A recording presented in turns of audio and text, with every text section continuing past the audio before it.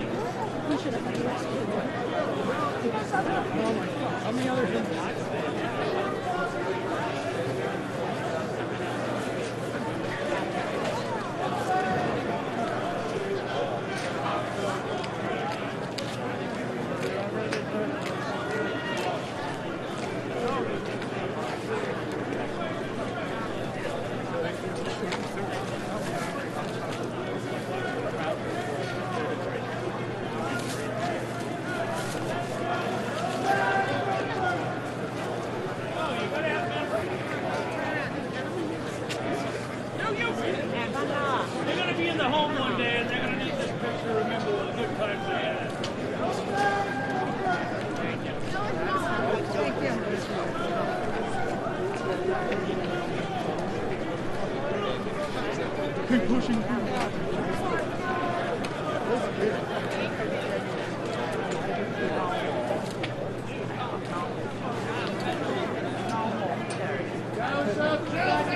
We gotta go!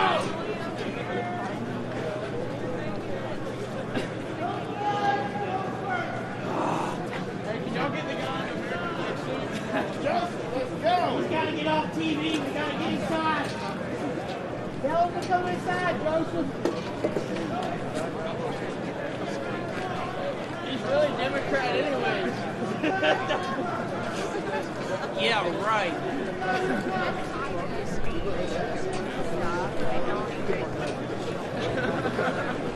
Joe, right here, Joe.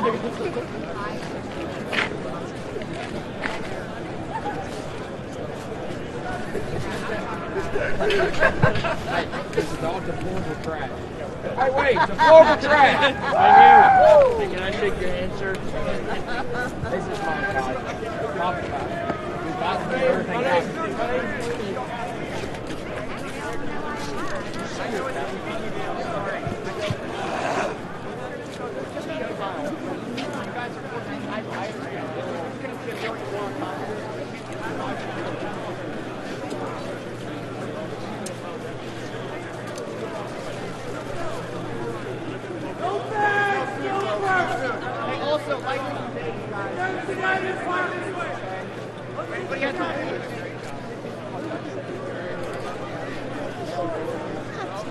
Generally, it's a good crowd. Some people, I don't break the rules. No basketball, brother. I'm sorry at all. I know you're not the only one. Lazy. Yeah, exactly. I will. I'll get you. Yeah. Hey, Pat.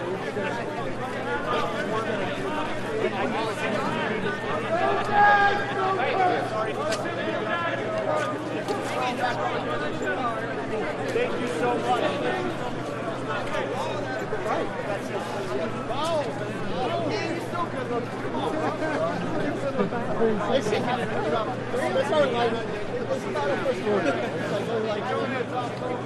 He said 8 it now.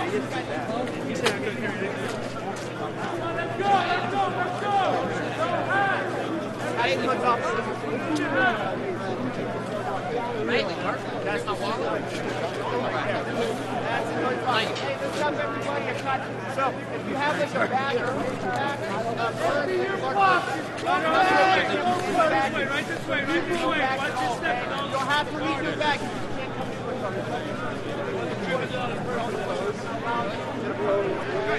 It's up to you. People are piling them up. Right on through. Please take your headgear off there. If you have valuables, like whatever you want that's in your bag first, start working it now so it's not like getting up here and then panic right now. You try to figure out what you want. Start working it now. You don't have to get rid of your bag first. You can't come in with it. Let's go. Let's try to get in there. Thank you guys so much. We're all the same. Ladies and gentlemen, hats off. Everything that's in your pocket, let's go inside your hat. All right, come on through. Unzip your jacket for me. Woo!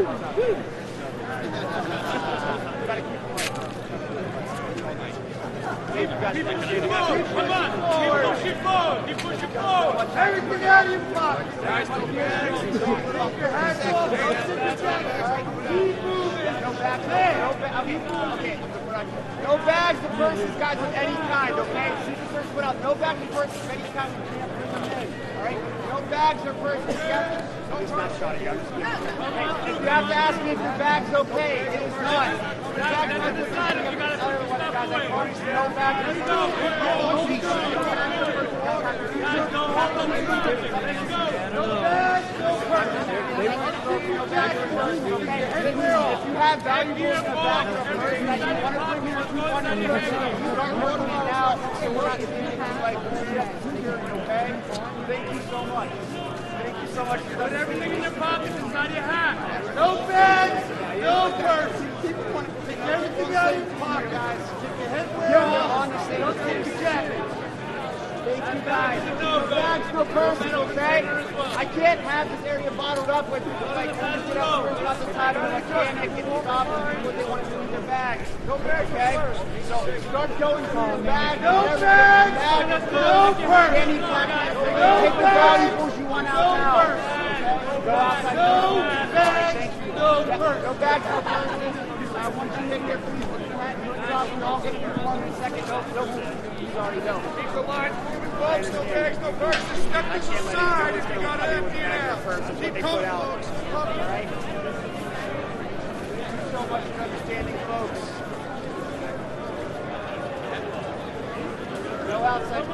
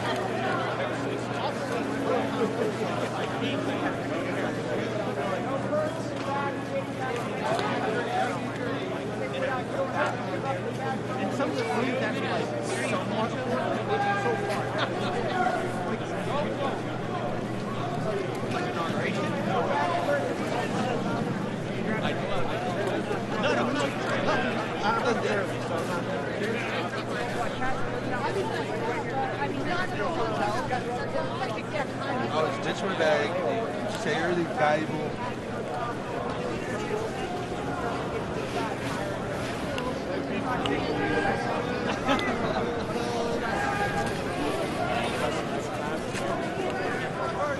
I offer you some? And you said no. Whoa.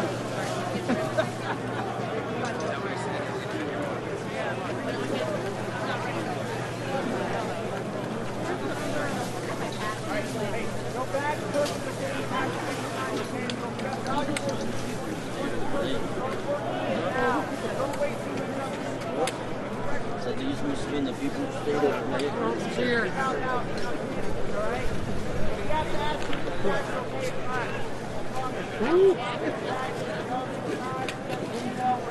Let's see, drop your bag.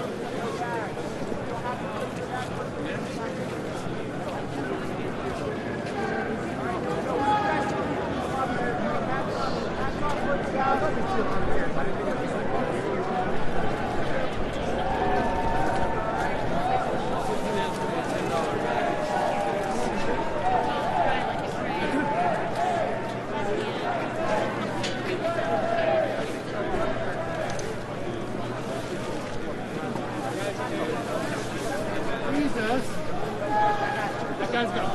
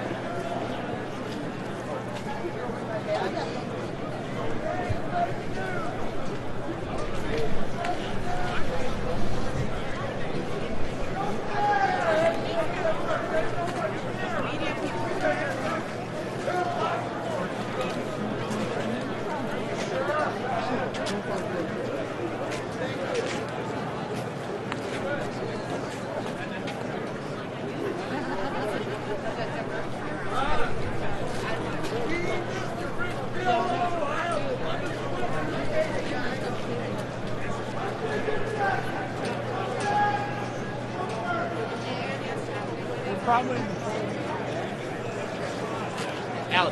Alec. Alec. When they get here, we'll go through here.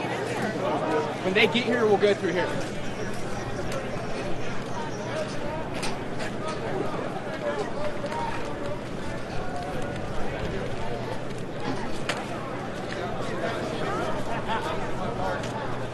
They're coming. I see them.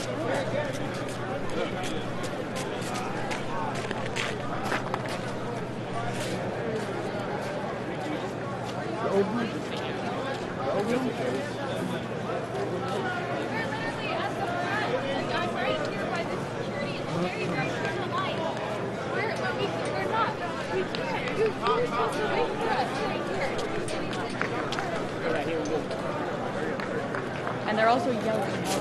Hurry up, hurry up. You see them? I know, they're right here. They're literally right here.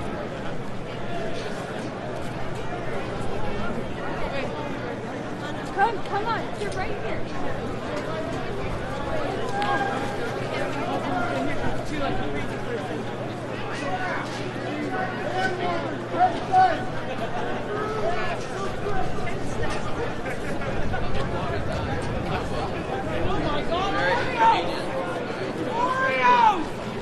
Who's got the milk?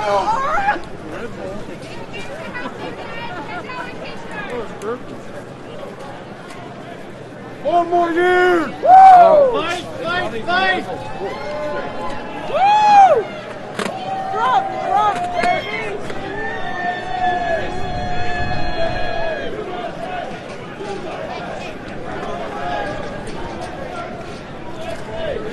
Huh? They're pretty far behind us.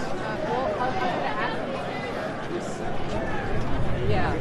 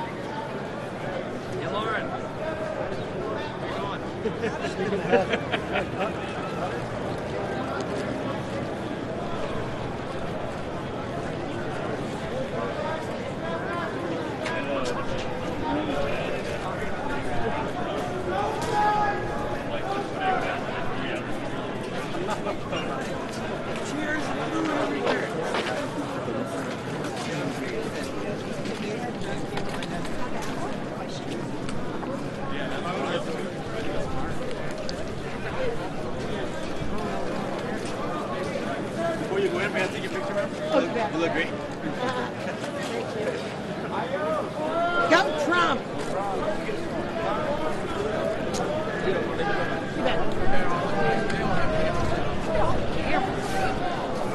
We're here! We're here! They're not letting me take my camera in, so can I give you my phone number?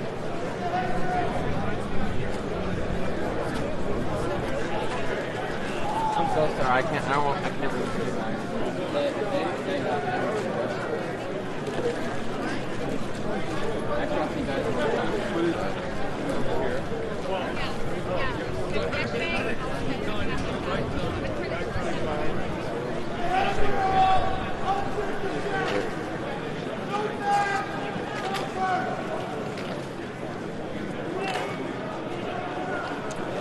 Here, can you put your number? You don't stand in front of the camera, I can put my phone. Oh, sorry.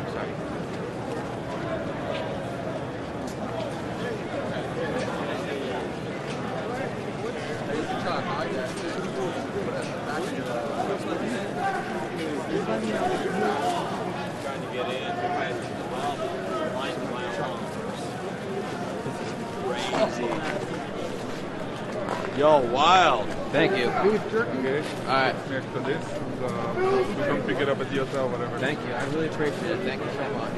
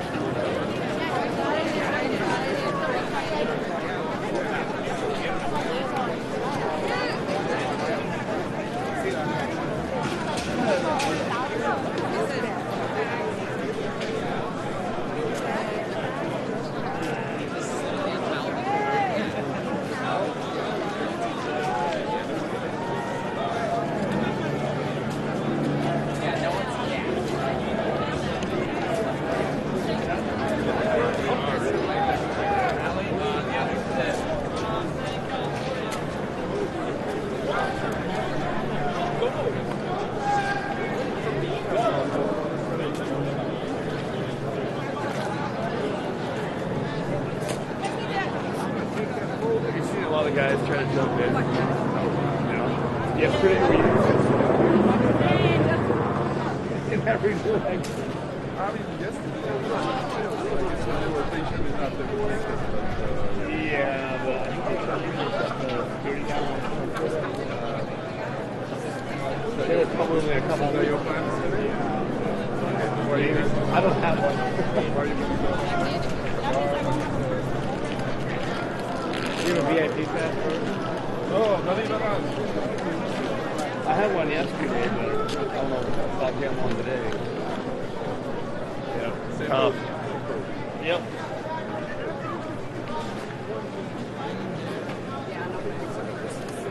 He looks like you sure about that? Are you sure about that?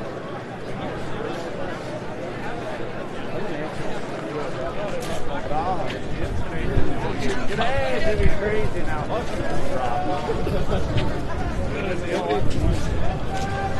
I would do that.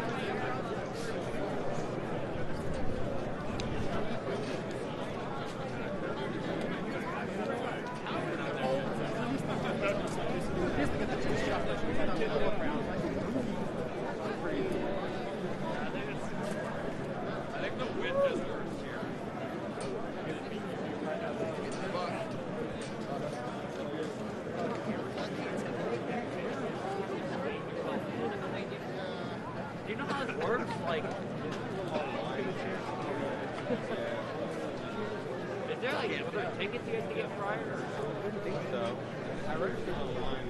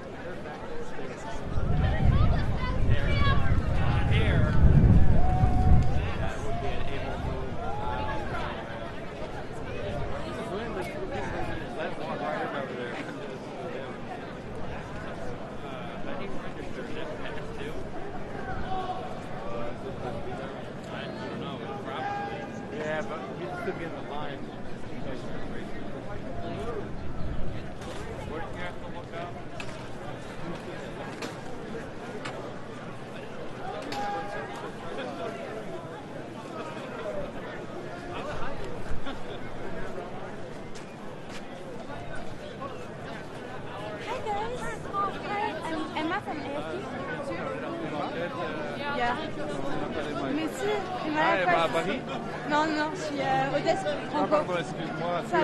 Excuse-moi. Oui, ça va? Ouais, ça va, toi. En fait, je rentre pour le reportage, mais en fait, ils n'acceptent pas un sac. Est-ce que vous croyez que je peux vous le laisser dehors ou pas? Et je ressors... Est-ce que vous auriez... J'ai pris des trucs, mais... Si vous avez... Il est vide, j'ai tout dans mes poches. C'est juste le truc, je pense qu'ils vont me le virer. C'est vrai? C'est un petit sac. C'est trop bien. Merci beaucoup. Ah, génial. Bah, ok, bon bah génial, merci beaucoup. Bah, merci, je vais essayer de rentrer, j'espère que...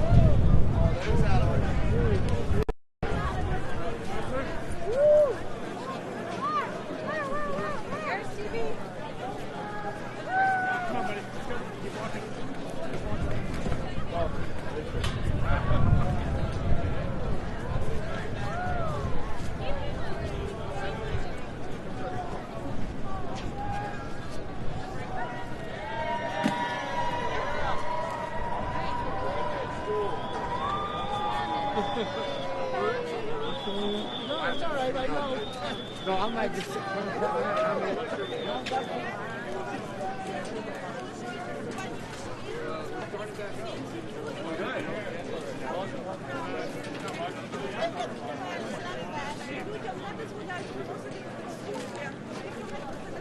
Good.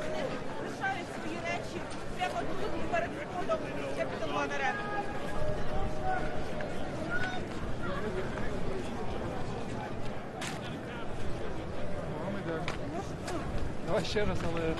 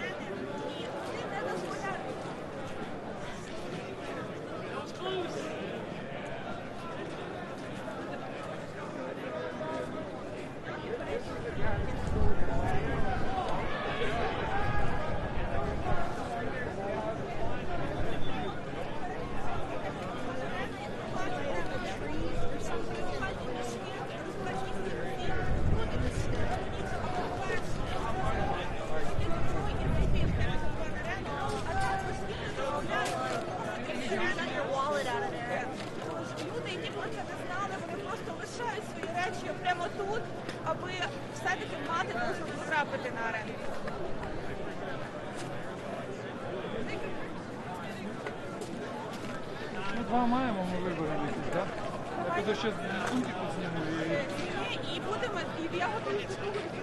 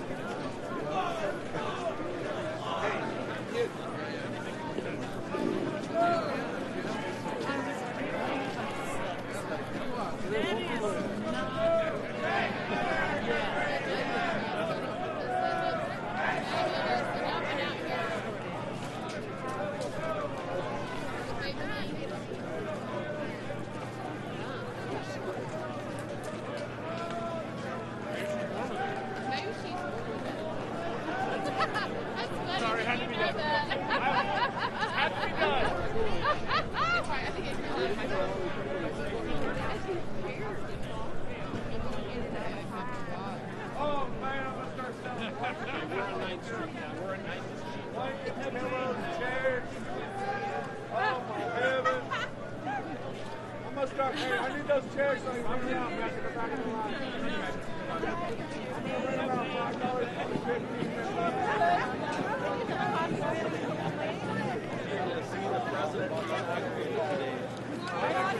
They're from Minnesota. I know Cole. I feel good here. Woo woo! Well, we'll probably go there. Look around. Thank you.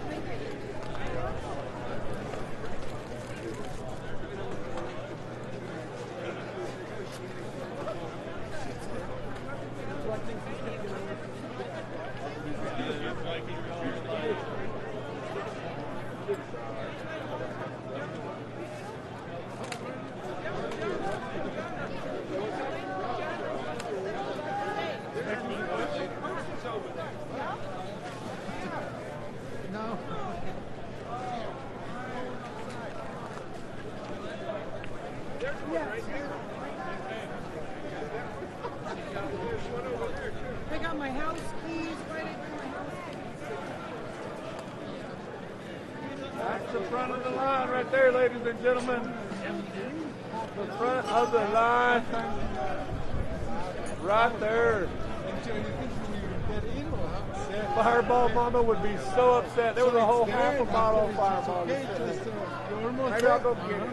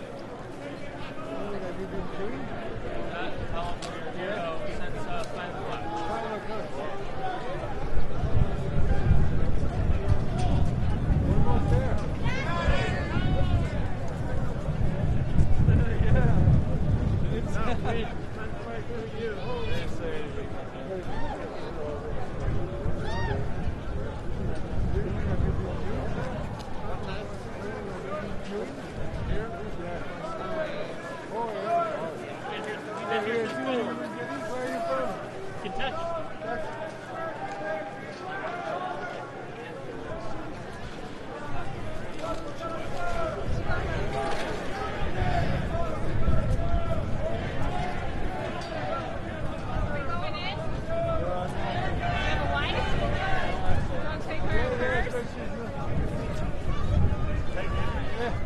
I'm like, they're going to throw it away. It's not a cheap one. Oh, that's not a cheap one.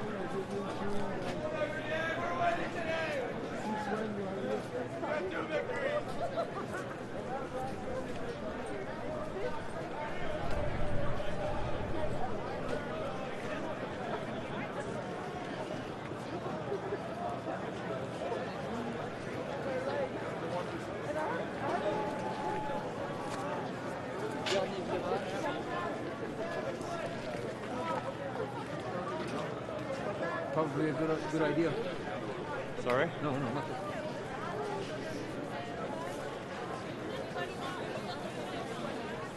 No.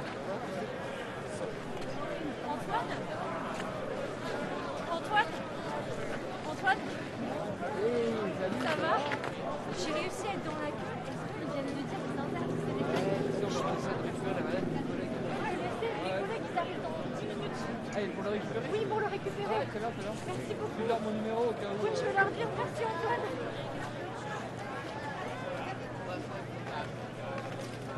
Always. Notre Dame's winning today. They're winning today.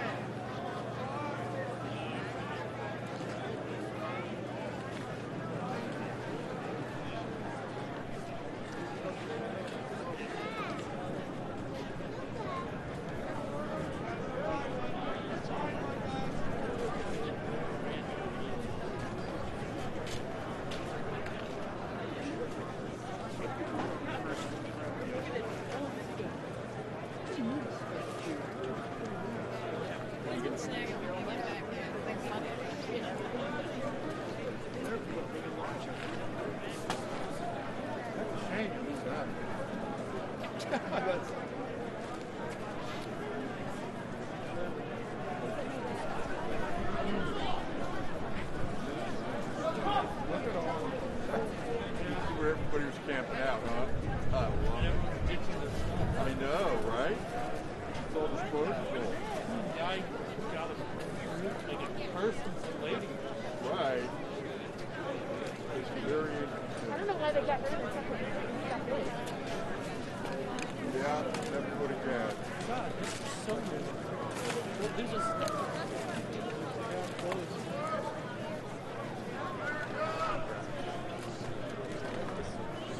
Freaking, it's a great place to shop for multiple did. Put it like you want an REI.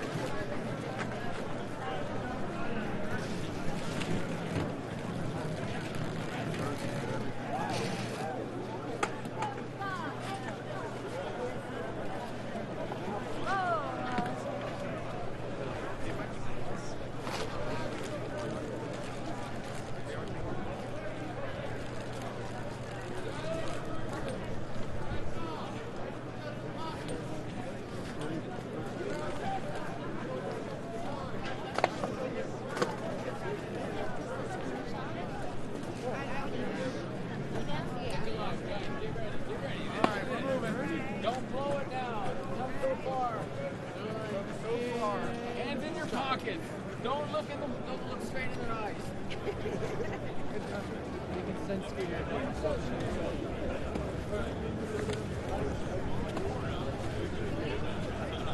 Yeah, you gotta get ready. Yeah, they're located. First come, first serve. Okay.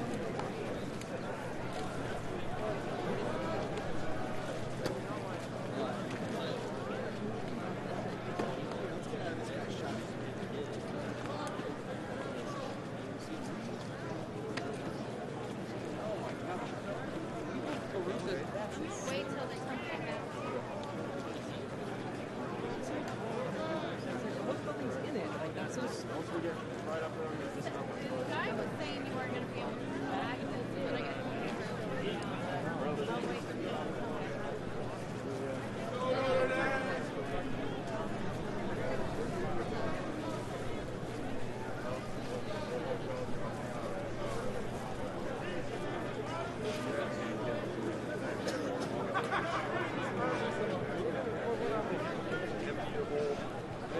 Huh?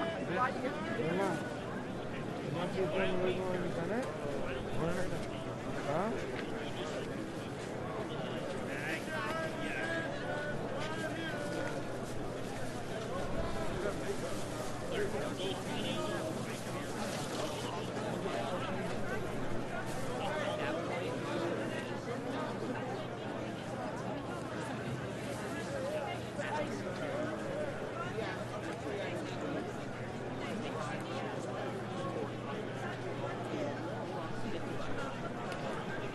I'm just gonna hold this. We got beanies, we got t-shirts here, guys.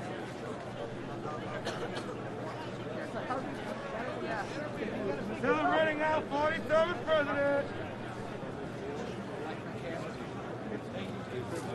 आपका scan का अंदर से लगेगा because I am in night आप scan नहीं आप मैं 9th street के कोने में 9 and G के कोने में हूँ and I see the scanner 8th street मेरे ख्याल से राइट साइड बैरिकेटेड है 8th street तो ये आप इंसाइड अंदर से लगेगा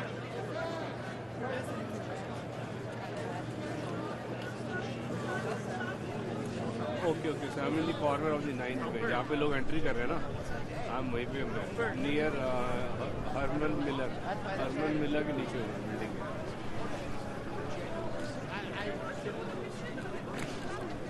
अभी हाँ आपका अभी येलो हाँ अभी ये मेरा येलो है आपका रेड है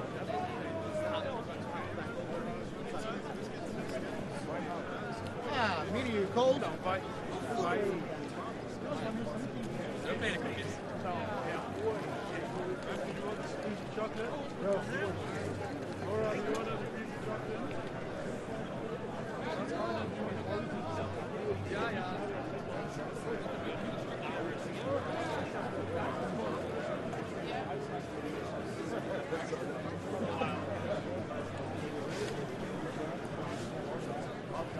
You're saying John, he's like, you want to play that? You want to play that?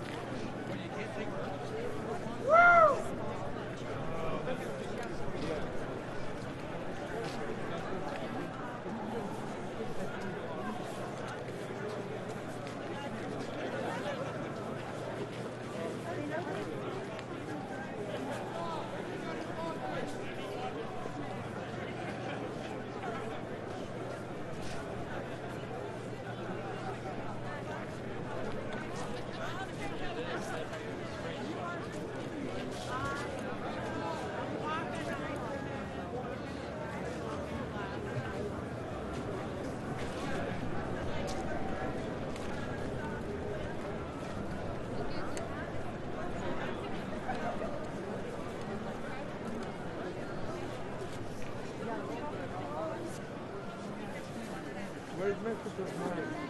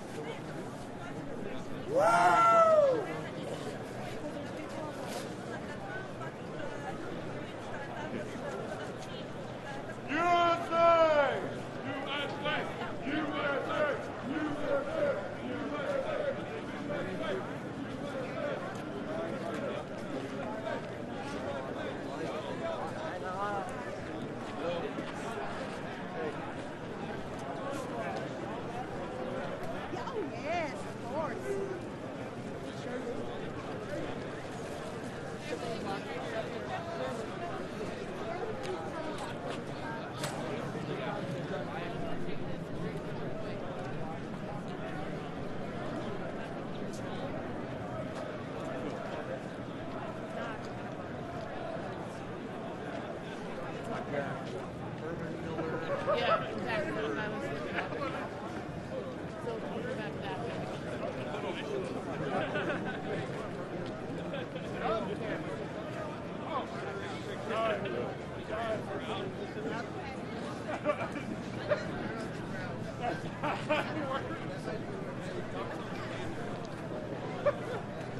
Dude, there are so many bags. I mean, the trucks are kind of sad. It's probably as hard as a rock, too. If anybody sees any Gucci bags. Oh, man, it's hard.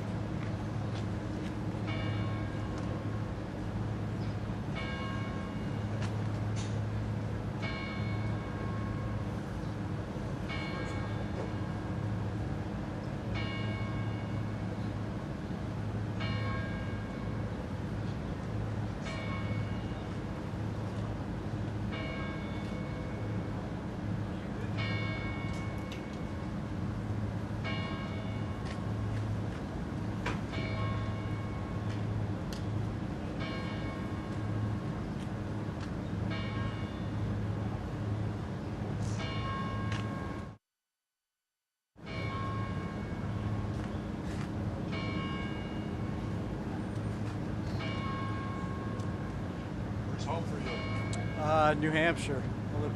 I work out of Boston now. How about you? Oh, you're also from...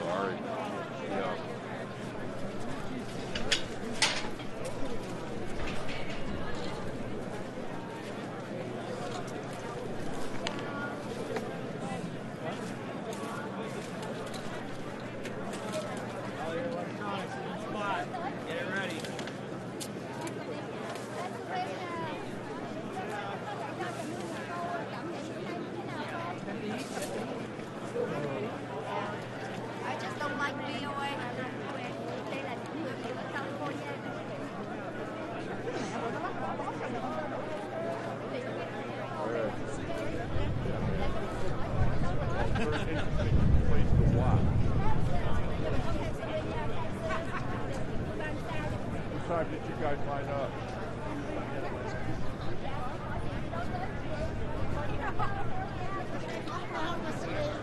I feel great.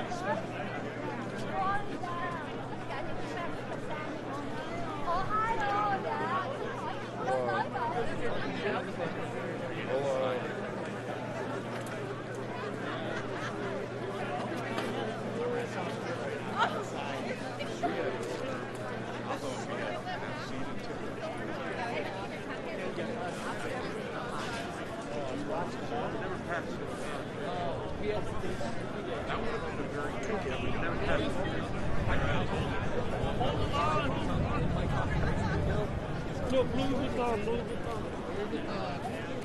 I'll take them.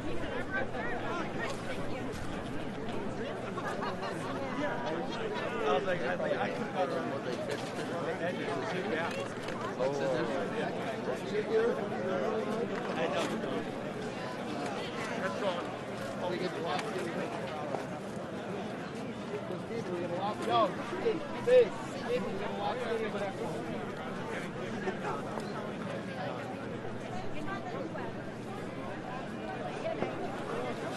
What a comedian so bad.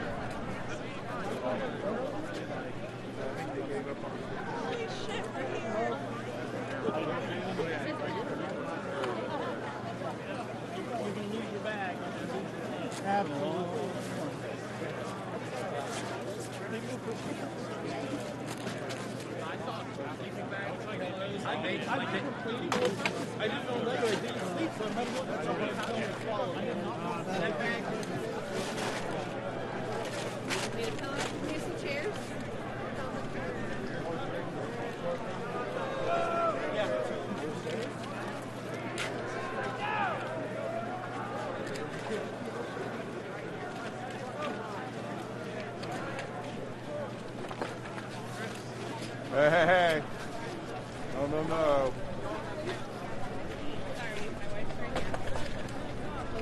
Good.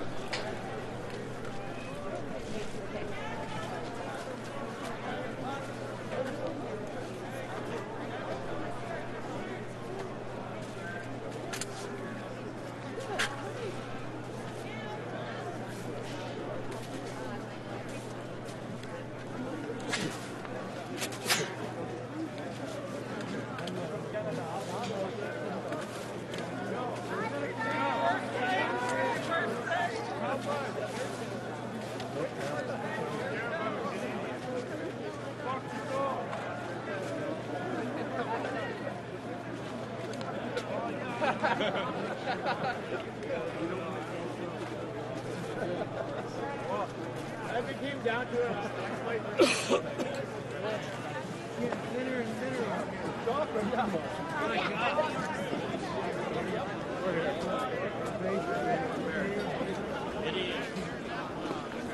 What's our final song? Bring us in with one more song. Bring it home. What do you think?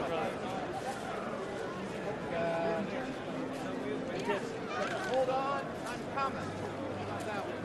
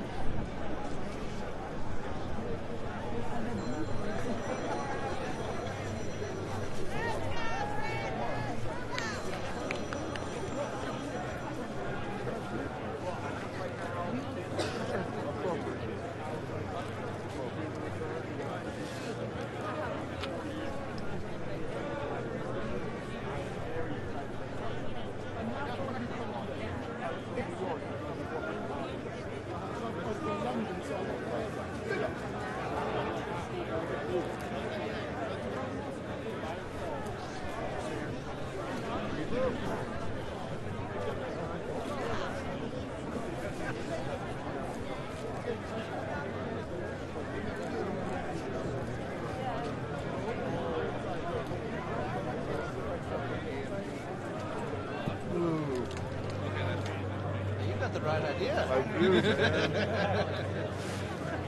If I didn't have a backpack, I'd go inside. Been here all night? I know, but I have a backpack, so I can't go in.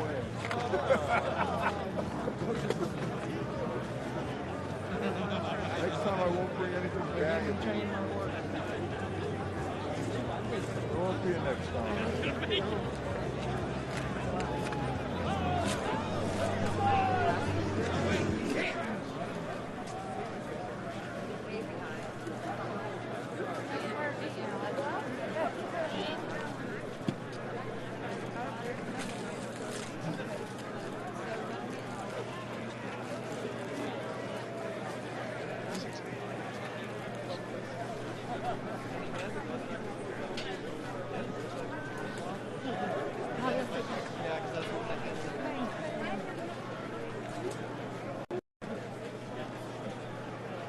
I'll get them back to you.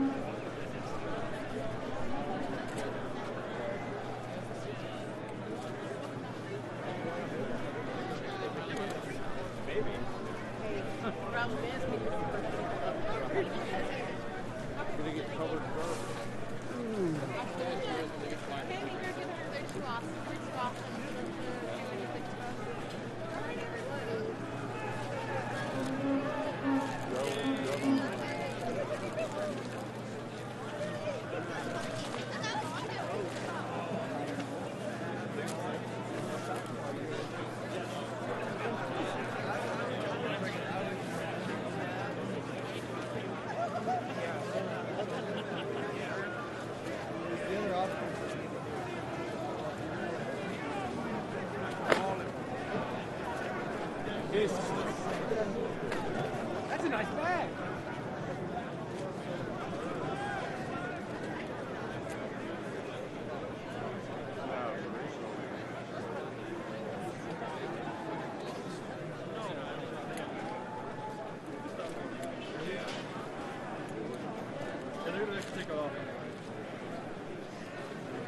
When did you guys line up? 6? 6? Okay.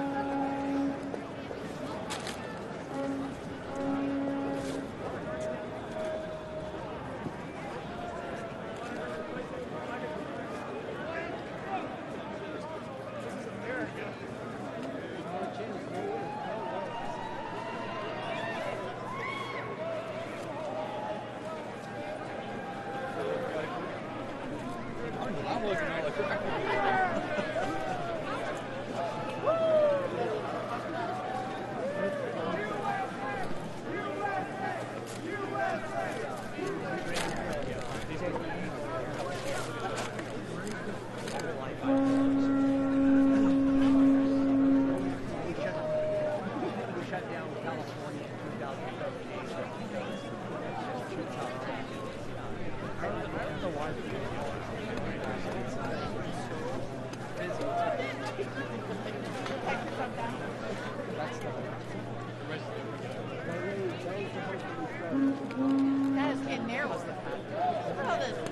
it in the damn porch chair.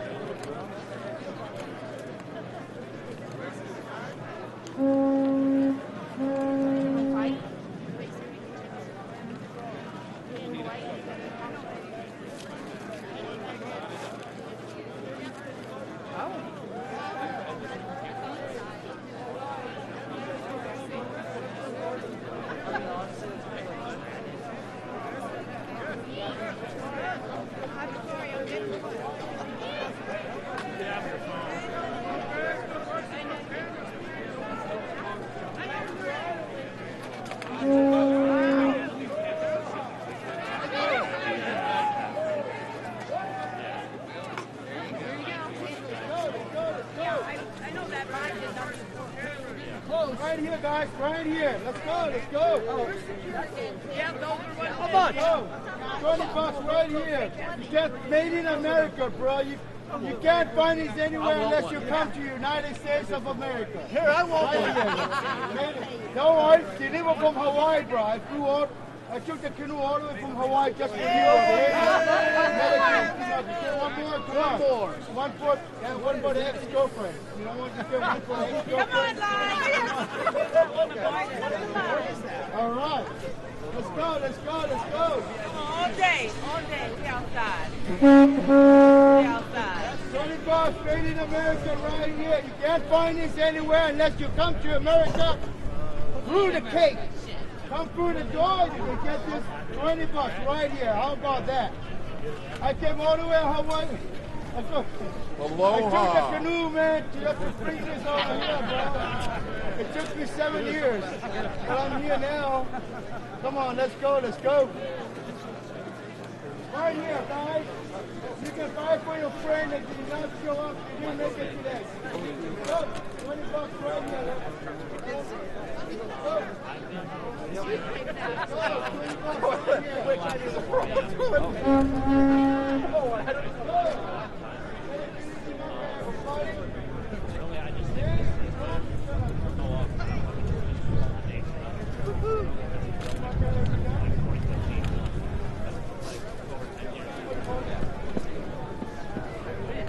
wherever it's from.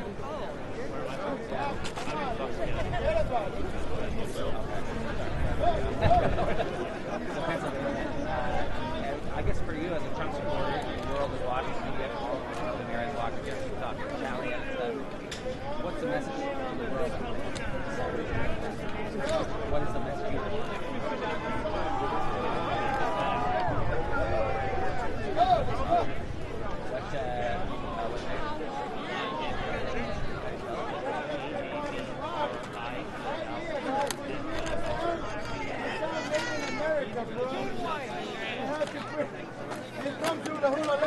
at the same time. Let's move those hips.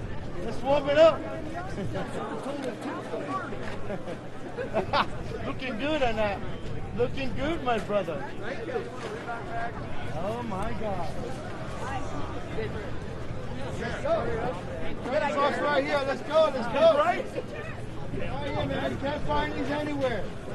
Buy it for your friend that cannot come. Can you hear that sound? Made in America. Can you hear that? Yeah. But delivered from Hawaii from the good-looking guy. Hello. Let's go. Let's go. Let's go. Let's go. Right here, $20 right here. Official tag for Inauguration Day. Let's go. Let's go.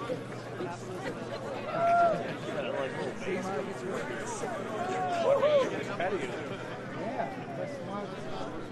Can you imagine if you have this tag right there on your neck? Oh, that'll look good, man. See the inauguration on the top? See that? Right on the top with that picture right there. Woo-hoo! And then 20 years from now, it's going to be your picture. Yeah, what do we make it? Go for it. You can do it. Anything. You can do anything. Come on, let's go.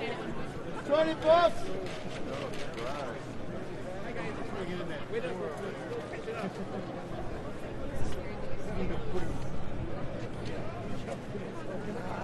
Nobody's going to take it? No. Where's your tie? Where's your thing?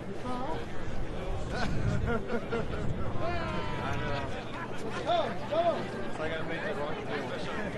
You made the wrong deal, man. This is a real deal right here. $20. Let's go.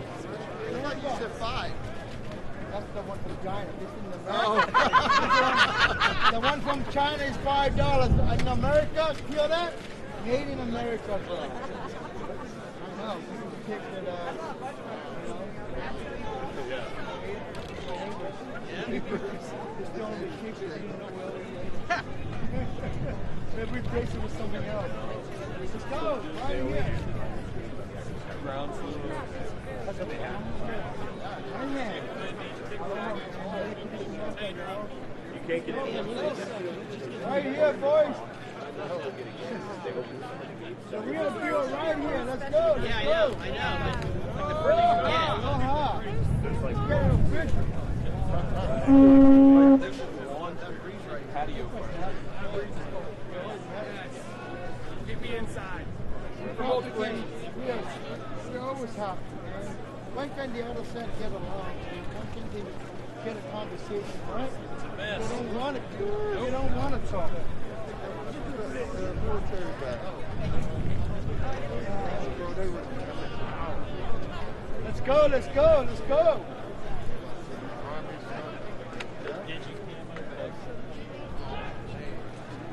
But like they, now this when you find out what's going on. You get up there and they say, So right there, guys. Let's go. Attack right here.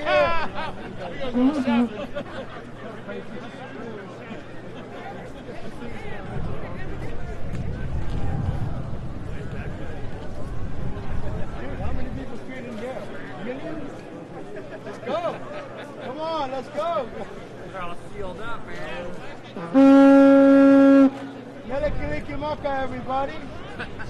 Yes. You don't know what it means that we're happy people. Let's go. Let's get it official, man. Let's get this tag going. Inauguration tag right here. Let's go. You can get it for your friend.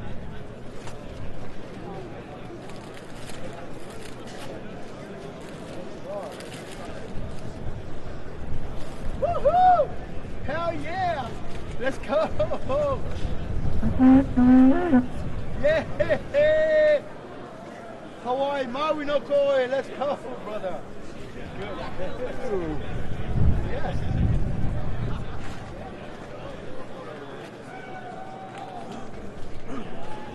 going off. Warmer earlier. What time does you guys line up? What time did you line up here? What time? Okay.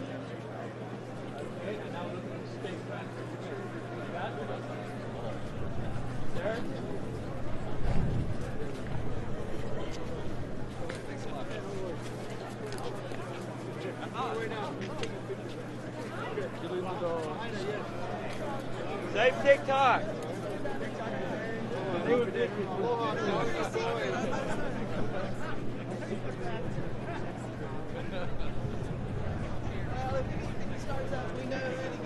It's the cheapest album I can tell you.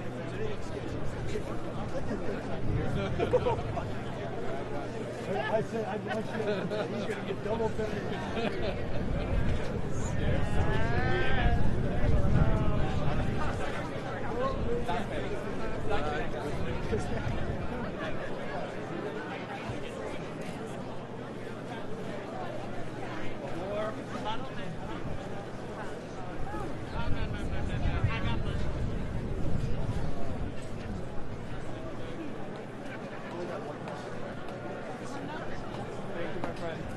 Pictures on that? Yes. Yeah. Yeah, just call me. Yeah. If you want to take a photo, it's Benediction. So you have your number? You can call my phone. No, because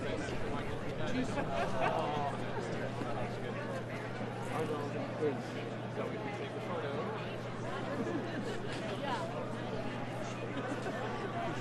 Your Oh yeah.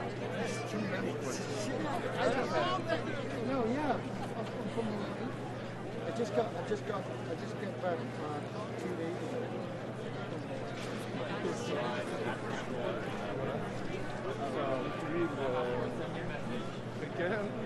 All right, thank you so much. Qui déjeuner dans la chambre pendant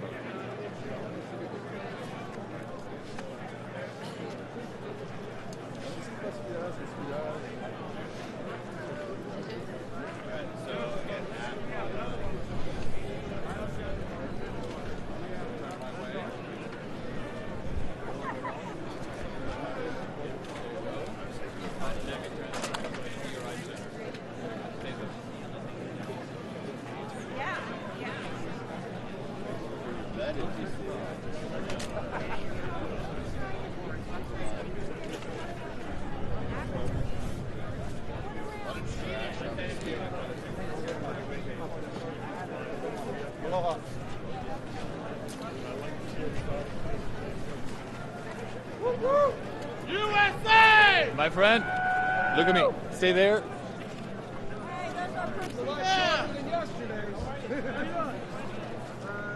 Thank you. Keep up with them. Come on, guys, let's go. Let's go.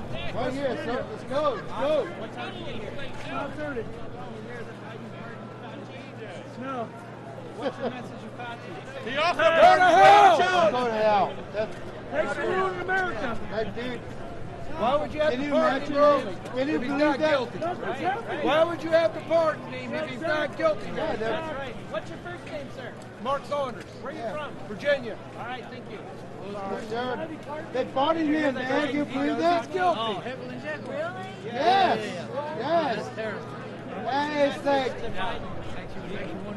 but he's pardoned him, but he's got to testify, though. He's still going to testify. Come on, let's go, let's go.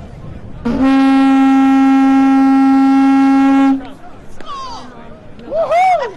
Let's go, let's go, let's go.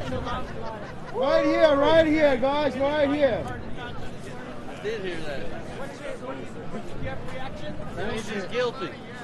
Where are you from? South Carolina. First name? William. Thank you. How you all doing?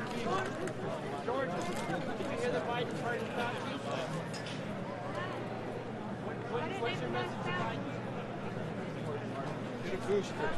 Get a what? Get a booster. Where are you from, sir? New Jersey. What's your first name? Connor. What time did you guys get out here today?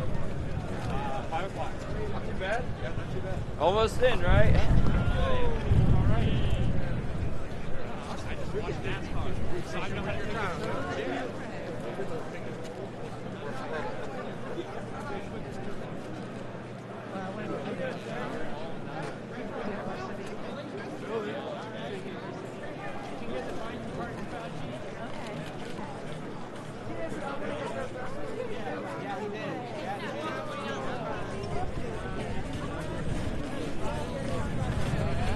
Right here. Go, go. I don't know. Yeah. This is 2025. Let's go, let's go. This one right here. Come on, crucial. I wish, man. I work for that guy. I made in America, man. You're never gonna find one like this. Come on. Let's go, let's go. I did hear that. Made in America. Let's go. How you doing? Let's go. Better be careful. That park tower.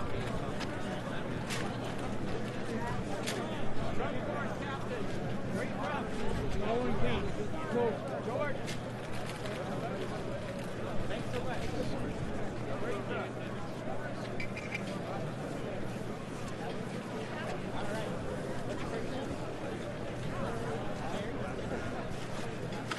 Right here, guys. Let's go. Official tag right here. Inauguration tag right here. Let's go. Let's go.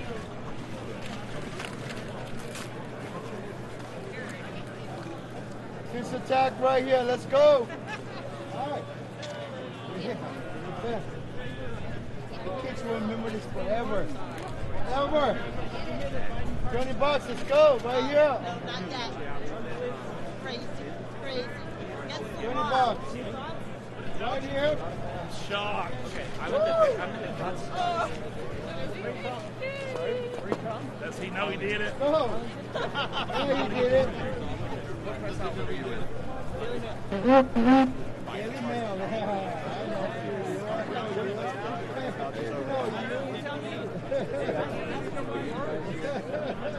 Daily Mail in the house. Super news. Here you go.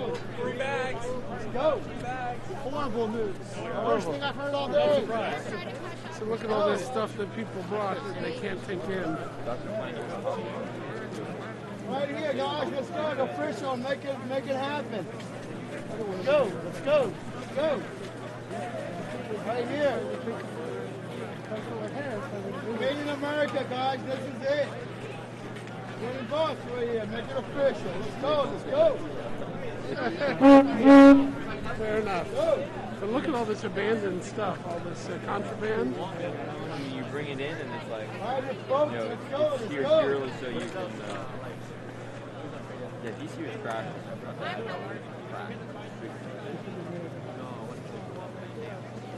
Rock.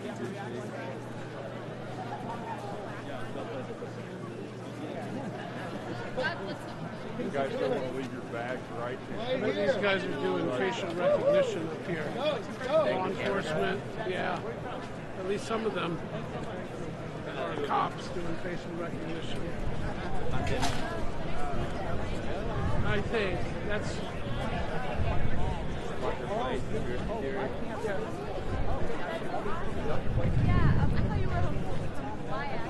You know, people have been coming.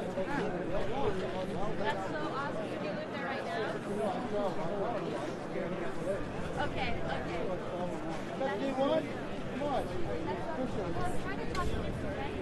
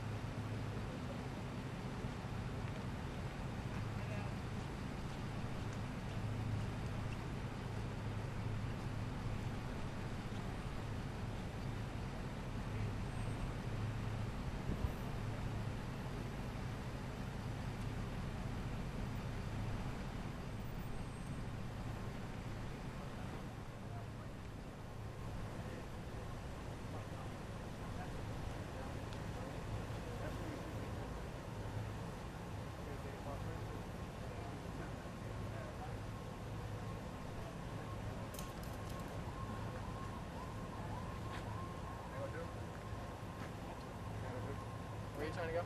My people will be sitting. Give me a second. I don't know. We're trying to get David's home.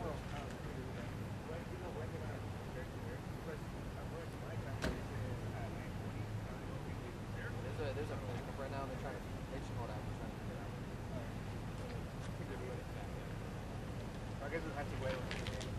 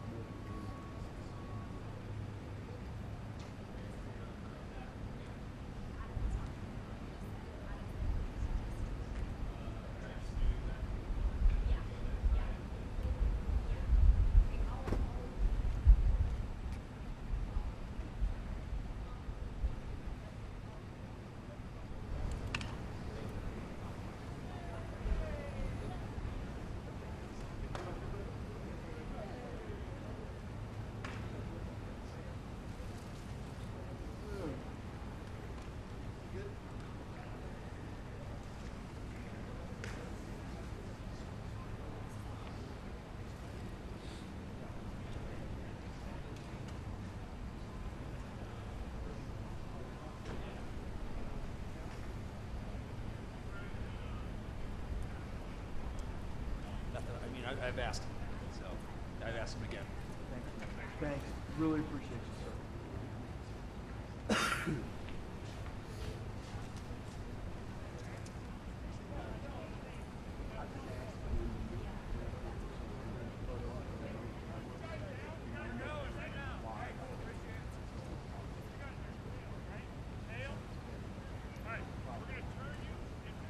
No, no. They have in the past. They did last year. And they did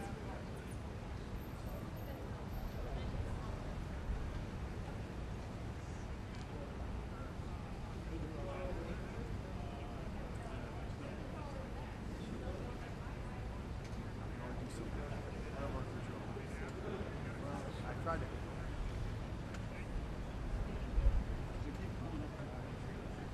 Yeah. Well, as we know, it's tough to judge the passenger side. It's easier to judge the driver's side. Hopefully this time.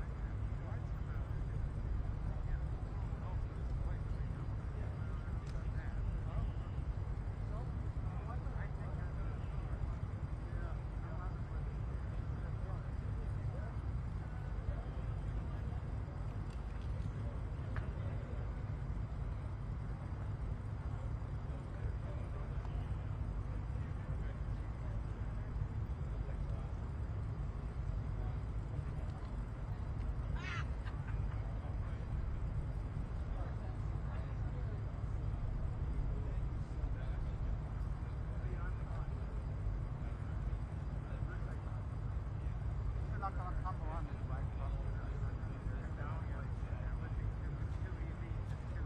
I mean, the other side, right.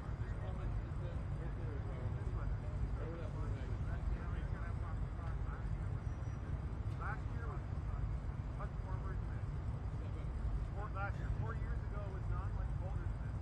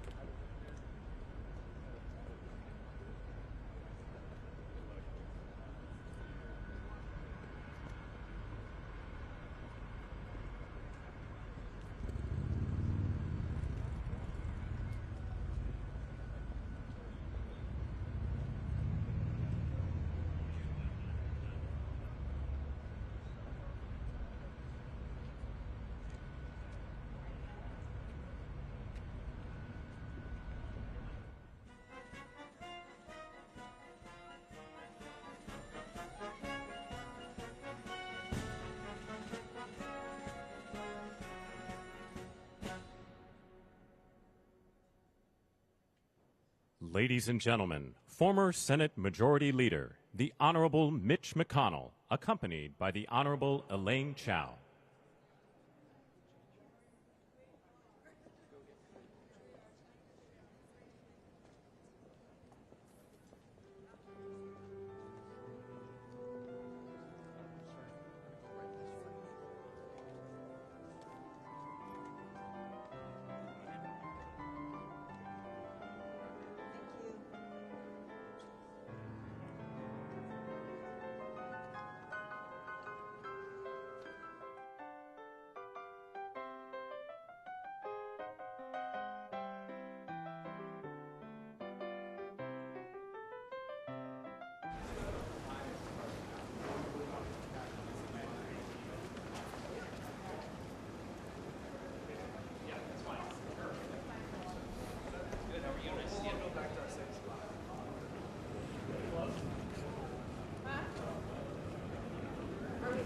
Should be in a minute.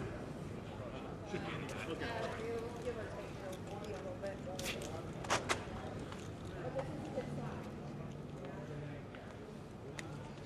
Will, you stand back.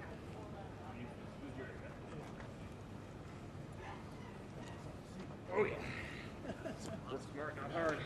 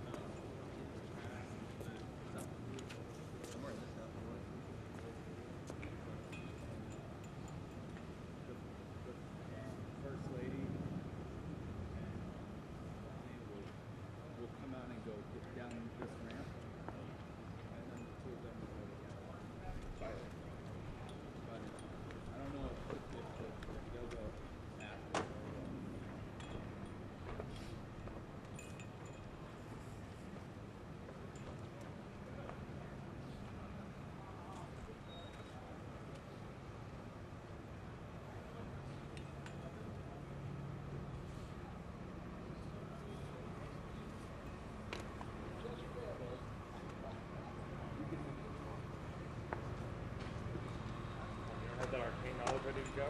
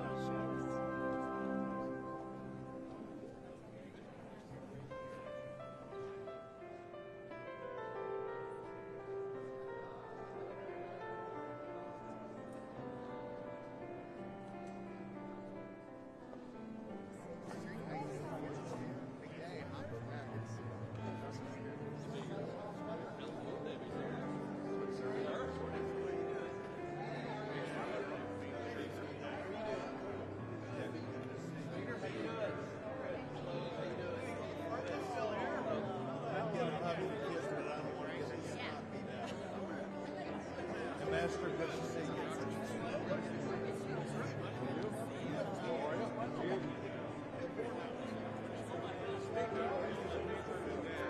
Good to see you, guys. Who's this guy you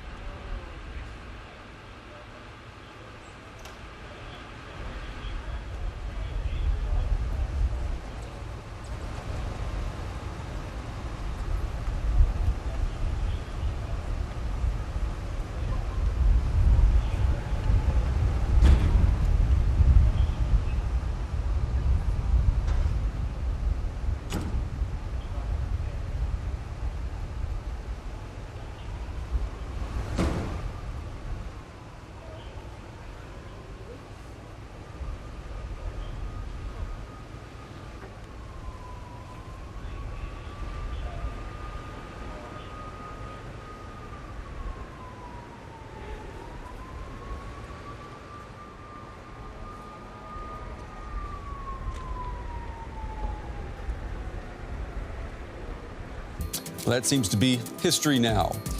Biden and his wife having tea in the White House with Trump and his wife Melania. You just saw the limousine taking them to the U.S. Capitol, where Trump will take the oath of office as he starts his second term as president. We have team coverage of this historic day. Our correspondents are standing by at the U.S. Capitol and also inside the Capital One Arena. That is where the public is gathered to watch the ceremony. They were supposed to be outside, but Trump's team decided to move the ceremony indoors due to the cold weather there in Washington. And the last time that happened was back in January 1985 when Ronald Reagan began his second term.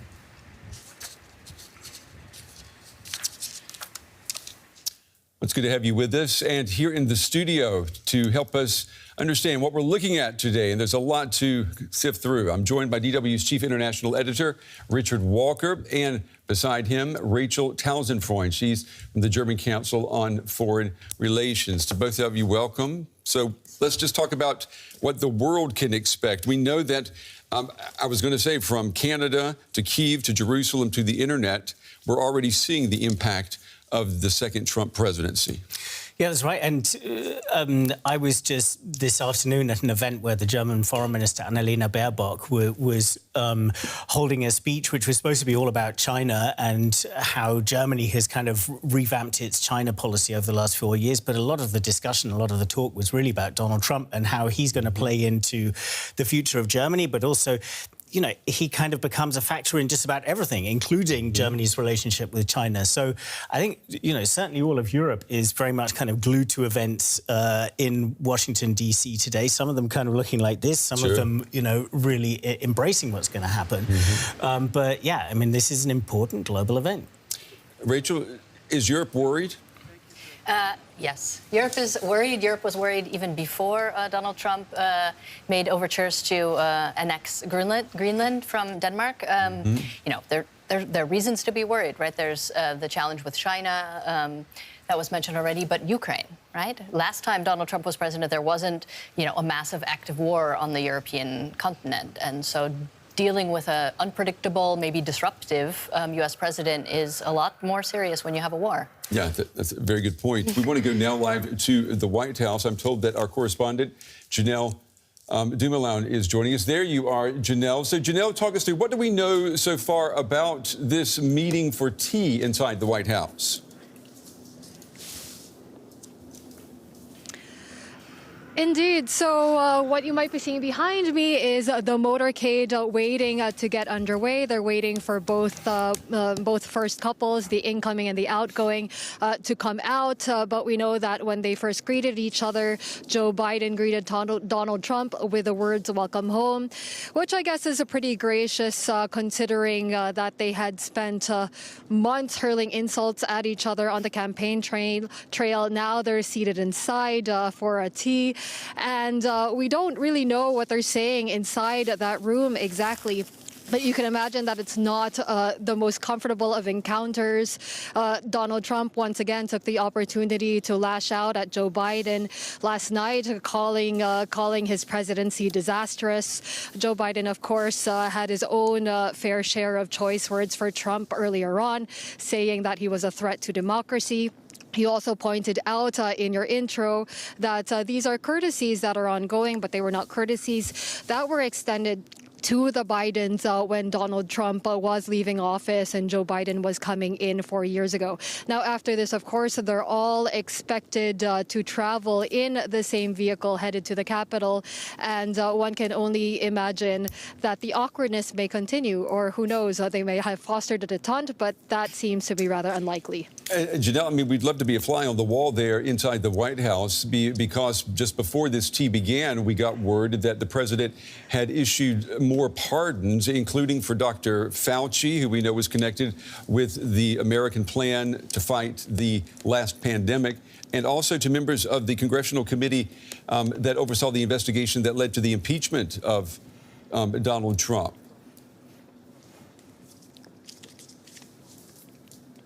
Indeed, we did. And, you know, we cannot overstate how much of a giant exercise of presidential power this is, exercising preemptive pardons, obviously, for Dr. Anthony Fauci, who was, of course, the face of the administration's COVID response during the pandemic, for General Mark Milley, who was the chair of the Joint Chiefs of Staff. Now, Joe Biden, in justifying this decision, said that these were exceptional circumstances and that he could not simply stand by and allow these people who Trump might consider his enemies and might go after when he becomes president, to allow them to stay unprotected. So this is something that is extraordinary indeed, and perhaps a sign of things to come in the Trump administration, and what people feel what Joe Biden feels has to be done in order to protect these people from the Trump administration. Okay, DW's Janelle Jubilau there standing outside of the White House, and it looks like it's cold, and I guess that's why everyone else is indoors today. Lucky you, Janelle. Janelle, thank you very much. Yeah, and we're going to keep our cameras there on. That's the doors that we're expecting the first family and the soon-to-be first family again to emerge, and I think we are about to see that as we speak. Right there. So that is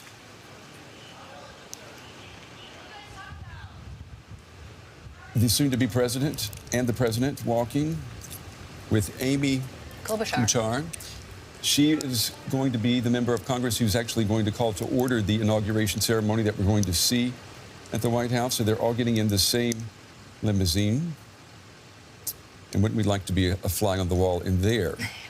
Okay, that's Were you the beast. surprised? Yeah? Were The you beast doesn't that's usually the contain beast. two presidents. Right, Yeah, it's usually got one. Yeah. Maybe there was well, two. It's not quite two presidents yet. Yeah. I mean, But it is, I mean, you were just talking with Janelle about these executive orders and Biden's pardons, and we know that Trump is going to come in, and he said he's going to do 100 executive orders. And I don't know, it feels like this is becoming, you know, a spectacle. Biden said the same thing 4 years ago today. So I've got in front of me here the executive order that Biden issued on the 20th of January, 2021, where he said we're going to stop money going to the construction of the border wall.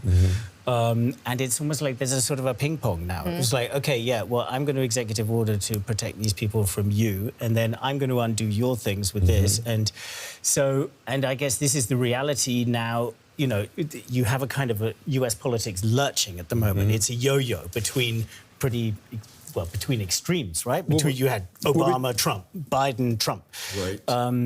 And I think, I mean, it can kind of come across as slightly sort of laughable in some ways, you know, kind of this sort of ping pong of the executive orders. It's like it's the extremes that, you know, you're talking about. But also it does mean that the US starts to look like a country that is just kind of lurching and unstable. And I think that is, as a message to the world, to American allies, that is something that is disquieting, because they think, OK, we just don't know where the US is at right now. We can't count on them. You have some people who would look at this and say that you're finally getting decisive action that's coming from, for example, we've got a report saying that as soon as he is inaugurated, the new president is going to declare a state of emergency along the U.S.-Mexican border. So that's going, Rachel, that type of move is something that here, for example, here in Germany, where immigration is a hot topic, would still be out of the question. Yeah, I mean, you know, as Richard was saying, it's dysfunctional, because what actually should happen is that Congress should agree on stable laws that are somehow bipartisan, that can, you know, withstand one administration to deal with, for example, the border issue. There was also a law that could have been passed, you know, some would say should have been passed, that had some bipartisan support. But in the end, that got blocked. And so you have basically a president ruling by executive order because you have a legislature that's not doing its job. It seems to be even more dysfunctional. Yeah. We're looking at these live pictures right now that there is the beast that's heading to the U.S. Capitol. And we heard some people cheering. But that's it. I mean, there isn't going to be a parade, for example, that there usually is after the inauguration. The ceremony is not going to be outside. And we've been told it's because of the cold weather. But we know that when we're talking about Donald Trump, crowds, or the perception of crowd size, that's important, isn't it?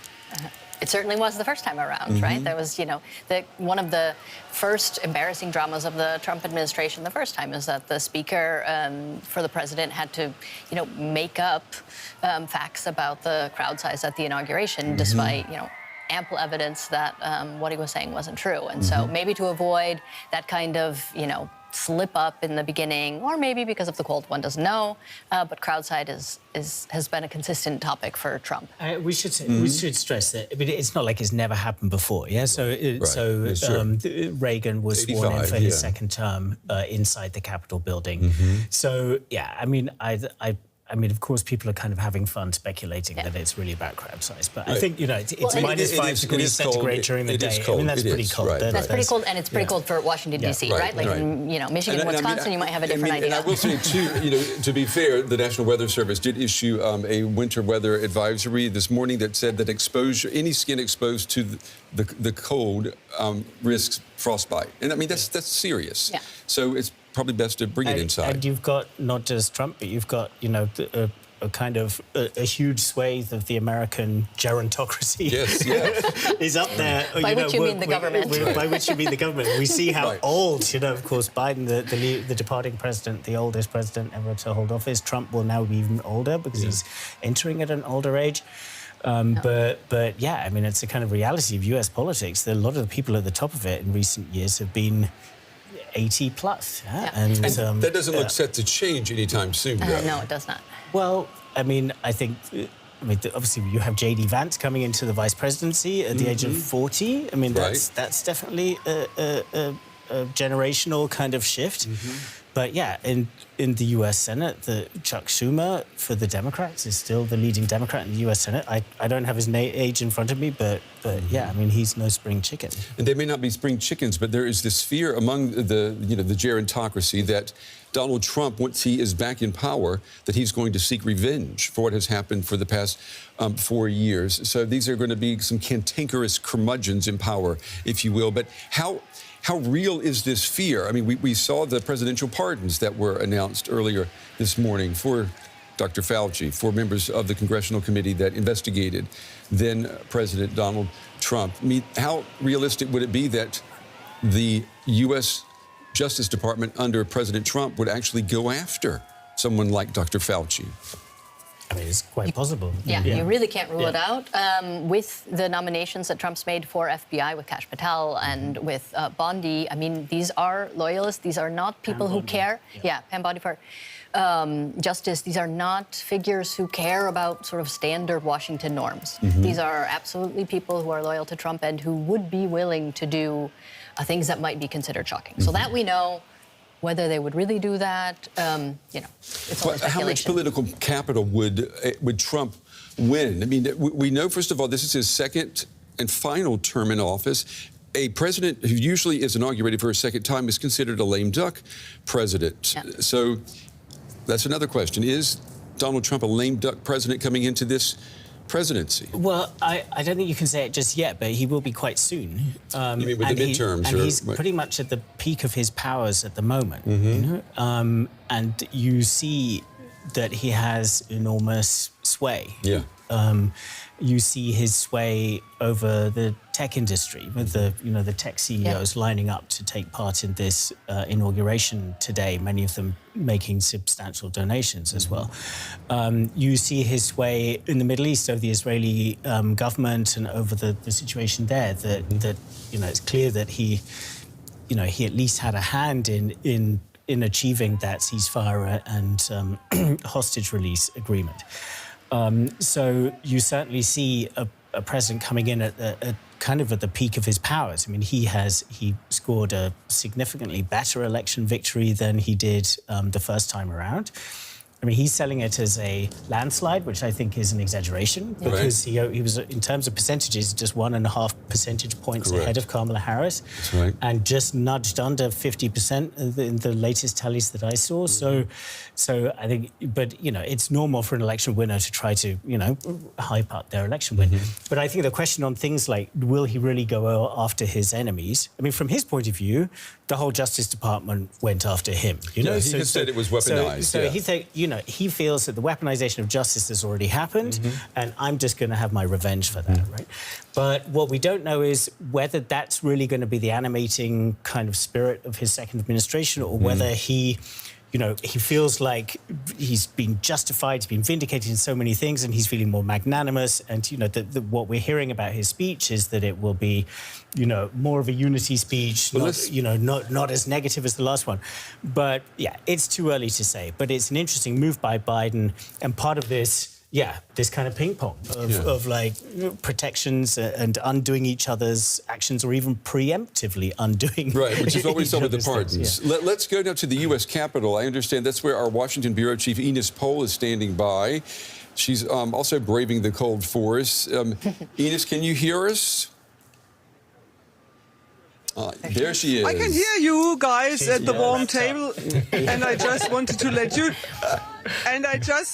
folks, and I just wanted to let you know, when you have like all these theories about how cold it is and what the reasoning is behind moving the ceremony inside or into the Capitol, it's really cold. And I think we shouldn't spread any like rumors about crowd sizes, because there were warnings out and people would have come like at 6 o'clock or so early in the morning. And I walked to the office when it was still dark, and it is really cold. So I think there is really a reasoning behind it, why they moved it inside. However, people are out here since hours, and of course it's mainly the Trump crowd, and they are cheering on their success.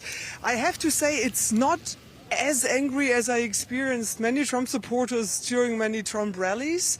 I think the fact that Donald Trump really won the popular vote and won these important swing states, even if he didn't win, I agree with Richard on that, in a landslide, but he won the popular vote, it gives this whole kind of situation another feeling of calmness. Also, when I was at the Capital One Arena last night before Trump spoke, it's a different mood here. Sure, people are happy, Trump supporters feel definitely entitled, but it's not as aggressive as it was 8 years ago or 4 years ago before the election was called. Well, Ines, you say you don't feel an aggression that you felt 8 years ago. I mean, could you say, though, that this is maybe the calm before the storm? Because we've got Donald Trump coming into the White House for a second term. He's not a novice anymore. He knows what to do, so there won't really be a learning curve.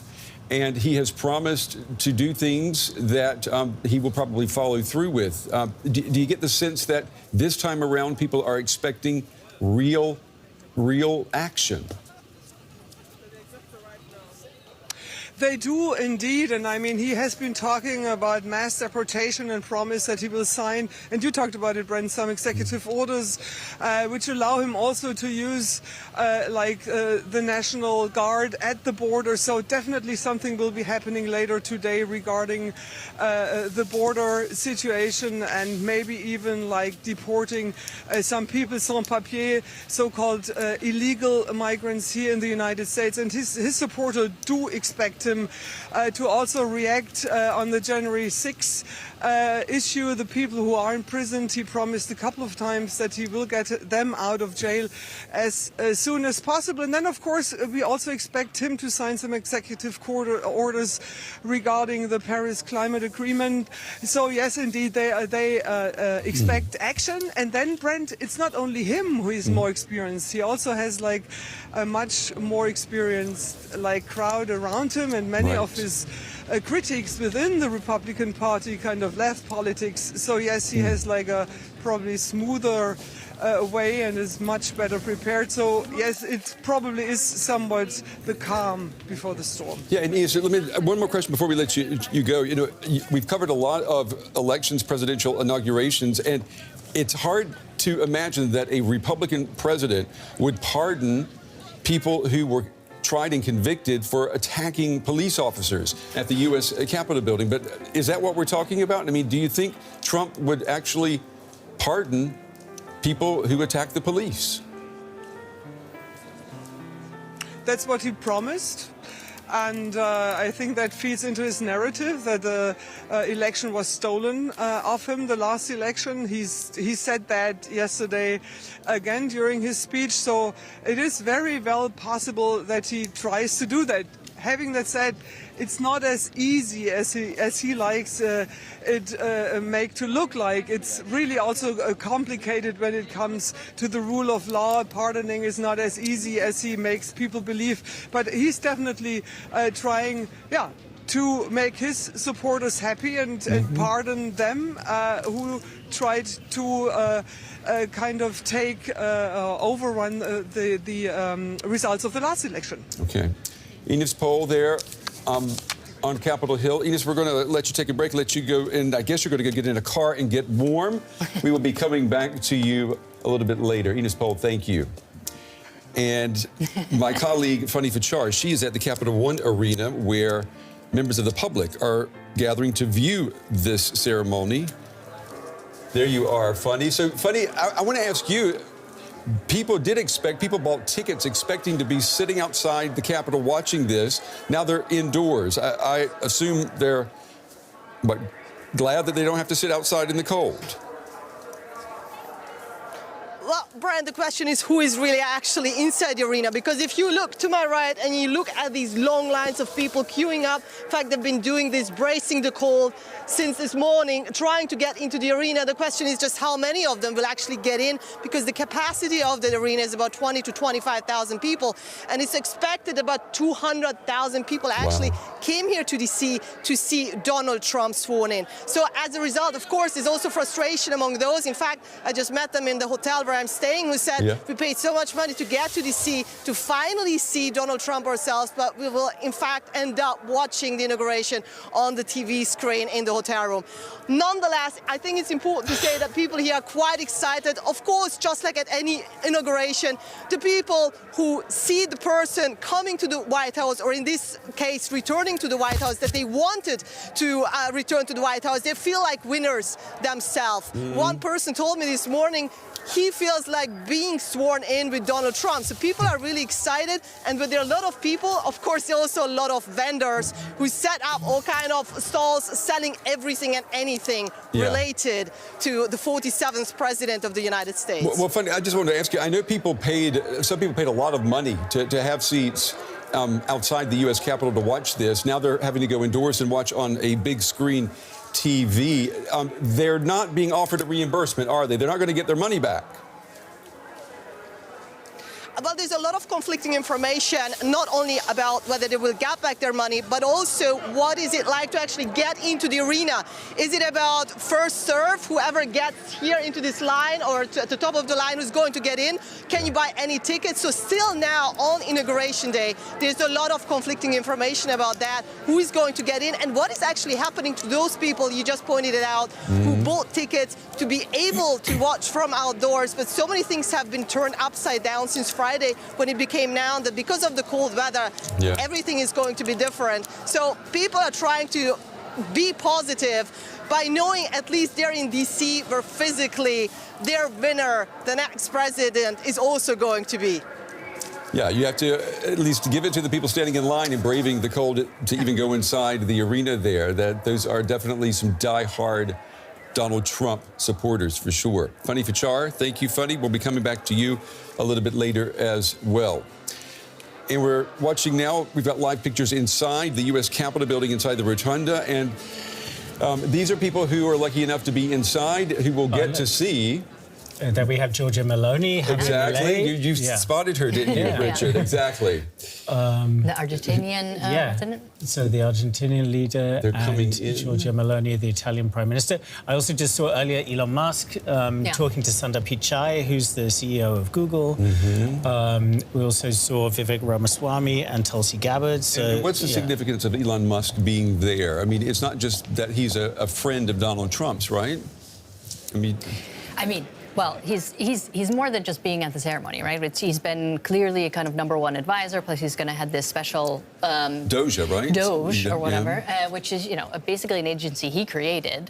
He pitched the idea to Trump, and Trump took it on. So he's and explain what is that? Doge is the Department of Governmental Efficiency, but it's based on some meme that Elon Musk likes, and the idea is to save billions of dollars by trimming away inefficiency in the federal government. Now, there's no one who is opposed to trimming away inefficiency, but these things tend to be quite difficult. So people are curious to see how much success Elon Musk's going to have. But beyond that, Musk seems to be also advising, or at least speaking to Trump regularly on lots of issues. Elon Musk met with the vice of China, who is coming on the invitation of Donald Trump, right? So he's right up there, and of course he's the richest man. There, former Vice President Mike Pence coming in. I have to ask you, are you guys surprised that he is there? Because we know that January 2021, there was a group of people who wanted to have him hanged. Yeah, his experience at the last inauguration was a pretty rocky one, to say the least. But we did see at the funeral recently of Jimmy Carter that he shook hands with Donald Trump. His wife notably did not. Yeah. And that, I guess, connects us to Michelle Obama. Reportedly, is not coming to the inauguration today. Without really saying why not. And right. Although she wasn't at the Carter ceremony recently That's either. correct. Yeah, she was not there. So I don't know if it's connected. But the former presidents, though, Obama, Clinton, and Bush, they're going to be at the inauguration, but they're not. There's Elon Musk there. Yeah. There's Jeff Bezos as well. And Sundar Pichai. So a tech triumvirate. Yeah. And RFK Jr., Robert F. Kennedy Jr. You see in the background there. I mean, and the camera's on these. Because Mark Zuckerberg also? Look at the net worth of that, like 2 square meters. But and this speaks to what Biden said in his final speech to the American public when he warned against this billionaire group of oligarchs taking over American democracy. Was he thinking of these gentlemen that we're seeing right now? Absolutely thinking about these gentlemen that we're seeing on the screen, who, Musk is officially in the government, and the others are, and we have many other billionaires also officially in the government, as well as these others who are sort of cozying up. So that's exactly what he meant. I mean, the Trump team, they say, hold on a minute. Like, Biden also had plenty of billionaires supporting him. In fact, if you count the billionaires, they say, well, there were more billionaires on Biden's side. And it's certainly a fact that, big money has been a big thing in politics for a long time. But we haven't seen anything quite like this involvement on the level of Musk yet. Somebody who is the richest person in the world, he put $250 million into the campaign last year. But he didn't stop there. He's actually, becoming a kind of quasi member of the administration. Right. And he seems to be taking part, as Rachel was just describing, in an awful lot of meetings without any particular sense of what his qualification to do that And is. I understand, too, he's been granted a certain level of security clearance. And I mean, this is something that is concerning some people around the world, saying, well, especially this connection, his China business is a major part of his business. He has a lot of manufacturing in China. He has a lot of sales in China for Tesla, for his electric car company.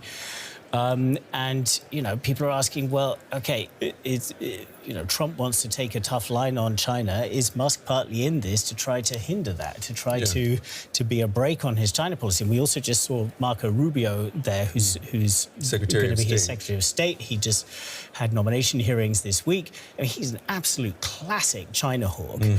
And, I would be very interested to hear his private thoughts about, what he considers Musk's influence could be on China policy, if any. But we just don't know. And I think this is one thing about, any Trump administration, is that there's a kind of a freewheeling quality to it. But the power of these Silicon Valley executives now, I mean, as you said, in the last elections, the power was manifest through the money, the party donations. But now, I mean, the fact that they're there, the fact that they are, sitting in the front row, if you will, speaks to the influence that they are wielding. There we see former President Bill Clinton and his wife, the former U.S. Secretary of State Hillary Clinton. And if I'm not mistaken, we also just saw Bernard Arnault, who is the head of LVMH. He's the richest person in Europe. Luxury goods, yes, exactly. So even non-American billionaires. I mean, there is the criticism that with the second Trump administration, you'll have to pay to play. Well, and if the people we're seeing on the screen are an indication, very few people can afford to pay at those levels. I mean, it's not just billionaires. These are, high-level billionaires, like among the top, 10 richest people in the world. So and that is the former president there, George W. Bush, with his wife Laura, coming in.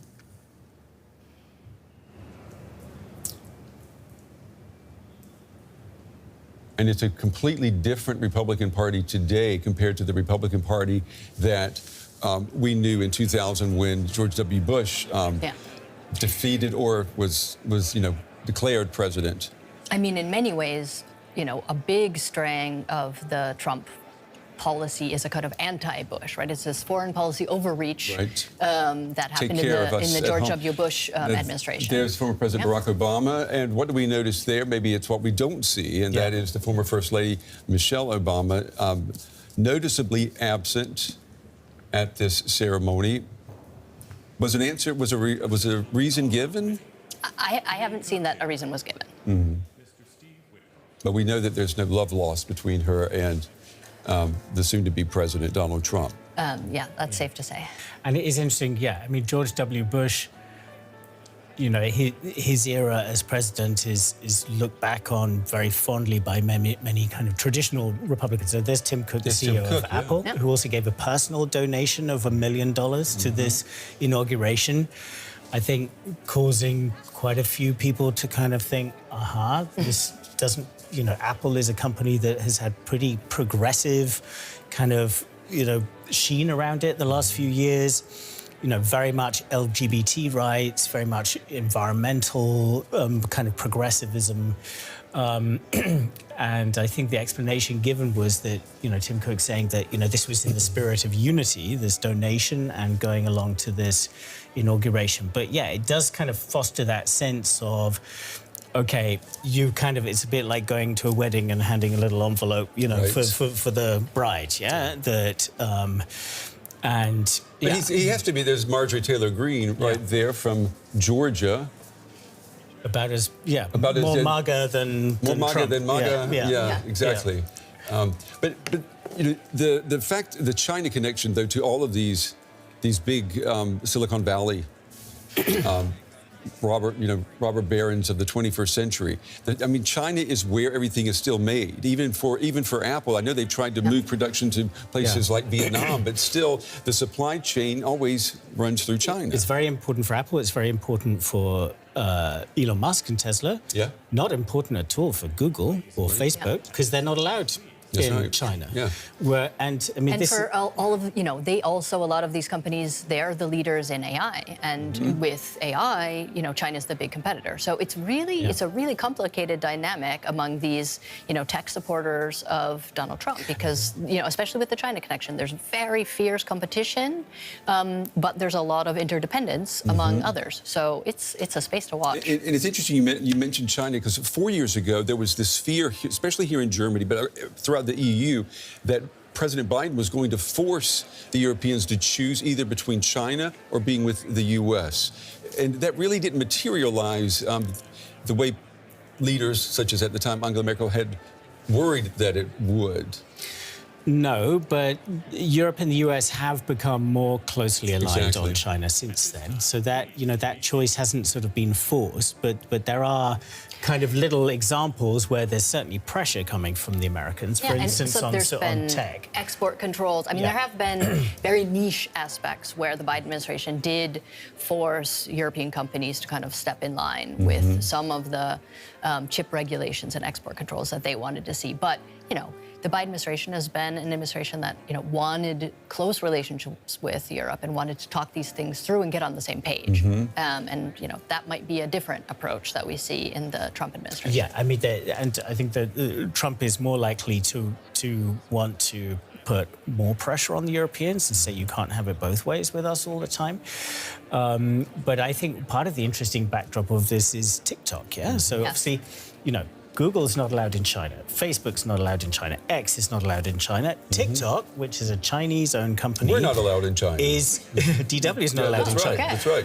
But, so hi to everyone who's watching over a VPN. Right. So, I mean, there are ways, but TikTok is allowed in the United States. And this is... And the attorney for TikTok in the U.S. was arguing First Amendment privilege, right? And the Supreme Court just threw that out, saying First Amendment privilege is not afforded to a foreign-owned company, especially if it's owned by a hostile, you know, hostile... The Supreme Court Speaking of the Supreme Court. Here they come. So all 9 of these justices sided with this law that Congress passed last year that TikTok had to either sell to a U.S. company or it would be banned. And it is rare that we see that on this court. 9-0, you don't get that anymore. But what has Trump done? Trump has said, OK, I'm going to give you 90 days to kind of grace to work out some sort of deal. And he started talking about a joint venture with the United States, implying what? Some kind of like government-owned stake in TikTok? Well, which doesn't sound very plausible. I have seen, and if you're watching us on YouTube, you may know who I'm talking about, Mr. Beast. You know, he is the YouTube star who actually comes from North Carolina, where I grew up. Just about 20 miles down the road is where he lives compared to where I used to live.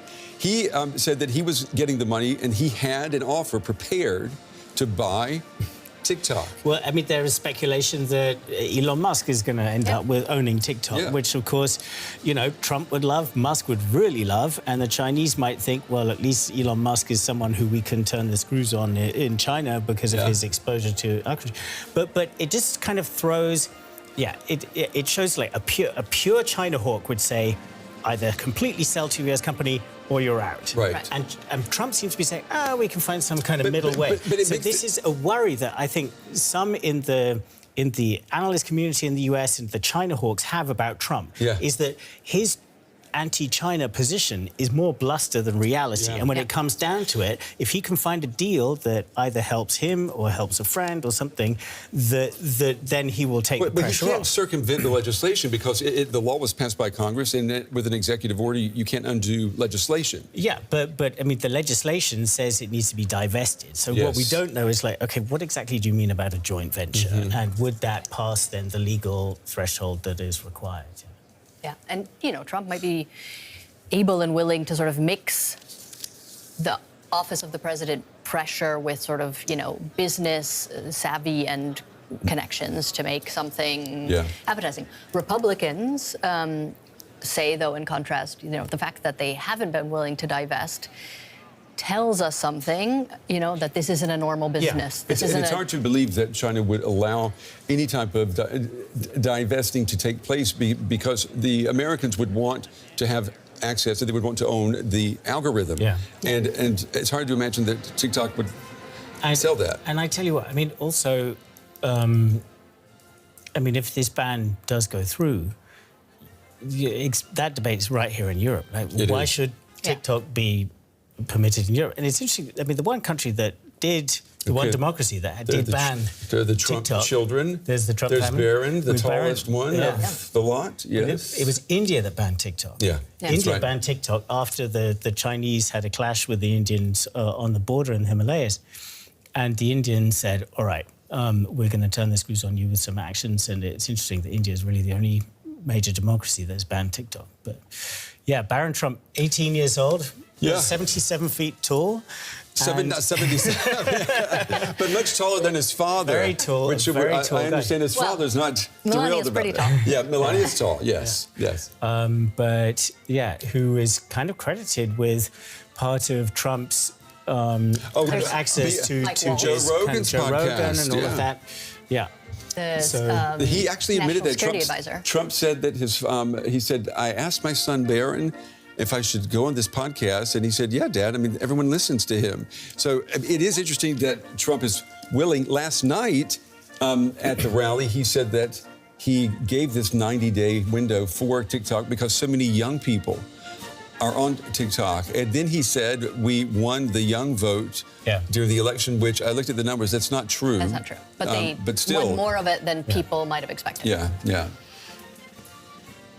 So they're all taking a seat now. And let's see, we understand that, we're hearing the United States Marine Band right now. And then Senator Amy Klobuchar, who we saw coming out of the White House, she is going to issue the call to order. And then there's going to be an invocation. And then we're going to see the vice president-elect take the oath first. J.D. Vance. J.D. Vance. And J.D. Vance, when it was announced that he was going to be the running mate, I mean, there was a lot of power in that punch, but it kind of fizzled. Do you think if Trump could go back, do you think he has any buyer's remorse with J.D. Vance? No. I mean, I think J.D. Vance is also part of the connection to this tech world, right? Peter Thiel Peter Thiel, who's been very influential for a long time. They call him a thought leader. That's right. He's also billionaire, VC investor, and also does has this Palantir, which does kind of a defense intelligence work. And he's a mentor of J.D. Vance, and he's very influential among the Silicon Valley crowd. So I think J.D. Vance is a bridge to two different crowds that Donald Trump wants to reach, the techs and the kind of economic nationalism heartland people. And so in that way... You mean like hillbilly effigy and the people... He wrote this yes, book. that's exactly right. Yeah, I mean, he does straddle these worlds, He has this very humble upbringing. He grew up in a very poor household. He wrote a book famously about it called Hillbilly Elegy. But then he ended up going to Harvard. Then he ended up working as a venture capitalist. But, one of those. But he's an Ivy Leaguer, yes. Yeah. And actually, but then he moved back to Ohio, right? So that's part of his story. He moved back to the heartlands. So this is a very Trump-esque pick, though, isn't it? Because Trump himself, being the wealthy, the billionaire that he is, he still appeals to the everyday American, and which it seems counterintuitive, but that's exactly the part of his success. Well, J.D. Vance. So I was in the U.S. around the time of the election. Went to the rally in Butler, Pennsylvania. So the site where Trump was shot the first time, and then when he returned there 2 months later or so, kind of triumphant to return to the scene of the crime. Right. J.D. Vance was speaking just as we arrived, and he had a really terrific kind of response from the audience. They really love him. And he's able to kind of straddle having a connection to the people because of his background, but also he's incredibly eloquent. He's a very good speaker. You can tell that Ivy League training that comes through. But the funny thing is that Trump, when he came on later, the way he talks about J.D. Vance is slightly sort of belittling too. So, my clever little J.D. Vance. He got into that Ivy League school despite not having connections. His wife is very clever too. Their children are going to be so clever. And it came across like, okay, he's my kind of like my clever little vice president, which it was a very odd kind of. But you often get that with Trump. A slightly sort of double-edged kind of compliment. But he's a very effective speaker, very good at kind of code switching between. So he was speaking to a rural, working-class audience in Pennsylvania. I also saw him last year speaking at the Munich Security Conference. So this sort of the elite of the world of security in Europe, people who are a million miles away from those kind of fields in Pennsylvania, and he was just as effective at speaking to them. And I heard that Don Trump Jr. told his father that J.D. Vance will be a guy that could keep the MAGA movement going after this second term for Donald Trump. Which, in a way, I mean, that's what surprised me a little bit about the pick, is because you don't think of Trump as someone who wants to, build up his successor, right? He's a little, been in the past jealous about attention that others in his administration are getting. So in that sense, it seemed like a kind of mature, forward-looking pick for someone like Donald Trump. The other thing about J.D. Vance and code switching, which is, being able to talk to different audiences. If you listen to him on, some of these more right-wing Joe Rogan podcasts, he talks in this pretty aggressive way to get the really disenchanted Trump voters. But if you listen to an interview with the New York Times, he did a long interview with a New York Times podcast, and there he can sound really quite middle of the road reasonable. So he is good in that sense. But I tell you what, also like Vance and whether he's the future of the Trump movement. I mean, you talked earlier about is Donald Trump a lame duck? Not yet. But soon, it's all going to be about... When you say soon, though, I mean, are you talking about the midterms in 2 years, or are you talking about maybe as soon as 100 days from now? Not 100 days, but a year. A year. I think we can agree on that. Like, the whole... U.S. politics is so forward-looking to the next election. The House of Representatives is on a 2-year electoral cycle. Everything else is on a 4-year or 6-year electoral cycle. Everyone's going to be, who's next? It's the huge question. And, you've got people... You've got Vance there, but you've also got... Rubio, who's there. If Musk was born in the US, he would be definitely in the mix, but he's not. But who knows where that's going to go? But yeah, it's definitely going to be a generational shift, and they will be jostling and competing for profile. And I'm wondering too. Ladies and gentlemen, let's see. 44th President President of the United States, the Honorable Barack H. Obama. Yeah, he's coming to take a seat. I saw an interview with the former British Prime Minister, Liz Truss, this weekend. And I was surprised to hear how much praise she was heaping upon Donald Trump and wishing that some type of MAGA movement would come to the UK. Didn't it already? Wasn't there Brexit? Well, I mean, her argument was that it hadn't been strong enough, and and that the rot in the system, the establishment, or the swamp was worse than it was in the U.S. Although I think her critics would say, I mean, she was Prime Minister for roughly a month. Yes. Yeah? and her post-prime ministerial career has partly been about positioning herself well to the right of where she was and trying to claim that she made no mistakes during a very, very short-lived prime ministership during which there was a financial crisis. So I'm not sure, her comments carry so much weight. But the reach is there, though, isn't it? From the MAGA movement in Washington. Well, sure. Let's look at it here. Nigel Farage, the leader of the Reform Party, which is the current sort of populist right-wing party in the UK, and he's been the real leading figure of that. He's the guy. Without Nigel Farage, there would have been no Brexit. Yeah, I mean, we've been talking about Nigel Farage since, 2015, 2016, And he's very close to Trump, and he's been trying to get close to Musk, and he's been seeing that you can kind of burn yourself on the hot glow of Musk as well, because Musk kind of picked him up and then dropped him, and we don't know quite where things stand between them at the moment. But I think this is something that has definitely exercised people in Europe at the moment, is what is Musk's global political agenda? And he's been definitely kind of prodding in UK politics and prodding in German politics.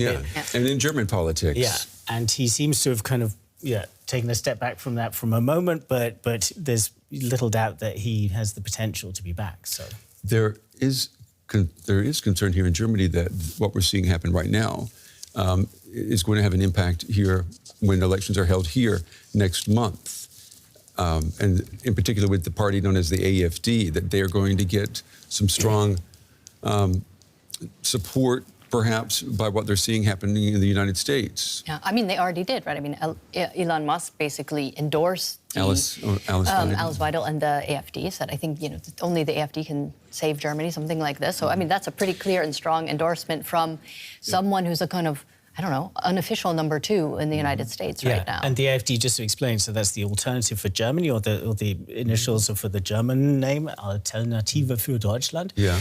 And I mean, they're a party that's been around for a decade, and they're very much on the right of German politics. Yes. Often described really as far right. There is the First Lady, Joe Biden, coming in. And Elon Musk kind of came almost out of the blue to endorse them in recent weeks, to write an op-ed in a national paper explaining why, and then to do a live talk with Alice Weidel, the leader of the party, on X. On his was there any positive effect for her that can be noticed or measured? You see them inching up in the polls, but that could have happened anyway. But it is a huge opportunity for them, because it's Musk obviously has a giant platform. He has global profile. And I think, that kind of endorsement has potentially the possibility of making some people think, well, if such a successful global figure as Elon Musk supports the party, then maybe he's onto something. I think one of the paradoxes about it is that the AfD, although it represents a kind of a populist nationalism that chimes with the Donald Trump platform in many ways, and yet there are some things that would be totally anathema to Donald Trump. For instance, one of Donald Trump's biggest complaints about Germany in his first term was that Germany was too dependent on Russian natural gas, that it was trying to build a new pipeline called Nord Stream 2. That's because he put sanctions on Nord Stream 2. Yeah. And now he's been totally vindicated about that. The Germans even acknowledged now that, he was absolutely right about this. But the AfD, they want to reopen the Nord Stream 2 pipeline, which was blown up earlier in the war. So they have a policy that is completely diametrically opposed to what Trump wanted from Germany when he was in his first term. So I think the impression remains that it's more of a kind of a provocation, perhaps, or just kind of trying to sort of shake things up from Elon Musk rather than necessarily strategically thinking, we have the same goals as this party. I mean, I don't think it's strategic in terms of reading the party platform of the AfD and saying, oh, this, or that he really thinks about it. But I think the information he's getting, right, he's informed also online, and he's getting this information about all of the problems in Germany. And Germany needs, just like the United States, disruptors. It needs people to come in and clean up and make it, function again, help the economy, get rid of all this, unnecessary bureaucracy. I think that's kind of where Elon Musk is coming from. Let me just say, too, if you're just joining us, you're watching DW's special coverage of the inauguration of Donald Trump. In just a few minutes from now, we're expecting to see Donald Trump take the oath of office and become the 47th U.S. president. What you're seeing is inside the U.S. Capitol Rotunda. That is where the ceremony is going to take place. This is an unusual site for a U.S. presidential inauguration. It usually takes place outside in front of the Capitol building, but due to the cold weather this year, they decided to bring it indoors. And there you see a wide shot inside the rotunda. But it's quite interesting to see this sort of seating order there, isn't it? And Mr. Emhoff, the Republican staff director of the Joint Congressional Committee on Inaugural Ceremonies, Ms. Emily Leviner, the Senate Secretary for the Minority, the Honorable Gary Myrick, the House of Representatives Chief Administrative Officer, the Honorable Catherine Spindor, and Mr. Bruce Fisher. Yeah, I heard him mention the Vice President's husband's name. But that you have, we just saw, I'm sure we'll cut to closer soon, that we saw members of the Trump family, Don Jr., for instance. And Mr. Douglas Emhoff. And here comes the Vice President. The First Lady and the First Vice and the Second Gentleman. The Second Gentleman, yes. First Vice Gentleman. The Second Gentleman, but there's Tim Cook of Apple. So you've really got, these top tech guys are right up in the prime seats. Sort of just behind the Trump family. So catapulted into where the cameras will see them. There's. But you're saying there's no attempt then to hide the prominence and the place they have in this incoming administration. Right. I mean, there are some who would probably prefer to be a little bit out of sight. I mean, I'm sure Tim Cook has mixed feelings about this. But there are others, obviously, we know Musk is 100% with the project. And there are some where you see, early signs, Mark Zuckerberg and in particular, I think, he recently announced changes at Facebook that really swing very much kind of behind a kind of Trump view of what social media platforms should be like. Yeah, I mean, essentially it's taking on a similar method to fact check that X has. So, well, Meta's getting rid of fact checking on Facebook, but can they? They can't really do that here in Europe, though, right? Or Europe can regulate speech in a way that's different from the United States. The United States, there's almost no speech that's illegal, and so I'm sure the standards are going to have to keep up in Europe just because the different laws in Europe than there are in the States. How they're going to make that work, I don't know. I'm not a top tech executive, which is why I'm here instead of there. Right. One of the reasons.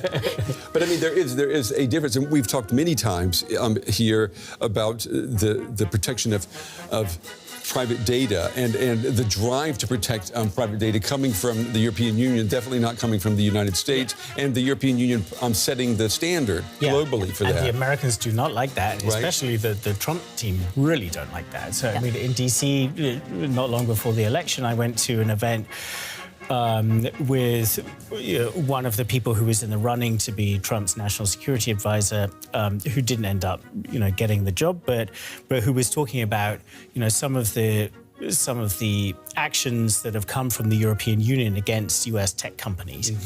And he was talking about the European Union's imposition of a significant fine on Apple for having underpaid taxes in Ireland, where it has a major corporate base, where its critics say, well, that base is in Ireland because there's a low tax regime there and it's just a way to minimize its tax bill. and they got whacked with a tax, sort of a post-dated tax bill of 10+ billion euros. I forget the exact figure.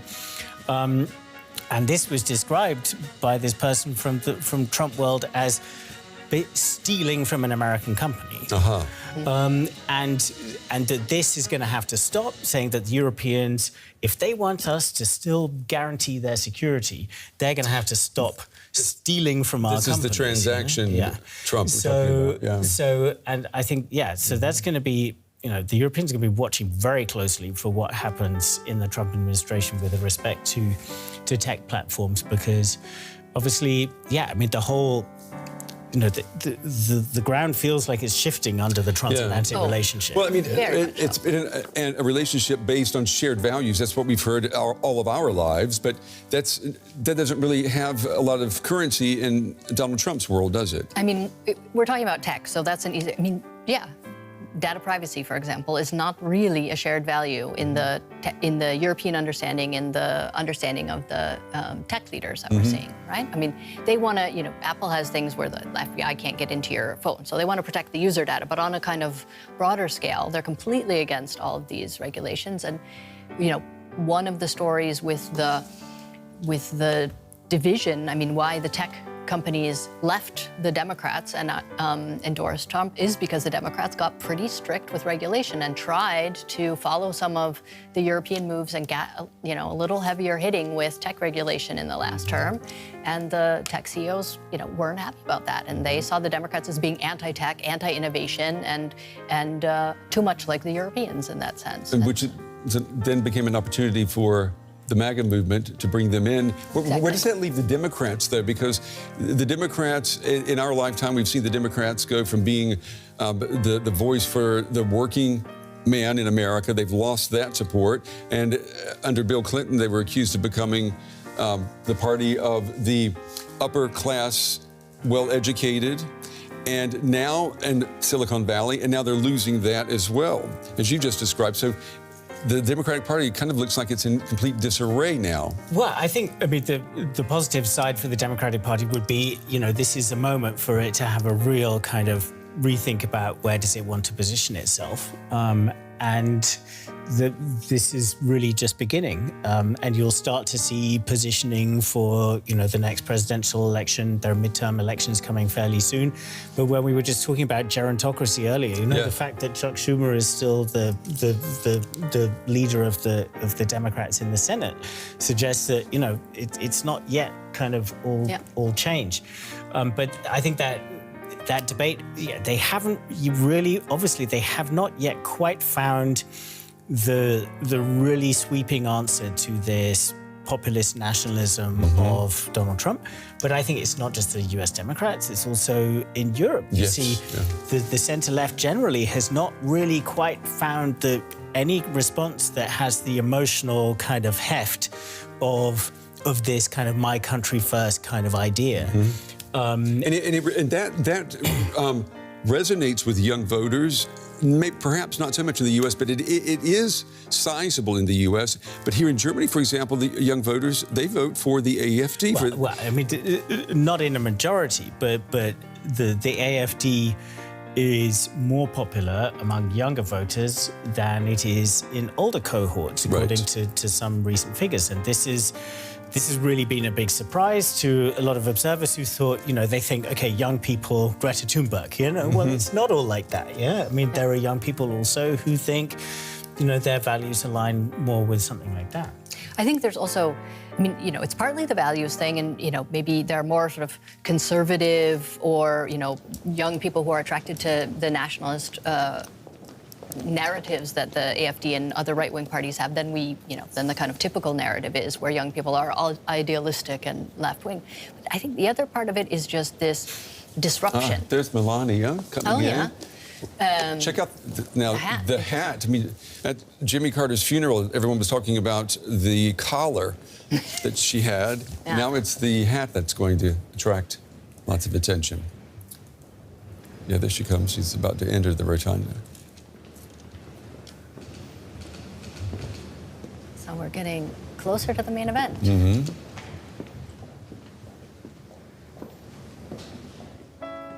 Yeah, they're running almost about half an hour behind schedule. It's going to make it difficult to meet that 47-minute mark that they wanted. That's right. They wanted supposedly to do the swearing in at 47 minutes past the hour. Because, local time, yeah. What was it, 11:47 a.m., right? Because Trump is going to be the 47th president. Yeah, I don't think they're going to make that, unless they change Hopefully they don't delay it an entire hour so that they can still hit the 47 of the next hour.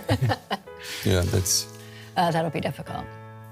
But what I was saying is I think this kind of frustration, right? There is a sizable part of the Trump voters who are just want to change, right? They just think this isn't working, we need something, let's shake it up a bit, maybe even break it a bit. And I think that's also something that you see in younger voters. I mean, they've experienced chaos for most of their lives, unlike, people who are 40 plus. And so they just think this political system isn't working. That's right. Okay. And I think, I mean, if we're doing some comparisons between the US and Europe, it's quite interesting that the US is kind of further, if you see this as a political cycle, it's kind of further along that than Europe, that frustration has kind of boiled over at this moment. We're gonna listen in for just a second. Yeah.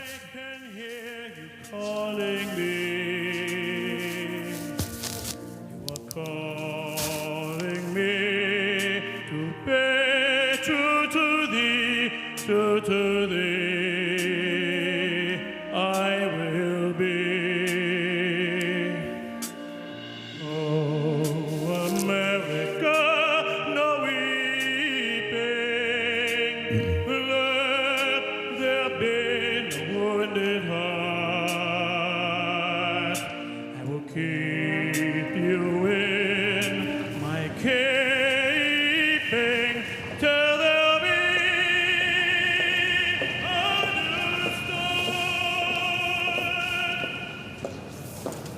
There's Joaquin Jeffries right there, speaking of the next generation. Yeah. Of the so Democrats. I mean, that generational shift had already happened in the House. Yeah. So with him taking over.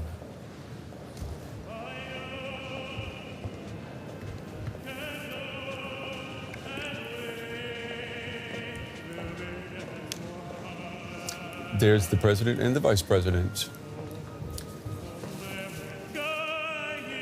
See, he was saying something to her. If we could only hear.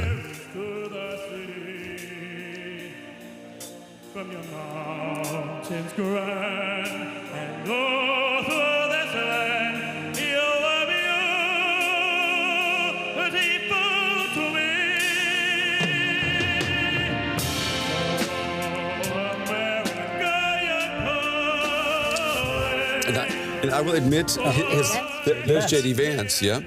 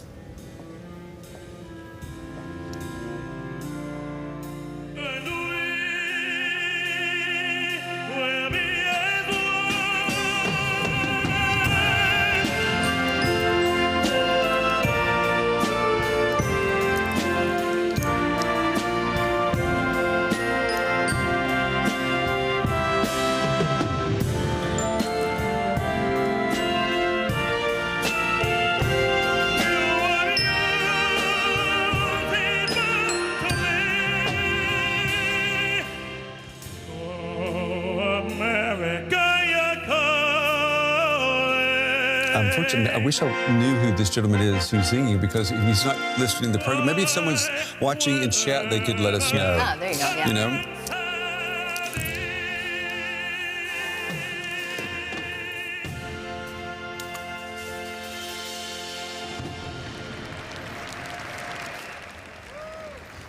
Okay, there's Amy Klobuchar with Mr. Johnson, the Speaker of the House. And Chuck Schumer ahead of them. Yeah. Yep.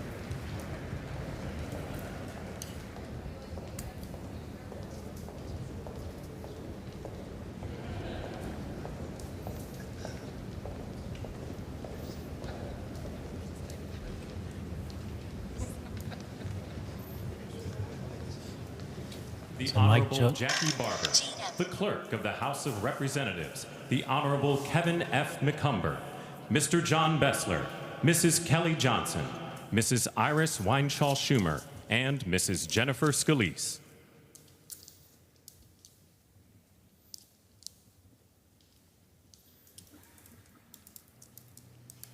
Okay, there is the president-elect.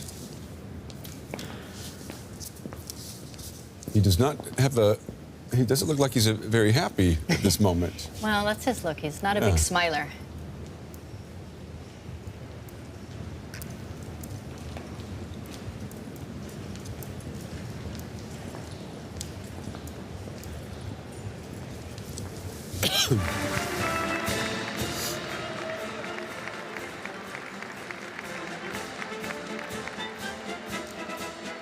But if I saw correctly, his tie is purple as opposed to red, so that's a sign of wanting to combine the red and the blue, perhaps. Yeah, yeah.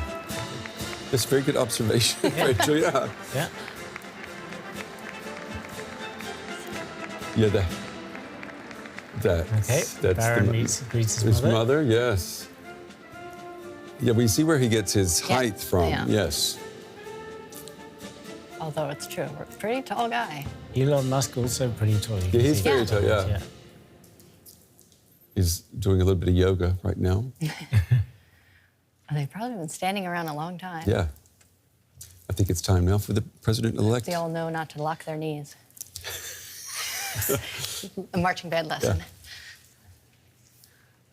So just to, Yes, the order will be with the vice president. The vice president will be first, correct.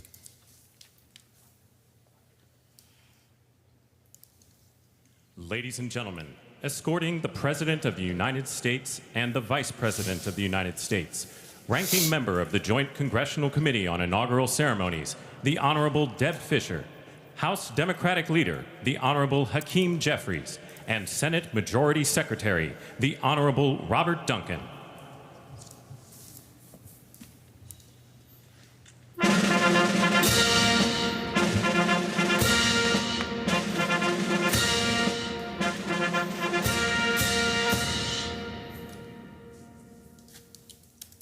Ladies and gentlemen, the President of the United States, the Honorable Joseph R. Biden Jr., and Vice President of the United States, the Honorable Kamala Devi Harris. I know. The scope for bitterness between those two people is pretty huge.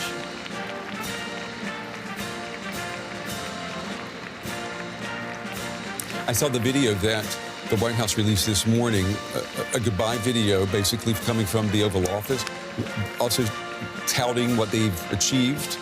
And my first thought when I watched it was, why didn't we see this during Kamala Harris's campaign, or even his campaign before he left the campaign? But we didn't.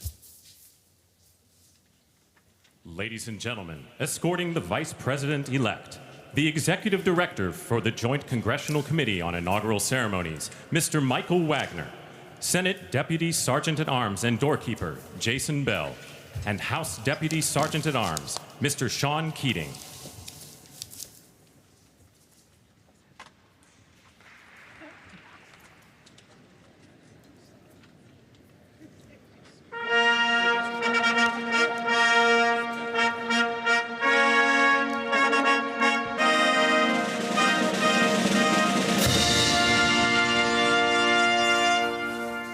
Ladies and gentlemen, the Vice President-elect of the United States, the Honorable J.D. Vance.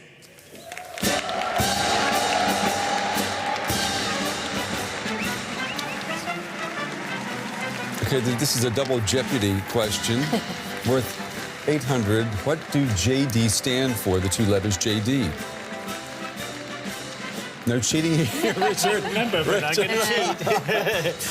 I hope it's not Jefferson Davis. James David. James David. There we go. James David. But he likes his. But it's a real nickname where he spells it without dots. Yeah? So. Oh, so it is. So he considers it a name. Then yes. Okay. Effectively, he's taken it as his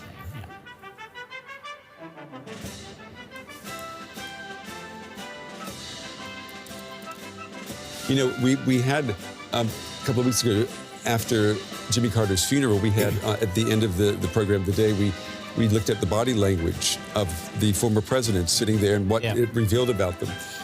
And I'm thinking that maybe we're going to have to do the same thing tomorrow for what we're seeing here today. You can see, by the way, that's Usha Vance, that's his wife. Just behind, And Senator Pichai and Donald Trump Jr. Yes. Let's see, J.D. Vance and Donald Trump Jr. have the red tie, blue jacket uniform on. Ladies and gentlemen, escorting the President-elect, the Staff Director for the Joint Congressional Committee on Inaugural Ceremonies, Elizabeth Farah, House Sergeant-at-Arms, the Honorable William P. McFarland, Senate Sergeant-at-Arms and Doorkeeper, the Honorable Jennifer A. Hemingway, Senate Majority Leader, the Honorable John Thune, and the Joint Congressional Committee on Inaugural Ceremonies, House Democratic Leader, the Honorable Hakeem Jeffries, House Majority Leader, the Honorable Steve Scalise, Speaker of the House of Representatives, the Honorable Mike Johnson, Senate Democratic Leader, the Honorable Charles E. Schumer, Ranking Member of the Joint Congressional Committee on Inaugural Ceremonies, the Honorable Deb Fischer, and Chairwoman of the Joint Congressional Committee on Inaugural Ceremonies, the Honorable Amy Klobuchar.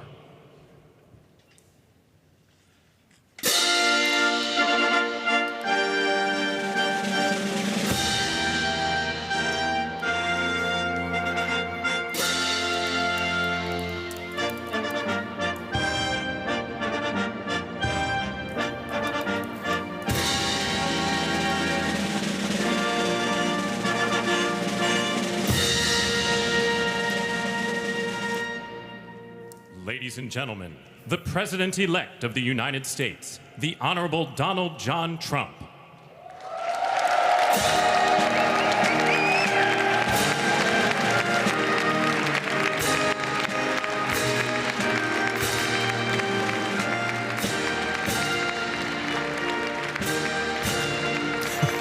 The hat makes it difficult.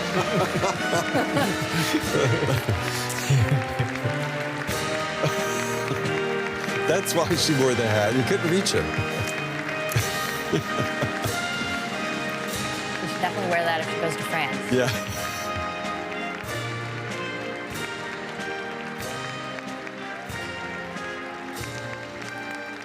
You can see Donald Trump in Barron's face, though, when Barron smiles. There he looks just like his father.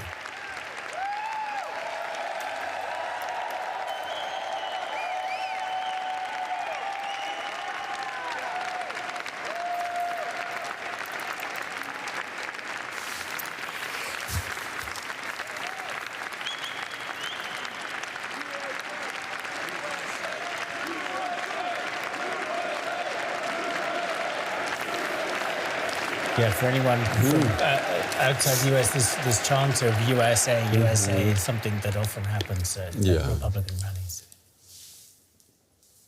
Ladies and gentlemen, please be seated.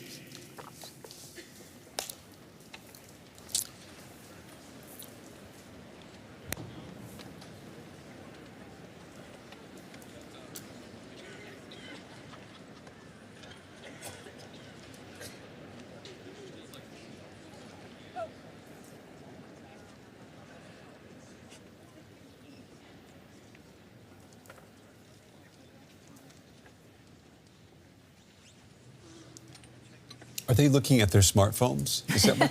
Good question. Maybe there's a program?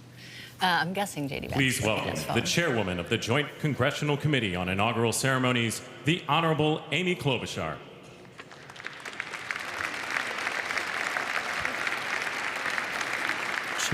Good morning, everyone. She ran for president. Or Welcome to the 60th presidential inauguration. Today, President-elect Trump and Vice President-elect Vance will take their oaths of office, and we will witness the peaceful transfer of power at the heart of our democracy. A subtle or not so subtle mention again. For the past year, I've chaired the Inaugural Ceremony Committee, which includes the leadership of Congress from both parties. We thank the committee and Capitol staff and law enforcement who worked so hard over the last year, and especially the last 3 days. You've done a beautiful job, and you have shown grace under pressure.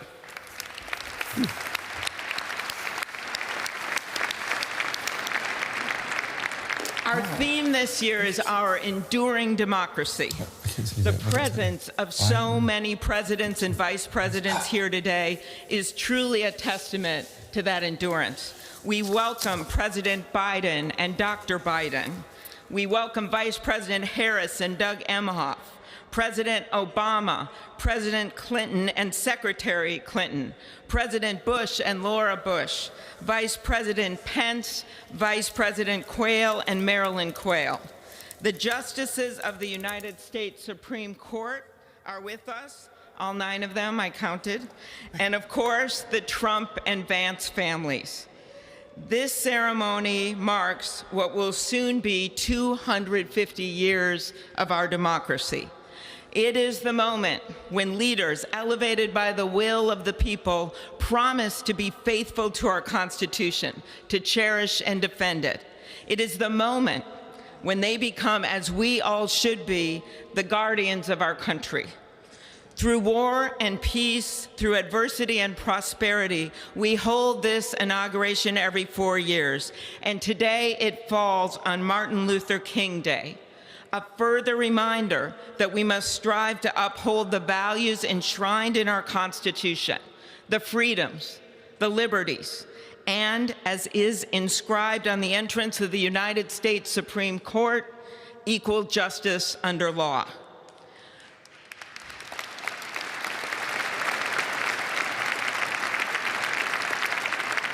But what makes this moment more than a passing ceremony is all who are watching it across the country, the people of this nation, the ordinary people doing extraordinary things. President Kennedy, who at one point worked as a senator in this building and would often walk through this very rotunda, once said, "In a democracy, every citizen, regardless of interest in politics, holds office. Every one of us is in a position of responsibility." With that responsibility of citizenship comes an obligation not to seek out malice, as President Lincoln once reminded us, but to view others with a generosity of spirit despite our differences. With that responsibility of leadership comes an obligation to stand our ground when we must and find common ground when we can. With everything swirling around us, the hot mess of division, it is on all of us, to quote an incredible songwriter who just happened to be born in my state, to ensure that our nation's democracy is our shelter from the storm. There's a reason this ceremony takes place at the Capitol. In other countries, it might be in a presidential palace or a gilded executive office building. Here it is traditionally held at the Capitol, the People's House. It is a fitting reminder of the system of checks and balances that is the very foundation of our government, 3 equal branches of government.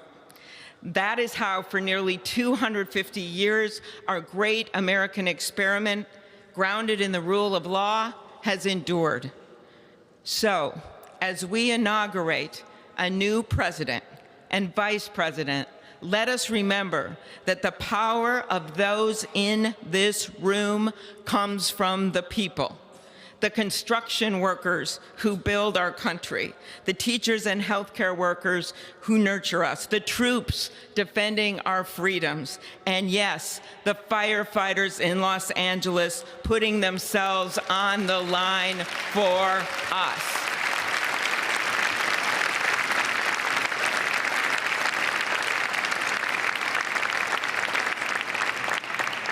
Our democracy's strength and grit must match theirs. May God bless our nation. Thank you.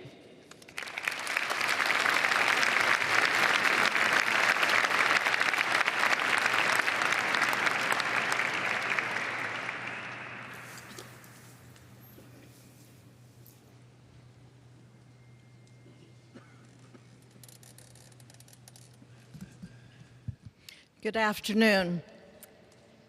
Endurance through the years is the ultimate test. To persevere through time is the truest measure of an idea, an institution, and a nation. Our founders wrote the Constitution so that America could withstand all the twists and turns of time. They wrote it to guide us and to preserve forever our right of life, liberty, and the pursuit of happiness. But as much as the truths and principles enshrined in our Constitution remain the same, our democracy promises the people the power to change, to chart their own destiny. That's the beauty. That is the importance of democracy. It allows the endurance, the permanence of a nation through change.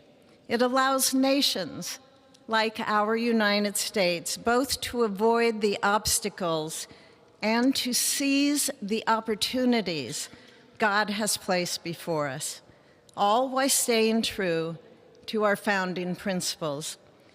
Today is our country's 60th inauguration ceremony. Like all the others before it, it is a celebration of our right to set our uniquely American course. The past several years have been trying at times for many, many Americans, and also for the nations of the free world that we humbly strive to lead. In November, Americans chose again to steer this nation towards greatness, the secure, safe, and prosperous future that our founders envisioned for all of us.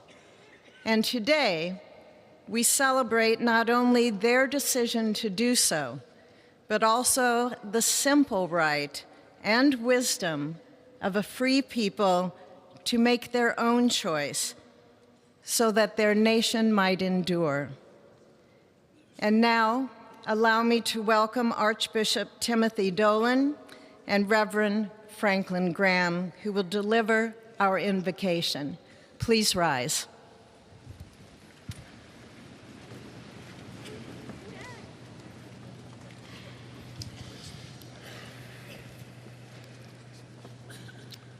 Be still and know that I am God, supreme among the nations, supreme on the earth. Let us pray. Remembering General George Washington on his knees at Valley Forge, recalling Abraham Lincoln at his second inaugural, with malice toward none, with charity for all, with firmness in the right as God gives us to see the right. Remembering General George Patton's instructions to his soldiers as they began the Battle of the Bulge 8 decades ago: pray. Pray when fighting, pray alone, pray with others, pray by night, pray by day. Observing the birthday of the Reverend Martin Luther King, who warned, without God, our efforts turn to ashes. We, blessed citizens of this one nation under God, humbled by our claim that in God we trust, gather indeed this Inauguration Day to pray for our President Donald J. Trump, his family, his advisors, his cabinet, his aspirations, his vice president, for the Lord's blessings upon Joseph Biden, for our men and women in uniform, for each other whose hopes are stoked this new year, this Inauguration Day. We cannot err in relying upon that prayer from the Bible, upon which our president will soon place his hand in oath, as we make our own the supplications of King Solomon for wisdom as he began his governance. God of our fathers, in your wisdom you set man to govern your creatures, to govern in holiness and justice, to render justice with integrity. Give our leader wisdom, for he is your servant, aware of his own weakness and brevity of life. If wisdom which comes not from you be not with him, he shall be held in no esteem. Send wisdom from heavens that she may be with him, that he may know your designs. Please, God, bless America. Please mend her every flaw. You are the God in whom we trust, who lives and reigns forever and ever. Amen.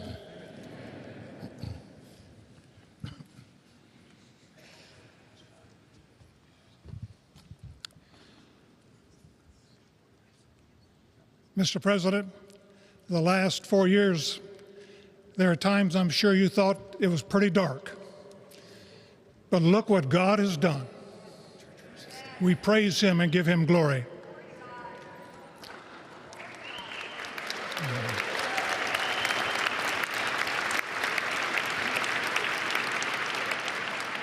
Let us pray.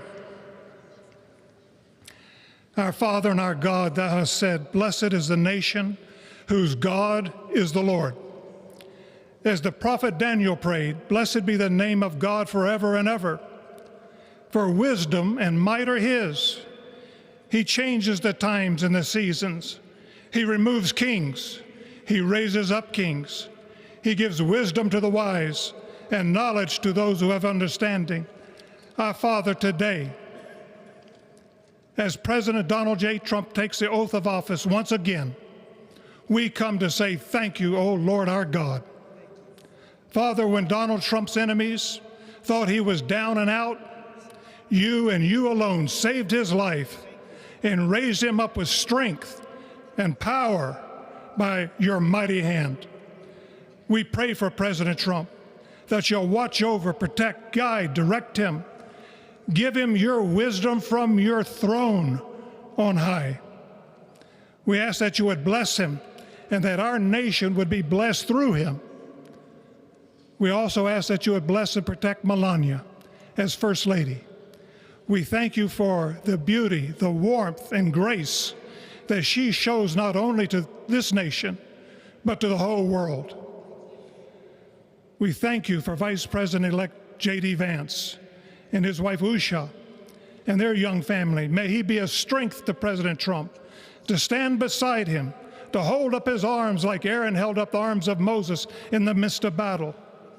The prophet Samuel reminded the people, it was you that brought them up from the land of Egypt.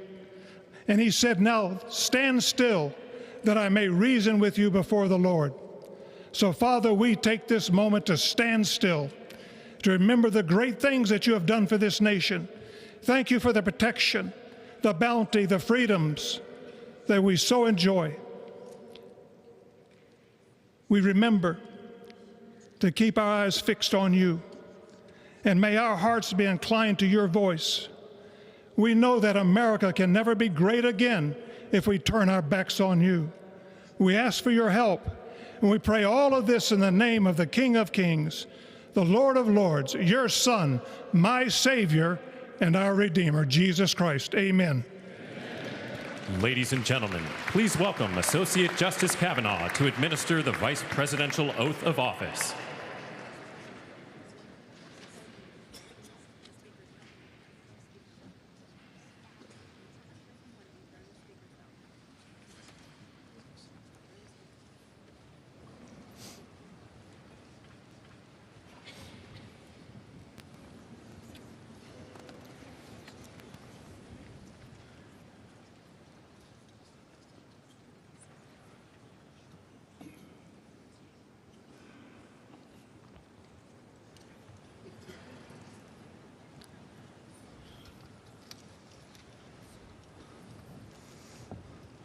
Please raise your right hand and repeat after me. I, James David Vance, do solemnly swear. I, James David Vance, do solemnly swear.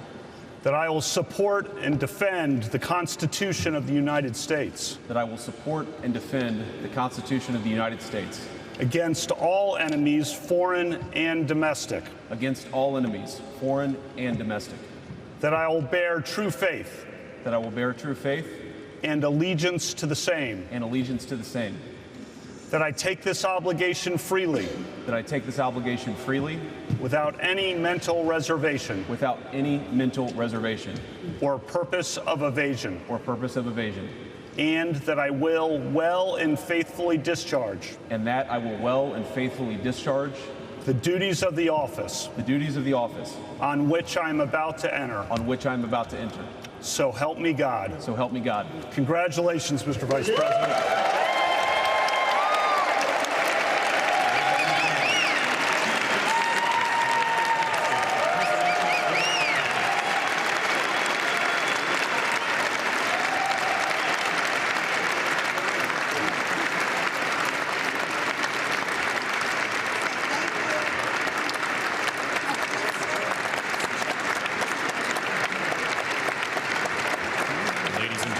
Please welcome Chief Justice Roberts to administer the presidential oath of office.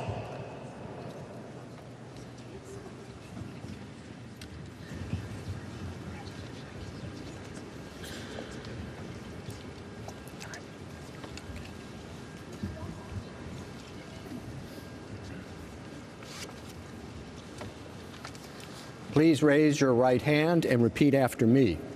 I, Donald John Trump, do solemnly swear. I, Donald John Trump, do solemnly swear. That I will faithfully execute. That I will faithfully execute. The office of President of the United States. The office of President of the United States. And will, to the best of my ability. And will, to the best of my ability. Preserve, protect, and defend. Preserve, protect, and defend. The Constitution of the United States. The Constitution of the United States. So help me God. So help me God. Congratulations, Mr. President.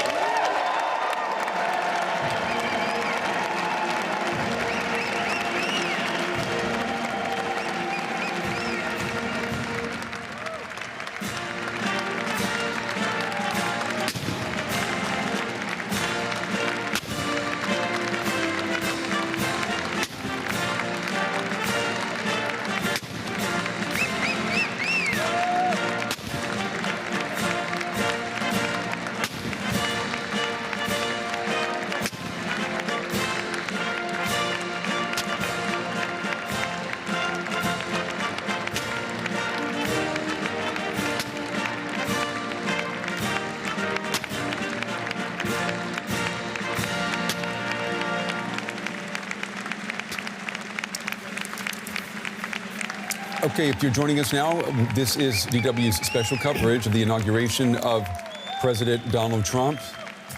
The president just taking the oath of office, and we now have the 47th president of the United States, Donald Trump.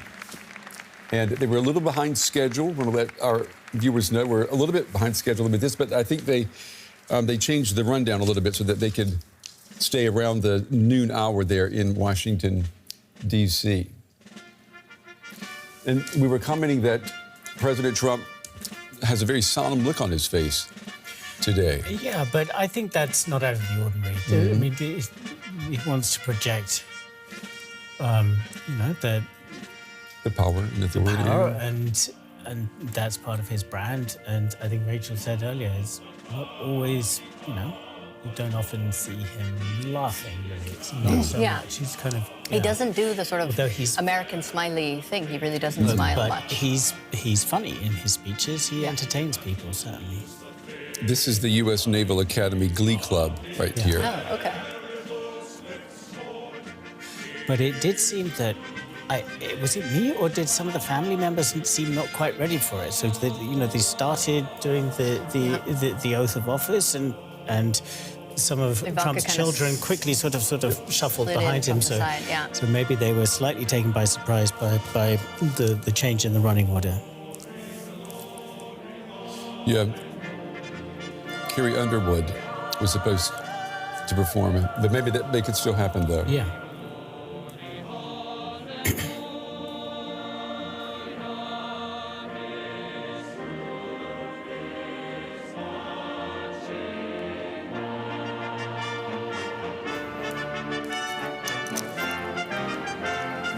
And President Trump's inaugural address is, according to the program, is supposed to happen after the Naval Academy finishes with the Battle Hymn of the Republic. Okay. Perhaps I'll have Carrie Underwood do a sort of closing song. Yeah. that sense of, partial generational shift really on show with J.D. Vance, yeah? Totally, With yes. Definitely. His wife, With their baby. holding one of his children up during the oath.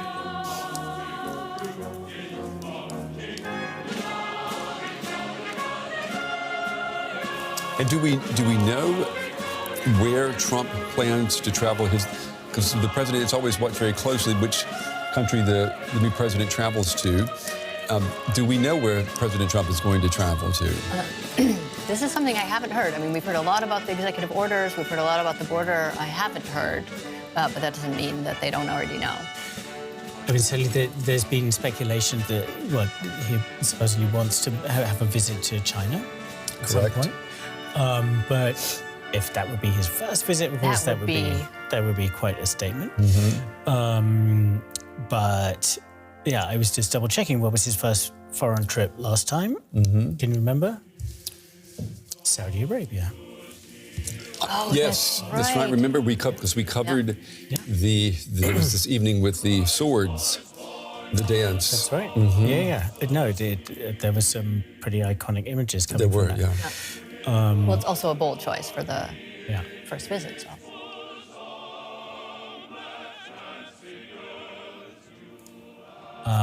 Maybe placing a bet on Israel wouldn't be completely I was thinking crazy. about that. I mean, that it's running on the ticker below, right? The hostages are being exchanged. It is a big achievement that Donald Trump is partially also claiming, and Biden has said, the Trump administration or Trump himself was also helpful. Yeah. So that might make sense. And you have a lot of close Israel allies in the Trump administration. So it could be a kind of celebration, peacemaker, and first visit at the same time. That is the new ambassador to Greece. You just saw. She used to be on Fox News, and she was for a while. We saw her a lot on Trump events. She was Don Trump Jr.'s girlfriend for a long time. Oh, right, yes. But she's been appointed the new ambassador to Greece.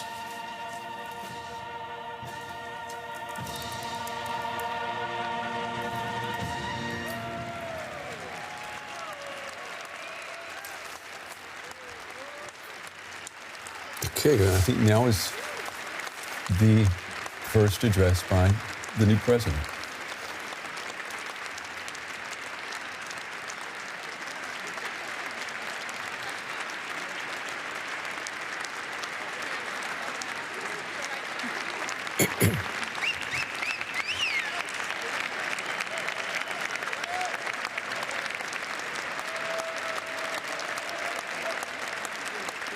One does have to say for Trump supporters that he lost election, that he had a moment of my honor and pleasure infamy, and then to win solidly. It's been quite a curve. The 47th President of the United States of America, Donald J. Trump.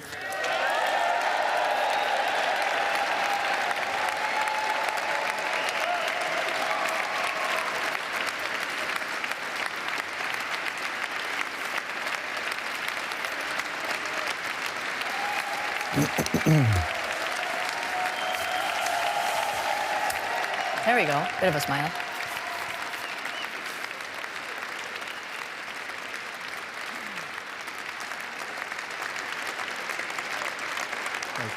Thank you very much, everybody. Well, thank you very, very much. Vice President Vance, Speaker Johnson, Senator Thune, Chief Justice Roberts, Justices of the United States Supreme Court, President Clinton, President Bush, President Obama, President Biden, Vice President Harris, and my fellow citizens. The golden age of America begins right now.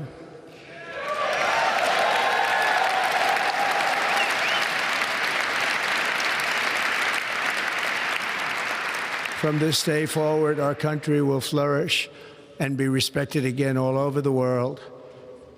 We will be the envy of every nation, and we will not allow ourselves to be taken advantage of any longer. During every single day of the Trump administration, I will very simply put America first.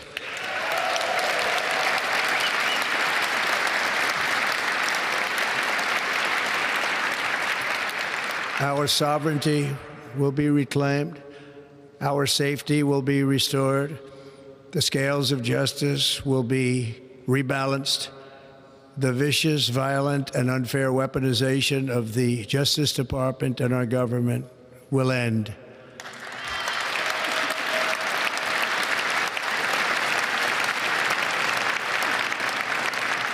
And our top priority will be to create a nation that is proud, prosperous, and free.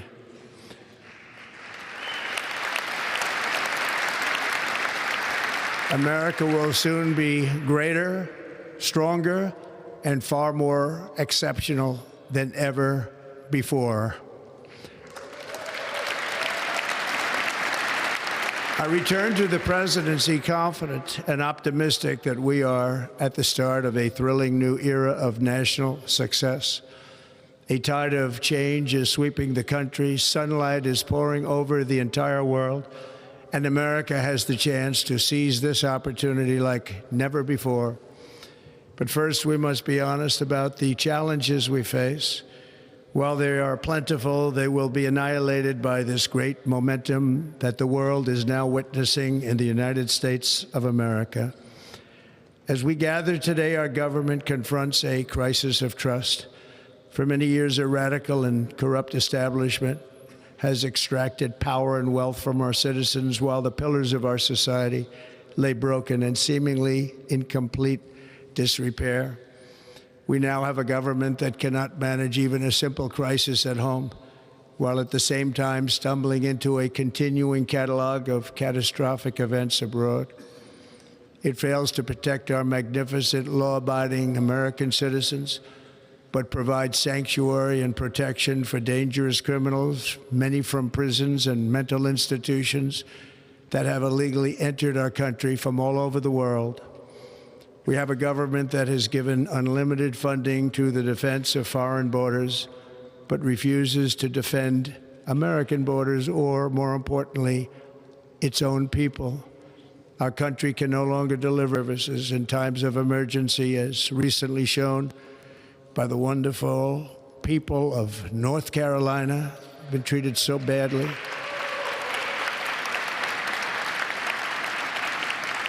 And other states who are still suffering from a hurricane that took place many months ago. Or more recently, Los Angeles, where we're watching fires still tragically burn. From weeks ago, without even a token of defense. They're raging through the houses and communities, even affecting some of the wealthiest and most powerful individuals in our country, some of whom are sitting here right now. They don't have a home any longer. That's interesting. But we can't let this happen. Everyone is unable to do anything about it. That's going to change. We have a public health system that does not deliver in times of disaster, yet more money is spent on it than any country anywhere in the world. And we have an education system that teaches our children to be ashamed of themselves in many cases, to hate our country despite the love that we try so desperately to provide to them. All of this will change starting today, and it will change very quickly.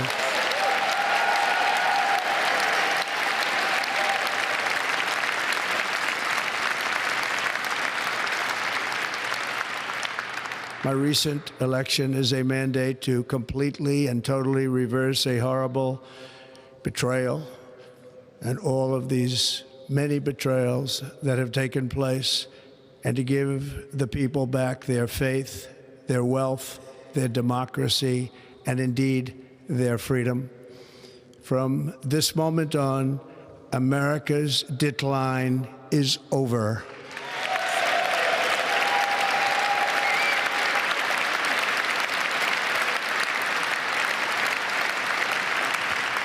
Our liberties and our nation's glorious destiny will no longer be denied, and we will immediately restore the integrity, competency, and loyalty of America's government. Over the past 8 years, I have been tested and challenged more than any president in our 250-year history, and I've learned a lot along the way. The journey to reclaim our republic has not been an easy one, that I can tell you. Those who wish to stop our cause have tried to take my freedom and indeed to take my life. Just a few months ago in a beautiful Pennsylvania field, an assassin's bullet ripped through my ear. But I felt then, and believe even more so now, that my life was saved for a reason. I was saved by God to make America great again.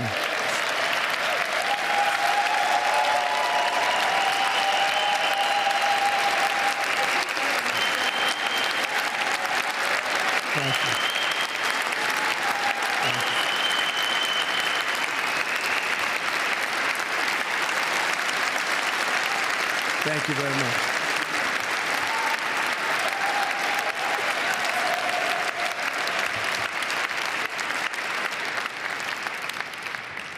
That is why each day under our administration of American patriots, we will be working to meet every crisis with dignity and power and strength. We will move with purpose and speed to bring back hope, prosperity, safety, and peace for citizens of every race, religion, color, and creed. For American citizens, January 20th, 2025 is Liberation Day.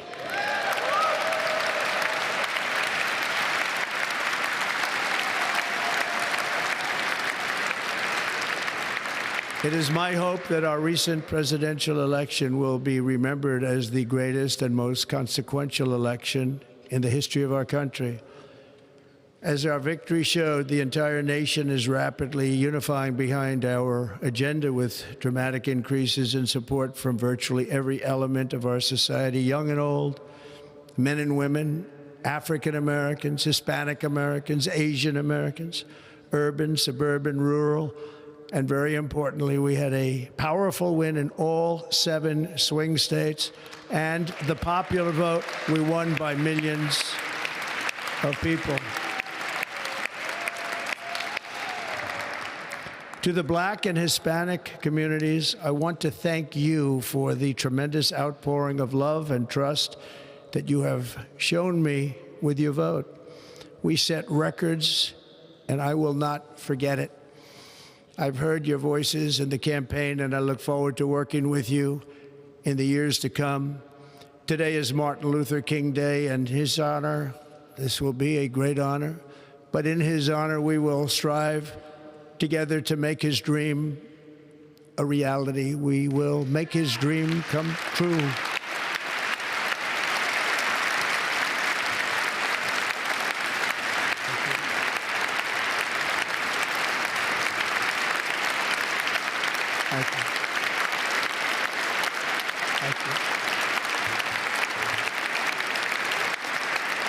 National unity is now returning to America, and confidence and pride is soaring like never before. In everything we do, my administration will be inspired by a strong pursuit of excellence and unrelenting success. We will not forget our country, we will not forget our Constitution, and we will not forget our God. Can't do that.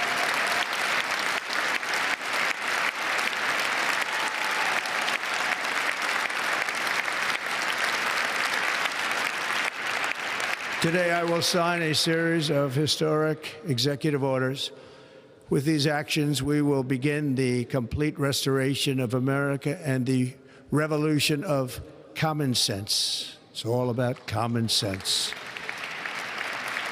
First, I will declare a national emergency at our southern border.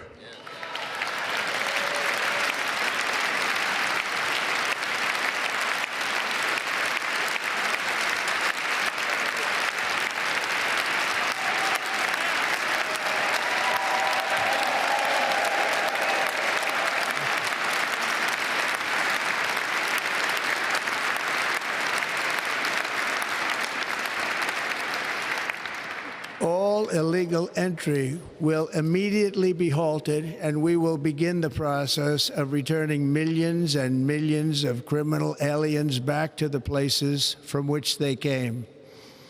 We will reinstate my Remain in Mexico policy.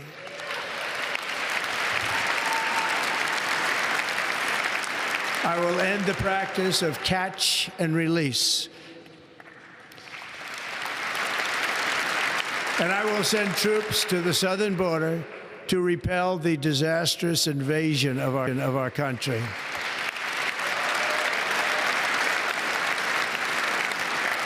Under the orders I signed today, we will also be designating the cartels as foreign terrorist organizations.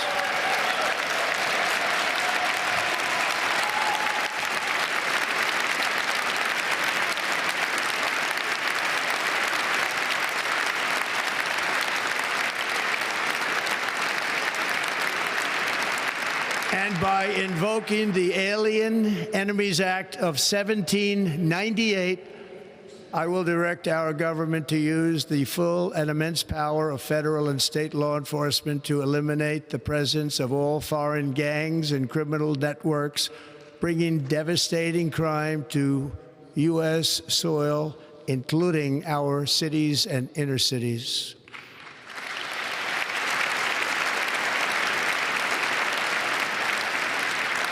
As Commander-in-Chief, I have no higher responsibility than to defend our country from threats and invasions, and that is exactly what I am going to do. We will do it at a level that nobody's ever seen before. Next, I will direct all members of my cabinet to marshal the vast powers at their disposal to defeat what was record inflation and rapidly bring down costs and prices.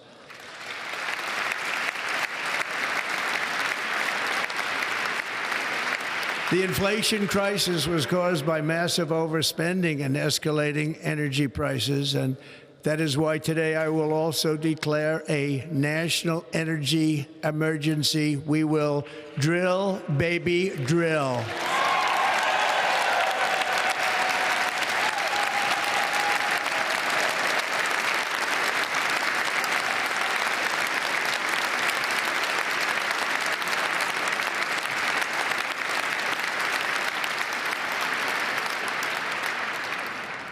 America will be a manufacturing nation once again, and we have something that no other manufacturing nation will ever have, the largest amount of oil and gas of any country on earth, and we are going to use it. Let me use it. We will bring prices down, fill our strategic reserves up again, right to the top, and export American energy all over the world. We will be a rich nation again, and it is that liquid gold under our feet that will help to do it. With my actions today, we will end the Green New Deal, and we will revoke the electric vehicle mandate, saving our auto industry and keeping my sacred pledge to our great American auto workers.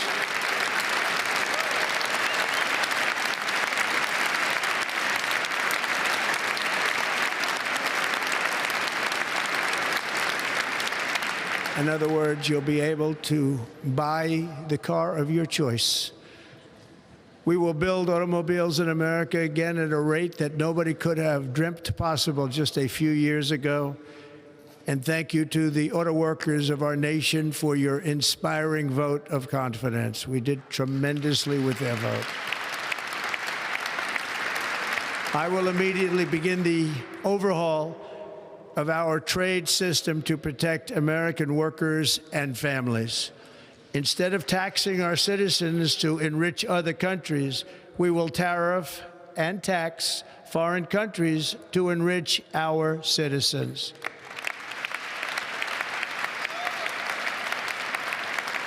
For this purpose, we are establishing the External Revenue Service to collect all tariffs, duties, and revenues. It will be massive, amounts of money pouring into our treasury, coming from foreign sources. The American dream will soon be back and thriving like never before. To restore competence and effectiveness to our federal government, my administration will establish the brand new Department of Government Efficiency.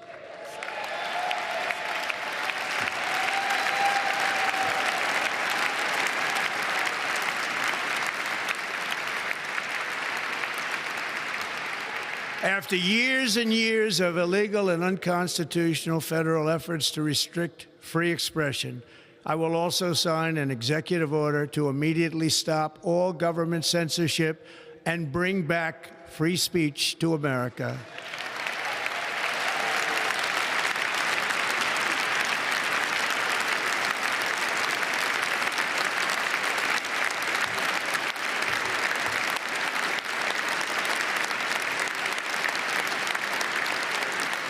Never again will the immense power of the state be weaponized to persecute political opponents, something I know something about. We will not allow that to happen. It will not happen again. Under my leadership, we will restore fair, equal, and impartial justice under the constitutional rule of law.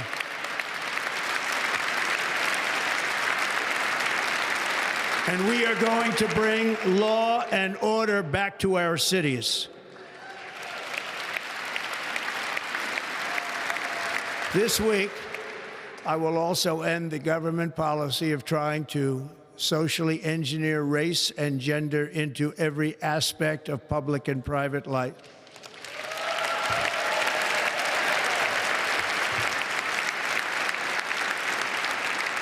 We will forge a society that is colorblind and merit-based.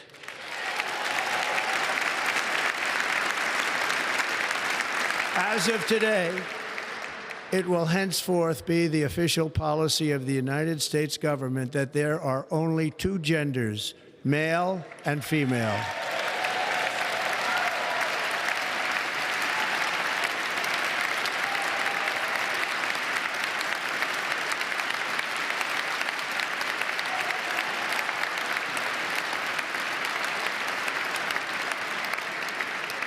This week, I will reinstate any service members who were unjustly expelled from our military for objecting to the COVID vaccine mandate with full back pay.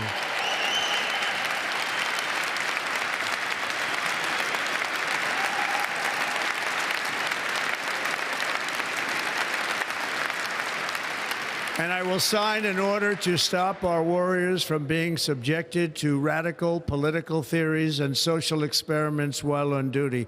It's going to end immediately. Our armed forces will be freed to focus on their sole mission, defeating America's enemies.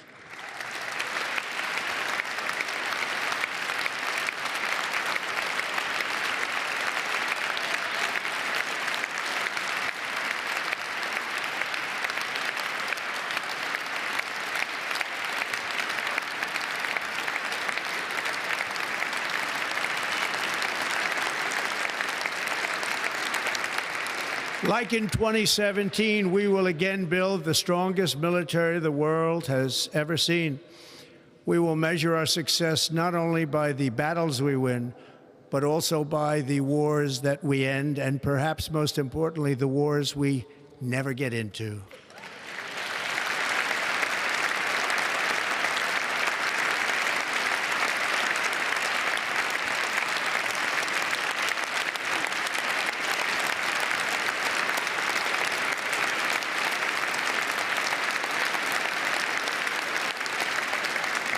My proudest legacy will be that of a peacemaker and unifier. That's what I want to be, a peacemaker and a unifier.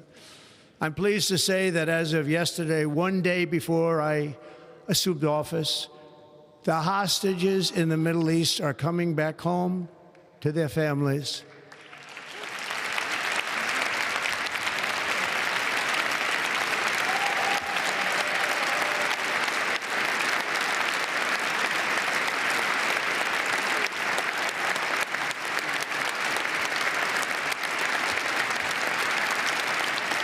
Thank you. America will reclaim its rightful place as the greatest, most powerful, most respected nation on earth, inspiring the awe and admiration of the entire world. A short time from now, we are going to be changing the name of the Gulf of Mexico to the Gulf of America, and we will restore the name of a great president, William McKinley, to Mount McKinley, where it should be and where it belongs.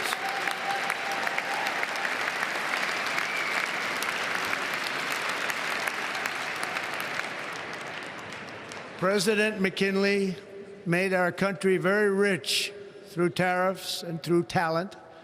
He was a natural businessman and gave Teddy Roosevelt the money for many of the great things he did, including the Panama Canal, which has foolishly been given to the country of Panama after the United States.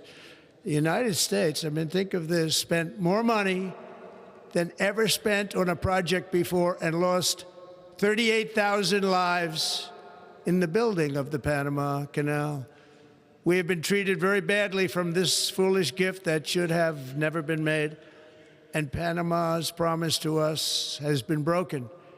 The purpose of our deal and the spirit of our treaty has been totally violated. American ships are being severely overcharged and not treated fairly in any way, shape, or form, and that includes the United States Navy. And above all, China is operating the Panama Canal, and we didn't give it to China, we gave it to Panama, and we're taking it back.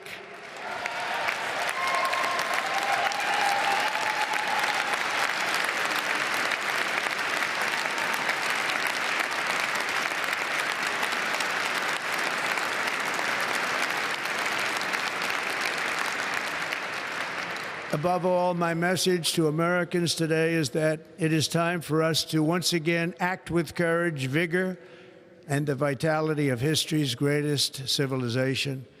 So as we liberate our nation, we will lead it to new heights of victory and success. We will not be deterred. Together we will end the chronic disease epidemic and keep our children safe, healthy, and disease-free. The United States will once again consider itself a growing nation, one that increases our wealth, expands our territory, builds our cities, raises our expectations, and carries our flag into new and beautiful horizons. And we will pursue our manifest destiny into the stars, launching American astronauts to plant the stars and stripes on the planet Mars.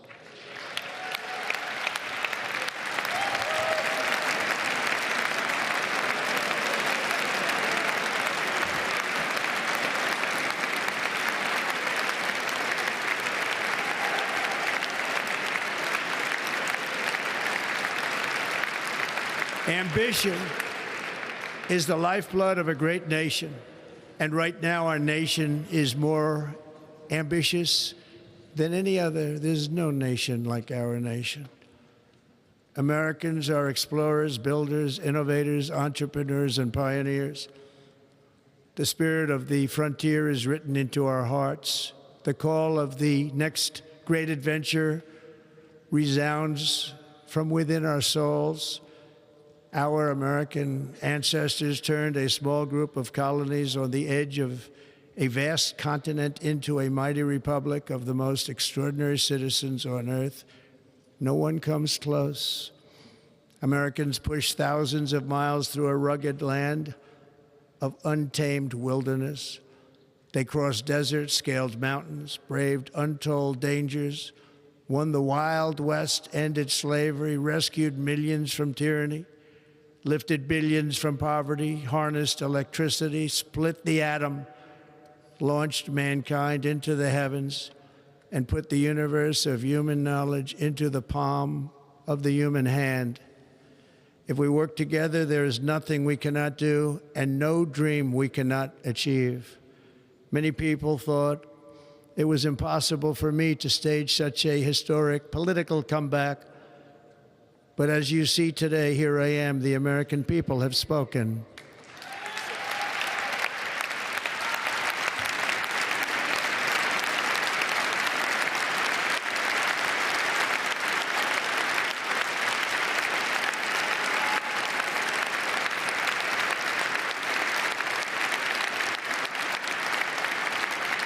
I stand before you now as proof that you should never believe that something is impossible to do.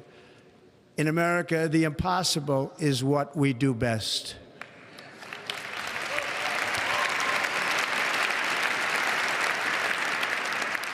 From New York to Los Angeles, from Philadelphia to Phoenix, from Chicago to Miami, from Houston to right here in Washington, D.C., our country was forged and built by the generations of patriots who gave everything they had for our rights and for our freedom. They were farmers and soldiers, cowboys and factory workers, steel workers and coal miners, police officers and pioneers who pushed onward, marched forward, and let no obstacle defeat their spirit or their pride. Together they laid down the railroads, raised up the skyscrapers, built great highways, won 2 world wars, defeated fascism and communism, and triumphed over every single challenge that they faced. After all we have been through together, we stand on the verge of the 4 greatest years in American history. With your help, we will restore America, promise, and we will rebuild the nation that we love, and we love it so much. We are one people, one family, and one glorious nation under God. So to every parent who dreams for their child, and every child who dreams for their future, I am with you, I will fight for you, and I will win for you. We're going to win like never before.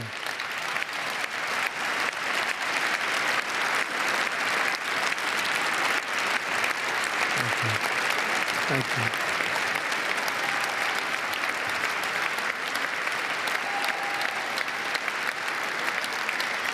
Thank you. Thank you.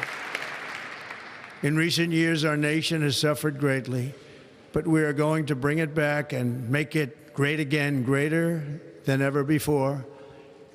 We will be a nation like no other, full of compassion, courage, and exceptionalism. Our power will stop all wars and bring a new spirit of unity to a world that has been angry, violent, and totally unpredictable. America will be respected again and admired again, including by people of religion, faith, and goodwill. We will be prosperous. We will be proud. We will be strong, and we will win like never before. We will not be conquered. We will not be intimidated. We will not be broken, and we will not fail. From this day on, the United States of America will be a free, sovereign, and independent nation. We will stand bravely. We will live proudly. We will dream boldly, and nothing will stand in our way because we are Americans. The future is ours, and our golden age has just begun. Thank you. God bless America. Thank you all. Thank you. Thank you very much. Thank you very much. Thank you.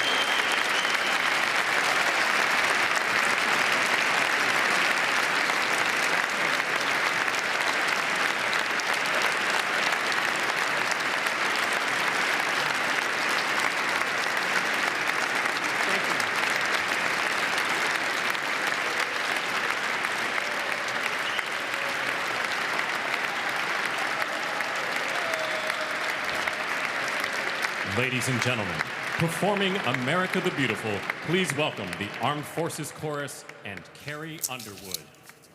Okay. Here comes Carrie. And with that, we have the 47th President of the United States. Donald Trump is now in office. And we're going to dip back in, I think, and we're going to listen, I think, to Carrie Underwood.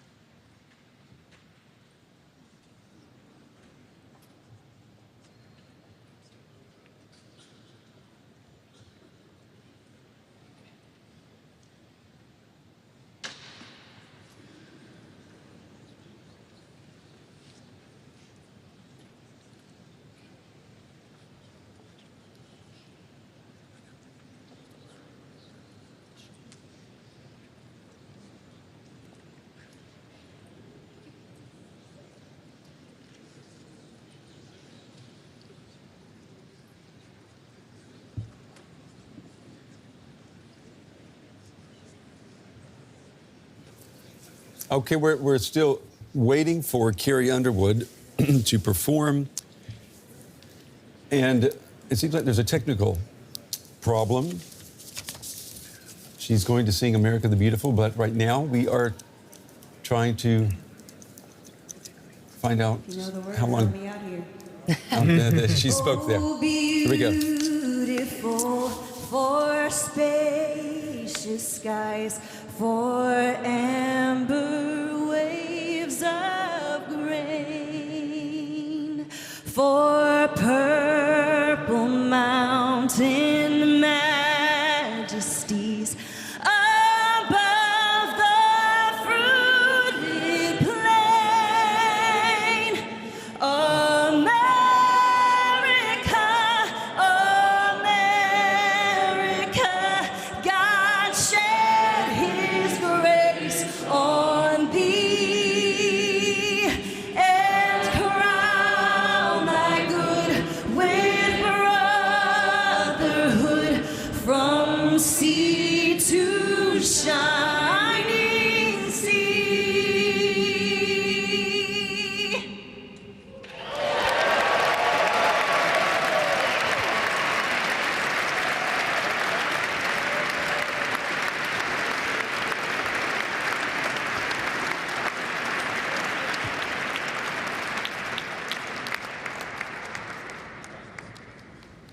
Okay, and we're back. And so Carrie Underwood, she proved that you don't need a band to sing America the Beautiful. Ladies and gentlemen, Senator Fisher will now introduce the benediction clergy. Okay, we're gonna listen to the benediction, then we're gonna come back to you. Rabbi Ari Berman, Pastor Lorenzo Sewell, and Reverend Frank Mund to provide prayers of benediction.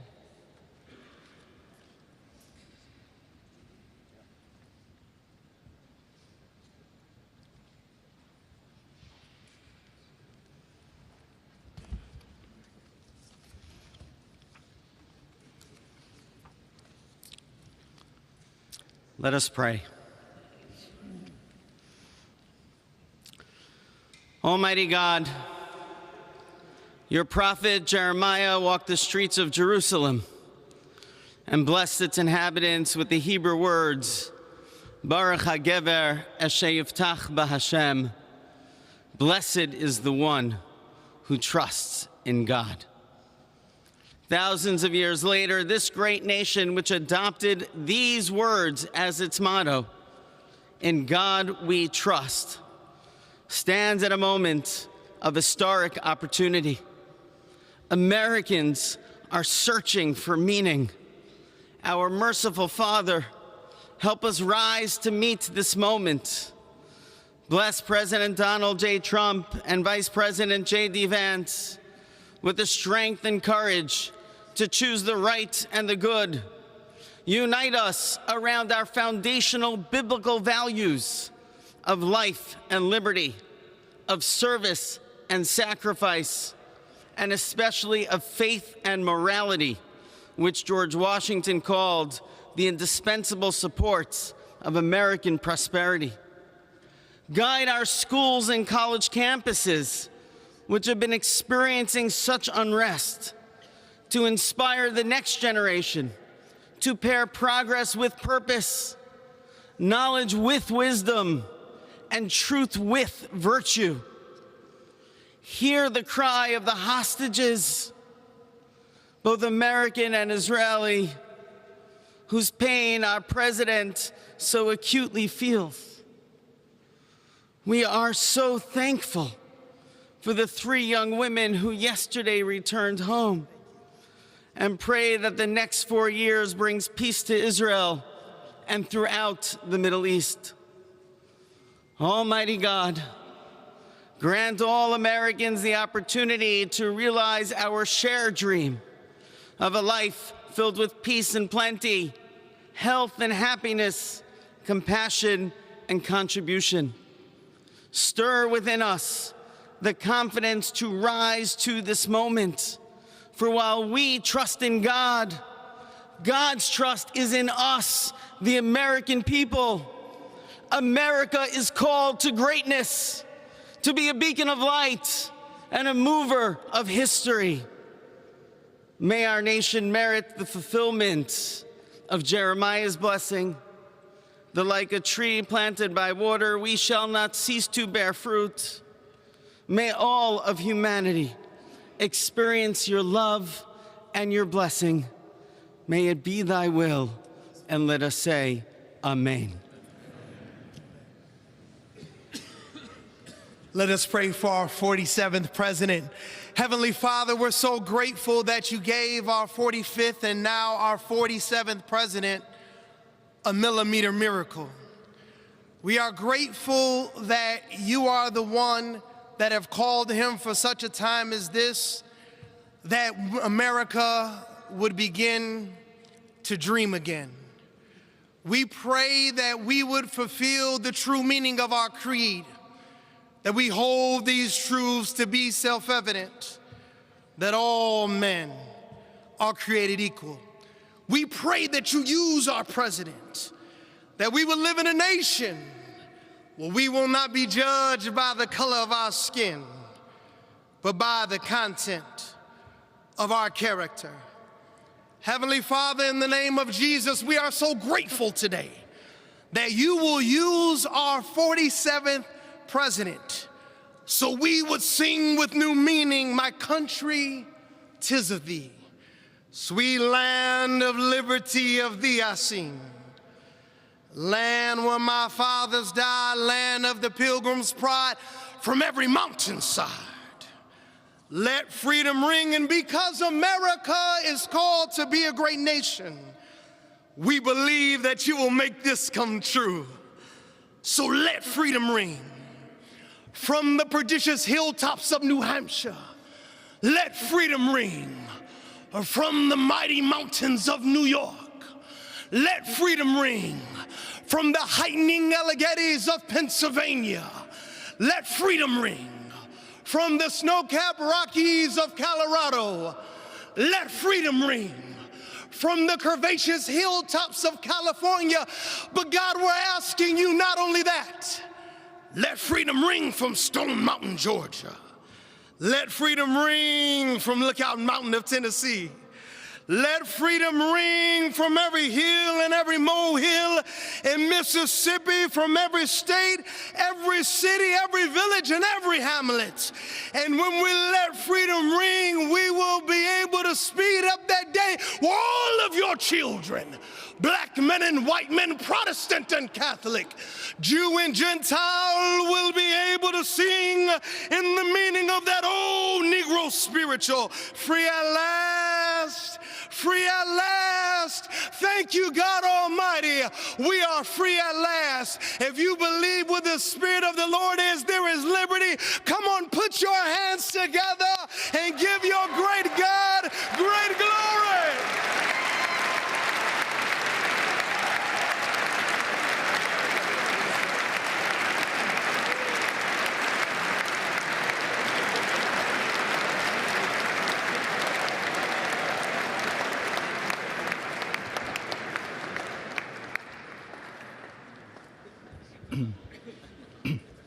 Almighty and eternal God, we gather here today in reverence, joined in our shared hopes and dreams for our beloved nation.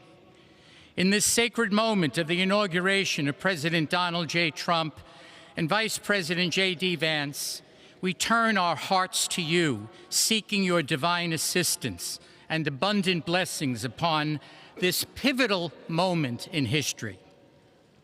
We come before you with profound gratitude for the many gifts you have bestowed upon our land. Thank you for the freedoms we cherish, for the strength of our communities, and for the resilience of our spirit. As our President and Vice President embrace their newly appointed roles, we humbly implore that your everlasting love and wisdom will envelop them. Grant them the clarity of mind to navigate the challenges that lie ahead and the compassion to serve all citizens with fairness and integrity. May their hearts be filled with a giving spirit and sincere understanding for those whom they represent. May they be beacons of hope in times of uncertainty and prophetic voices in defending the dignity of all created life. We pray for a spirit of collaboration to flourish in our government and across our nation, fostering an environment where dialogue and heartfelt listening will prevail over division or discord. May each decision made by our President and Vice President reflect the values of justice and peace. As we embark on this new chapter, we also seek your comfort, O God, for those who feel lost or disheartened.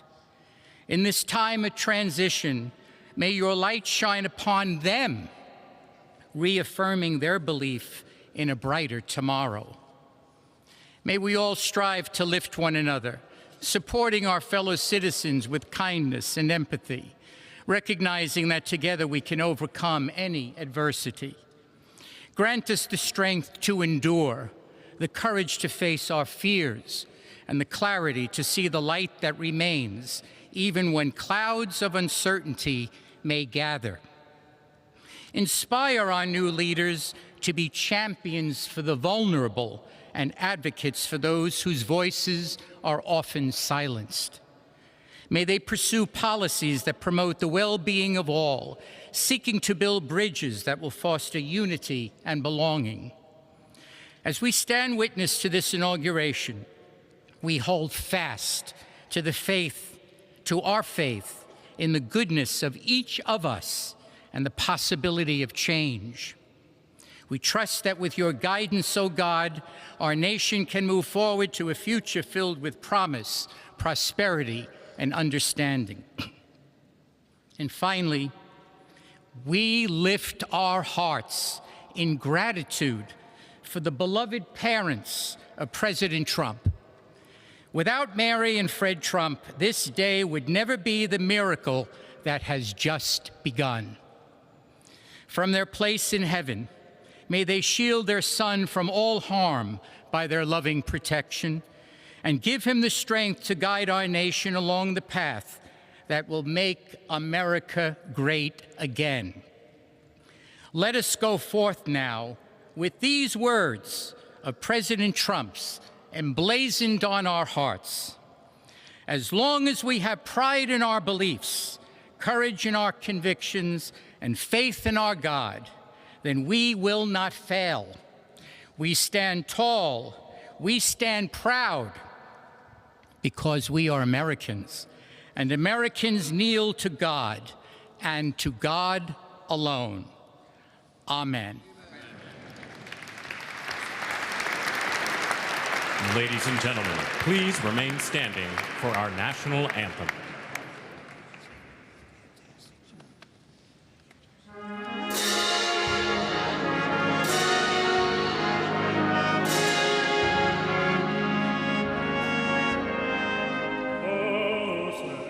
Can you say, oh, the guns where they lie, what so proudly we hailed at the twilight of the gleaming, whose blood stripes and bright stars through the perilous fight of the ramparts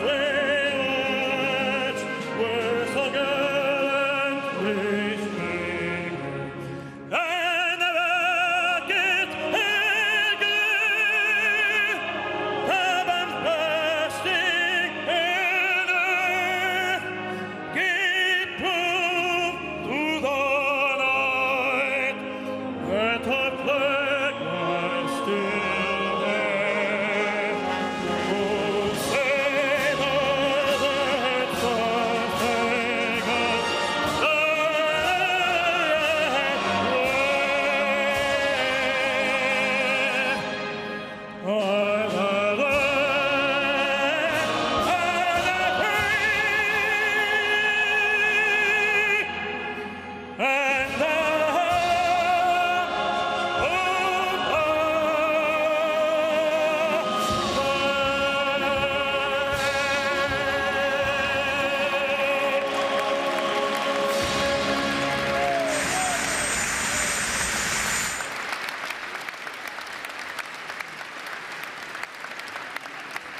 Ladies and gentlemen, please be seated.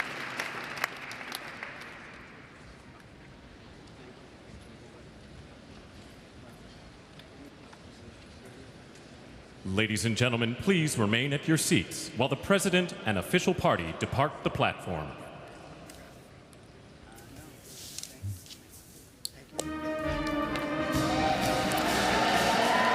Okay, so the ceremony is coming to an end, and we now have the 47th President of the United States, Donald Trump. So, Rachel, let me ask you, what stood out in Trump's inaugural speech? I mean, it started somewhat optimistic and positive with this, the golden age of America begins now.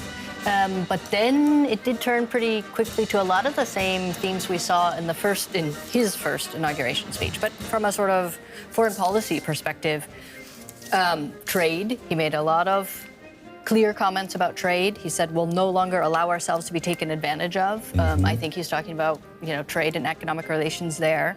And they're going to overhaul the trade system to protect American workers and families. He was clear about that. And he spoke of an external revenue service. Yes, tariffs and taxes on foreign countries that he said will bring, quote, massive amounts of money coming into the Treasury from foreign sources. So we don't have to tax Americans. We can get it from tariffs and trade on foreign companies. Clear messages on energy, right? Drill, baby, drill, he literally said in the address. He's going to declare an energy emergency. So he's going to massively reduce prices. He also talked about America's energy as a kind of manufacturing advantage, right? That we can boost our manufacturing because we have this inexpensive energy. So that was clear. Let me just interrupt right there. He said that 8 years ago. I remember he promised, particularly to workers in the Rust Belt, but manufacturing workers across the country, he promised to bring those jobs back. That really has not happened. That really has not happened. I mean, Biden, in many ways, continued similar. I mean, he really continued with a strong emphasis, but he merged it with a climate agenda, and Biden, and that very clearly is getting overturned by Trump. I mean, Trump specifically said that. So there's still this emphasis on, manufacturing. We'll see if Trump manages, better this time around than he did the first time around. He's got more experience. Maybe he's going to put a few different people in place, but it turns out it's also difficult to do these things, right?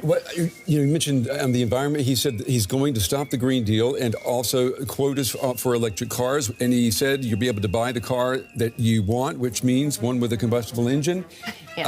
What's that going to do here in Germany? Because, in Germany, we've got Volkswagen right now looking at sales that have just dropped. And there's a worry that German automakers have missed the electric car revolution. And here you have a U.S. president saying, I'm not going to let that revolution hurt our auto industry. Will that have a positive knock-on effect here as well? I mean, the answer to that, Brent, depends on whether you think the transition to electric vehicles is inevitable or not.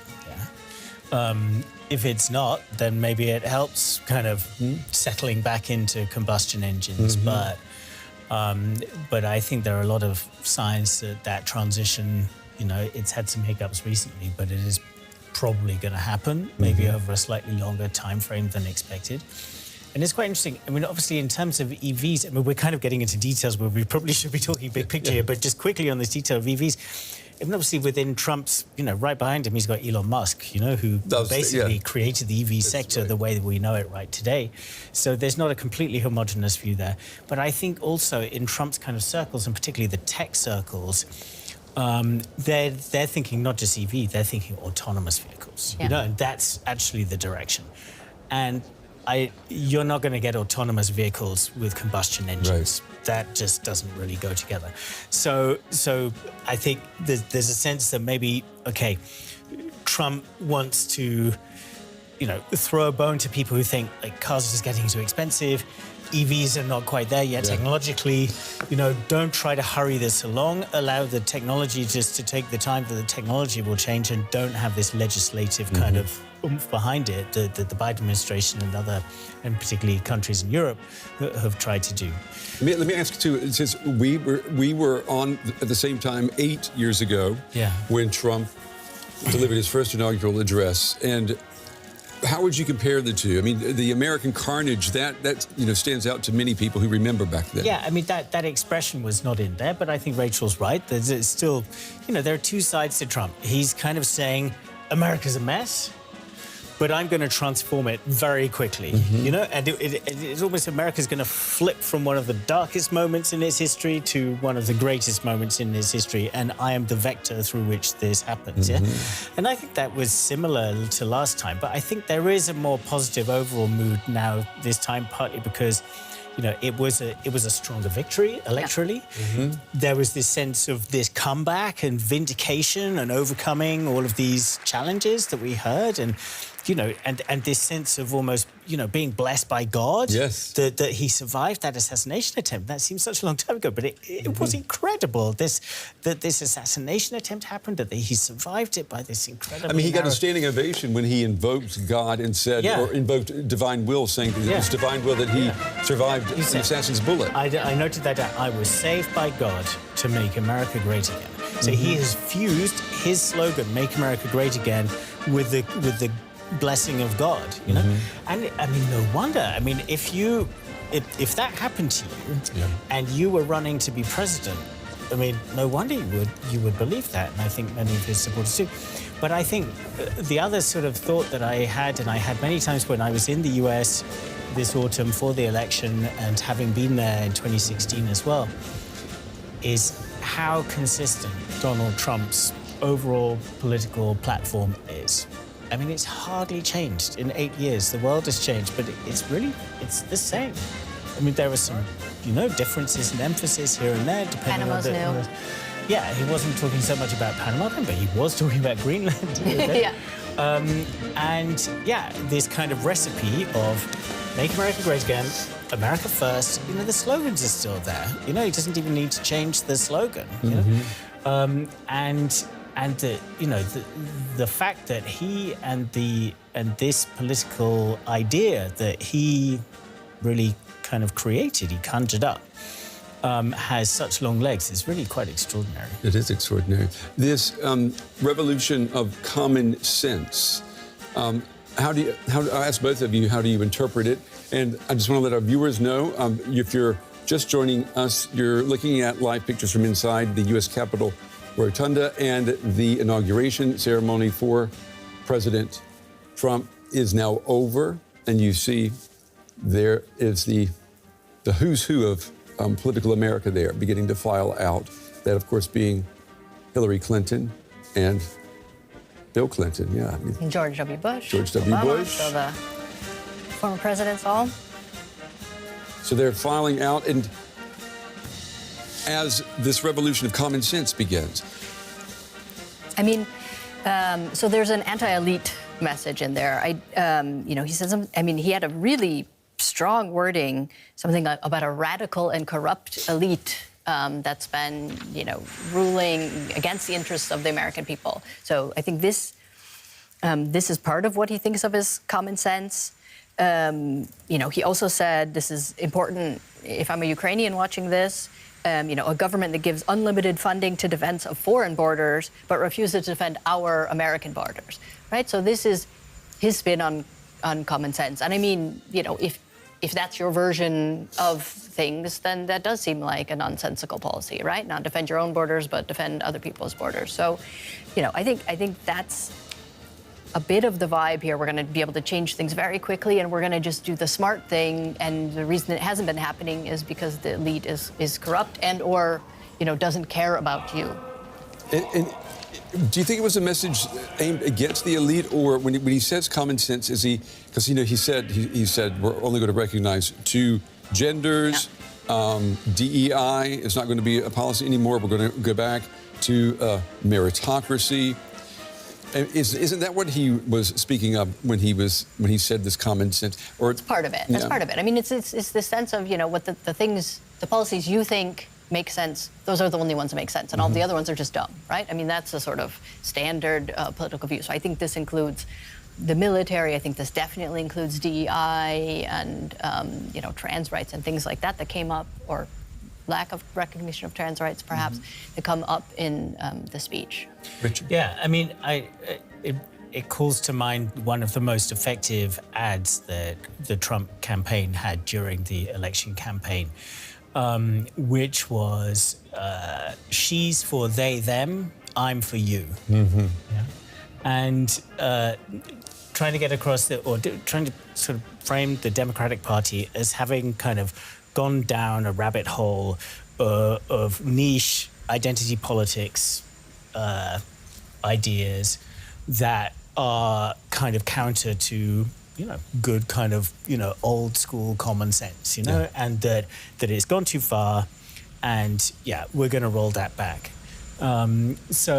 And I think by using an expression like common sense, it really tries to emphasize or tries to remove any sense of an ideological sting behind that it's kind of driven by, antipathy towards minorities or something, or just to say, no, it's not that. It's just that this got all too highfalutin for kind of people. Mm-hmm. But obviously, people in the trans community in the US are going to be worried about this. And it is quite interesting. I mean, there's one thing where Trump is not wholly consistent between 2016 and today, because back in the 2016 campaign, the kind of trans rights were only beginning to kind of peek into the public debate then. And it was a lot of discussion about which bathroom people would go to. Yeah. And he, at least on one occasion during that campaign, he said, I don't care which bathroom people to go to. Mm-hmm. So he actually staked out a pretty, kind of progressive or like chill out kind of position on that.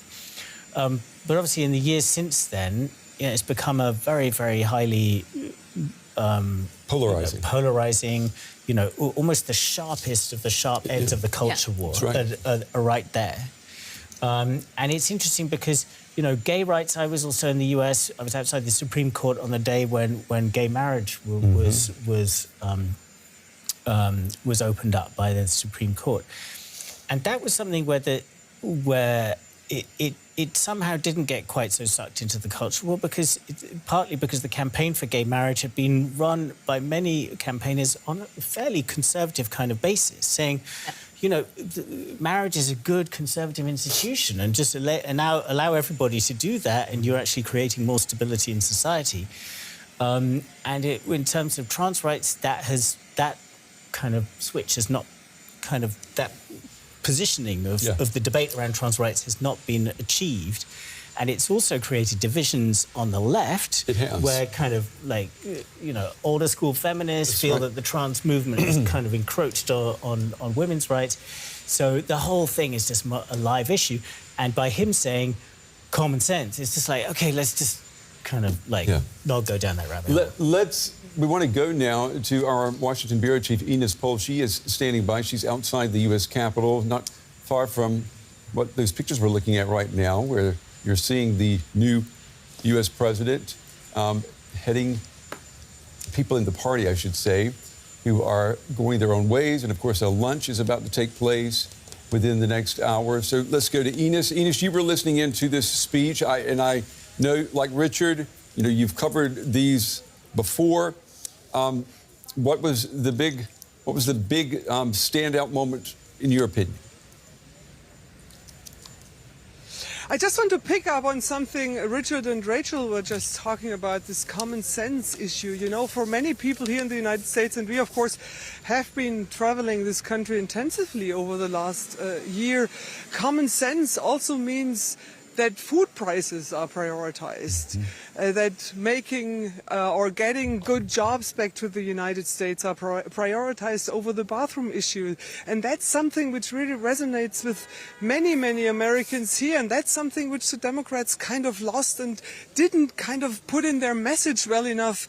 Many Americans and many who voted for Trump maybe the first time were thinking that he is taking better care of their everyday needs. And all these other issues, which of course are important for millions of people here and around the world, don't affect their lives immediately. So I think we have to put this a little bit into perspective when we're talking about what he means or what he wants to kind of address when he talks about common sense. What stood out to me, it's of course also what he didn't talk about. He didn't talk about Ukraine. That's interesting because that was something he campaigned on intensively. He said, I'm gonna end this war in Ukraine on day one.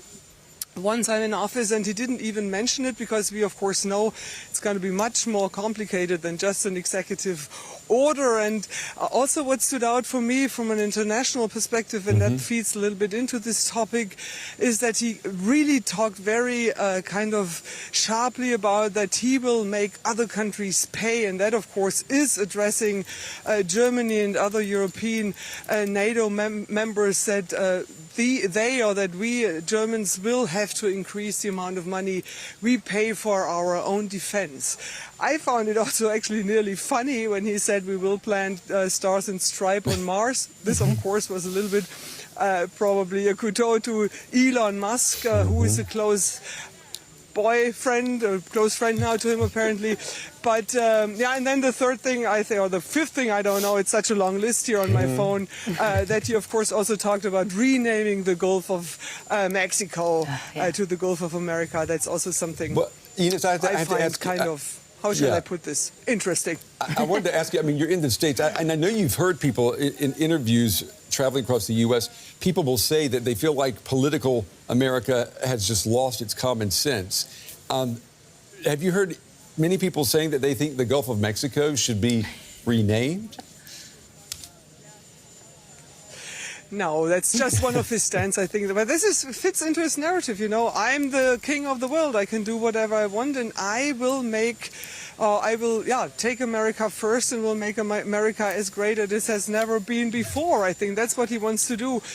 So this is, of course, just a kind of a self-promotion thing, but it also resonates with people. Does it matter to people? Not really, but that he, the president, the elected president of the people, says that he will take America first, whatever it costs. That does resonate with many people and gives them the feeling, you know, we are worth a lot, and they feel entitled because of that. And that's why he says that. He's very good in addressing topics which maybe don't make a lot of sense, but which just like resonate with many Americans, not only the MAGA people. Yeah.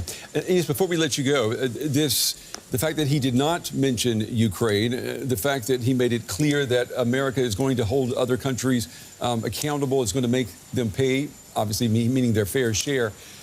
What do you think that means for the halls of power here in Berlin and in Brussels? I mean, based from where you're standing, do you think Europe is prepared for this next Trump tsunami? I think they didn't take the 4 years they had, Europe, Germany, maybe also many other countries. They knew that Trump might come back and that he might be re-elected, and that he will ask to the Europe and Germany, other bigger countries, of course, as well, to not only pay their fair share, but carry the burden by kind of also making soldiers available to protect certain areas. So no, I would not say that Germany is prepared in a way it could be prepared, and the same is true for the European Union. And now they're kind of running out of time. So that's a lot of pressure he put out here today during his first speech as the 47th President of the United States. All right. Our Washington Bureau Chief Ines Pohl braving the cold force outside of the U.S. Capitol. Ines, as always, thank you very much.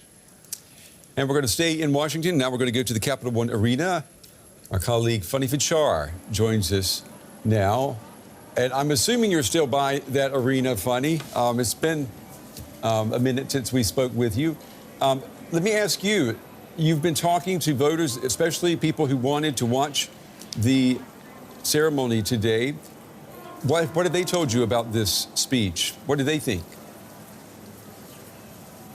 Well, first of all, it was quite of an incredible atmosphere unfolding here at that very moment when Donald Trump was sworn in as the next president of the United States. You could literally see this, or feel, in fact, this tension that there was before all of this. whether he's going to return to the White House. And the supporters here really burst into spontaneous shouts of USA, USA, and that quote, "We got a president." So you can really sense this sentiment of relief amongst them that finally now, according to their reaction, with Donald Trump returning to the White House, this country is going to enter a new and better era overall. So all of that, what he said today with regard to domestic politics especially, is linked very much to hopes and expectations that the lives are going to improve for Americans here. And Funny, let me ask you to put your international relations hat on, because our viewers know you do a lot of reporting from here in Europe, particularly from Eastern Europe. You're from Hungary, and we know that Viktor Orban, the Prime Minister, is a friend of Donald Trump. The two men respect each other. What message did Donald Trump send to Europe, to Eastern Europe?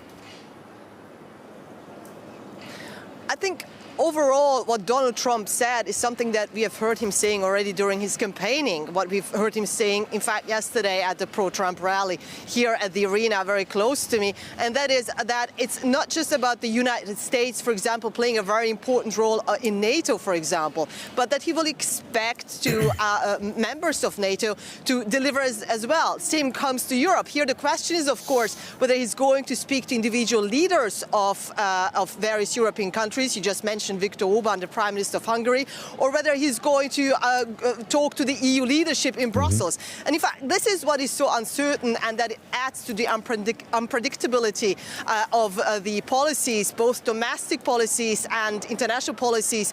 What is to come with Donald Trump back in the White House? What I find quite interesting, though, when you talk to people here on the ground and when you ask them what is important to you, in fact, the people told me today it's not immigration, which is the cornerstone of domestic politics of Donald Trump, to make sure that there's an aggressive deportation policy in place against undocumented workers. But what they emphasize here over and over again is the economy. They want the inflation to go down. They simply want to have more money in their purse. And they really hope that with Donald Trump as the 47th president, that's going to be put in action, even though if you look at what he also said in his speech, and that is to have tougher tariff policies, you wonder whether actually Donald Trump may have promised too much. We just will have to see, both when it comes to the economy in the US, but also when it comes to forging new relationships internationally and looking at old relationships from his first term. And I'll ask you, before we let you go, Funny, I'll ask you what we've all been talking about here. What went through your mind when you heard Trump say that this is the beginning of a revolution of common sense? Well, the question is, I think, if you look back at what he said before the speech, that he wants to have an uplifting and unifying speech overall, right? You do wonder what he said today when it comes to common sense. How do you define that? It really is always a question of perspective who you speak to. So when it comes to the supporters, and the supporters that I've been speaking to, who are really feeling like they are being inaugurated themselves with Donald Trump today, they say whatever they believe in and what Donald Trump believes in is what common sense should be. If you walk just a few blocks from here, you will also meet people who oppose Donald Trump, because there are also various rallies announced in various spots of the United States who are against Donald Trump's policies. They will say that whatever he means by common sense is outrageous and is going to actually bring the United States very much backward, and not for what it stands for after post-World War II and the values that the United States carried afterwards. Okay. Funny Fichar for us there in Washington, D.C. Funny, good to hear from you. Excellent reporting, and thanks for braving the cold for us. We appreciate it. And here in the studio, Rachel, I understand you have, it's a busy day for you. So I'll go ahead and let you go, but thank you very much for being part of our coverage. It was good to get your input, your insights. Good to have you here at the big table. Yeah, come back again. I will. Thanks for having me. And you're leaving me here with Richard, so it's me and you, Richard, now. So let's moving forward, Richard, because we've got a little over 7 or 8 minutes. What can we expect tomorrow? from this new Trump administration? Because he's already said he's going to declare a state of emergency at the border. So, I mean, I think over the course of the next few days, we're going to see, there's talk of these executive orders. Not all of these executive orders mean that there's a snap of the fingers and suddenly everything's different. This is actually trying to kick various bureaucracies into action to change certain things. But, I think we're just going to, we obviously covered here, and everyone can remember the first, anybody who was following politics during the first term of the Trump administration will remember that it was a pretty wild ride. It's different from other administrations. He is, he's very active on social media. Then it was Twitter. Now it's his own platform. Just kind of putting things out there. And we've seen him doing this in kind of particularly stark style in recent weeks, putting out these ideas. We heard him talking about Panama in his speech. We've talked about Greenland, all of these areas where he really wants to apparently sort of shake things up in ways that are hard to predict. But just to quickly connect to what we were talking about, international perspectives on this, how it's going to go down in Europe, for instance. And actually, just for 1 second, we should take a moment. We see the president and the first lady coming down, also the vice president. It's the first time we've seen them together as well since they took the oath of office. And there is due to be a signing ceremony where it's possible he's going to be signing already some executive orders. So some of these first, things that we've been talking about. Yeah, that right there. Yeah.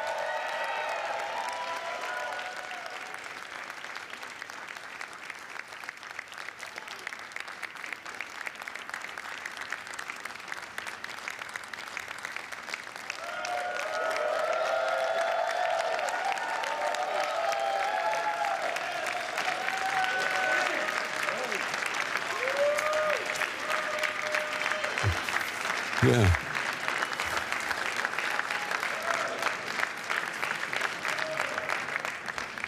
Well, thank you all so much for being here. And was that a hell of a speech or what? That was, man. That was a good way to start it off. I didn't know exactly what the president would put in that speech, and I hoped to myself that he wasn't going to hold back. And, sir, you didn't hold back. That was a hell of a way to start the next 4 years. But I just want to say from the bottom of my heart, and I know I speak for the president and for all of us, thank you, thank you, thank you for making this possible. We love you. We wouldn't be here without you, and we're going to make America great again together for the next 4 years.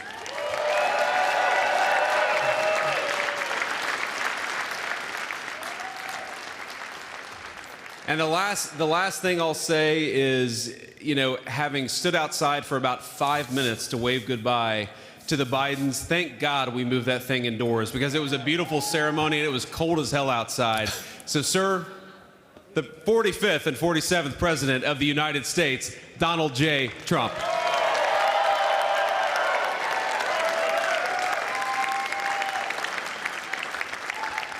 No, he's right. I said, oh, look at this beautiful sunny day. We blew it. And then I went outside and we were freezing. You would have been very unhappy. The sun was very deceptive, I will tell you. It is cold out. And I'm sort of saying, that was so beautiful today. Maybe they should do it there every 4 years. Does that make sense? I don't know. Because, the outdoor thing is really good, but it gets a little cold around this time of the year, as some people have noticed. And a lot of times they suffer through it. There was no suffering in that room. It was 72 degrees. It was perfect with the best acoustics I think I've ever heard in a room. This is not so bad either. But I just want to say, you're a younger, far more beautiful audience that I just spoke to. And I want to keep it off the record. I want to keep that off the record, because I don't want to have all those big shots up there. I don't want to think you're more powerful than them, you look better than them, and I love you. Now, we just had a great time. We just had a great day. This was amazing. When you think we took a journey, I mentioned in the speech, a lot of people said that was not a journey that was possible, and it was indeed possible. I didn't really know too much about what they were saying when they said that, but a lot of people felt it. And we hooked up with J.D. very early. I watched J.D. over a period of time. I endorsed him in Ohio. He was a great senator, and very, very smart. The only one smarter than him was his wife. That was, I would have chosen her, but somehow the line of succession didn't work that way, right? But now she's great and he's great. This is a great, beautiful couple and unbelievable career. I just said to him, you are very upwardly mobile, because he hasn't been doing it that long, but he picked it up so quickly. Remember, the first week was a little bit like the fake news was hitting him really hard. And I said, ooh, this may be tough, but after that, it was smooth sailing for him. He took on everybody. He took on the meanest. I don't want to use the word corrupt because we're into a new system, so let's wait till the corruption begins, because it will. But he took on some pretty mean people, and he handled it well. I want to also congratulate Mike Johnson for the job that he's doing.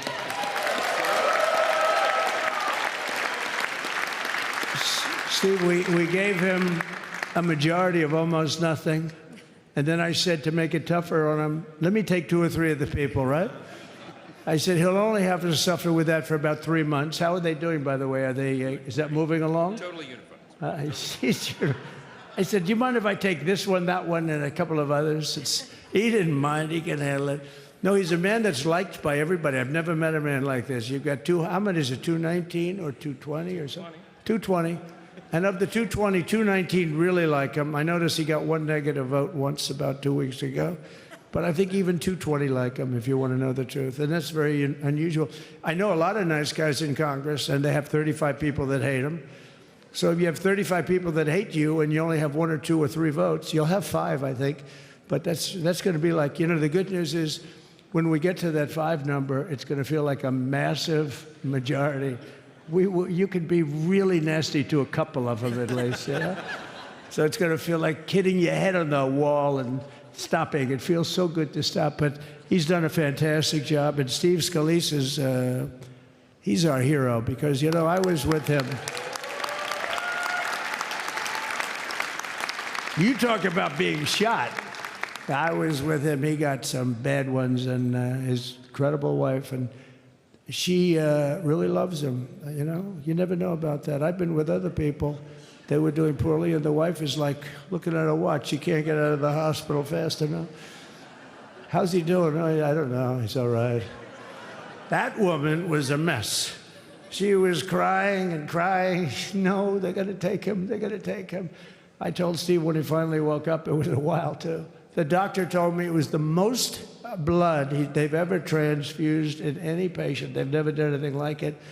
And here he is, the picture of strength, right? And he's been a great friend of mine, right? With a family, because of a family. And what a job you did. It worked out pretty much better than we even thought, right? And I did have a couple of things, to say that were extremely controversial. And between J.D. and Melania and anybody else that heard, please, sir, it's such a beautiful, unifying speech. Please, sir, don't say these things. I said, I'm telling you, it's going to play great. They say, you're right. For this group of people, it's going to play great. You're the only ones I hurt by not, but we had some beauties, didn't we, Melania? She said, sir, calls me sir when she's angry. No, I'm only kidding. I better say I'm only kidding, or the press is going to pick that one up loud and clear. No, but she said, no, I think it would be terrible. It's such a nice speech. I think it's, it all depends on your delivery. How was the delivery? Was it good? But she said it's such a beautiful speech. You can't put things in there that you were going to put in. And I was going to talk about the J6 hostages, but you'll be happy because, it's action, not words that count. And you're going to see a lot of action on the J6 hostages. See a lot of action. And I was going to talk about the things that Joe did today with the pardons of people that were very, very guilty of very bad crimes, like the Unselect Committee of Political Thugs, where they literally, what they did is they destroyed and deleted all of the information, all of the hearings, practically not a thing left. They deleted all the information on Nancy Pelosi having turned down the offer of 10,000 soldiers. You wouldn't have needed 10,000. You could have had 500, and it would have stopped. Because we may have had 1 million people that day, the people that were there. You don't see any photographs, but we have a lot of great photos. But you don't see those photographs. They don't put them in. They show the people at the Capitol. But I was talking about that. I was going to talk about that. They said, please don't bring that up right now. You can bring it up tomorrow. I said, how about now in front of the I'll bring it up right now. You know, this little time delay is good because we're getting great reviews on the speech. Now watch. They'll take the speech and say, I didn't like it because he left there and he's talked to people. But we're giving you a little more information than we gave upstairs. But no, they pardoned a lot of people. They pardoned, before we even get to today, they pardoned, 33 murderers, absolute murderers, the worst murderers. You know, when you get the death sentence in the United States, you have to be bad because they don't give it much. And he pardoned almost everybody having a death sentence. And if you went through the crimes that were committed, you wouldn't even believe them, the level of violence, the people that were killed, the innocence of people that were killed and children killed by these people. And he pardoned them for whatever reason.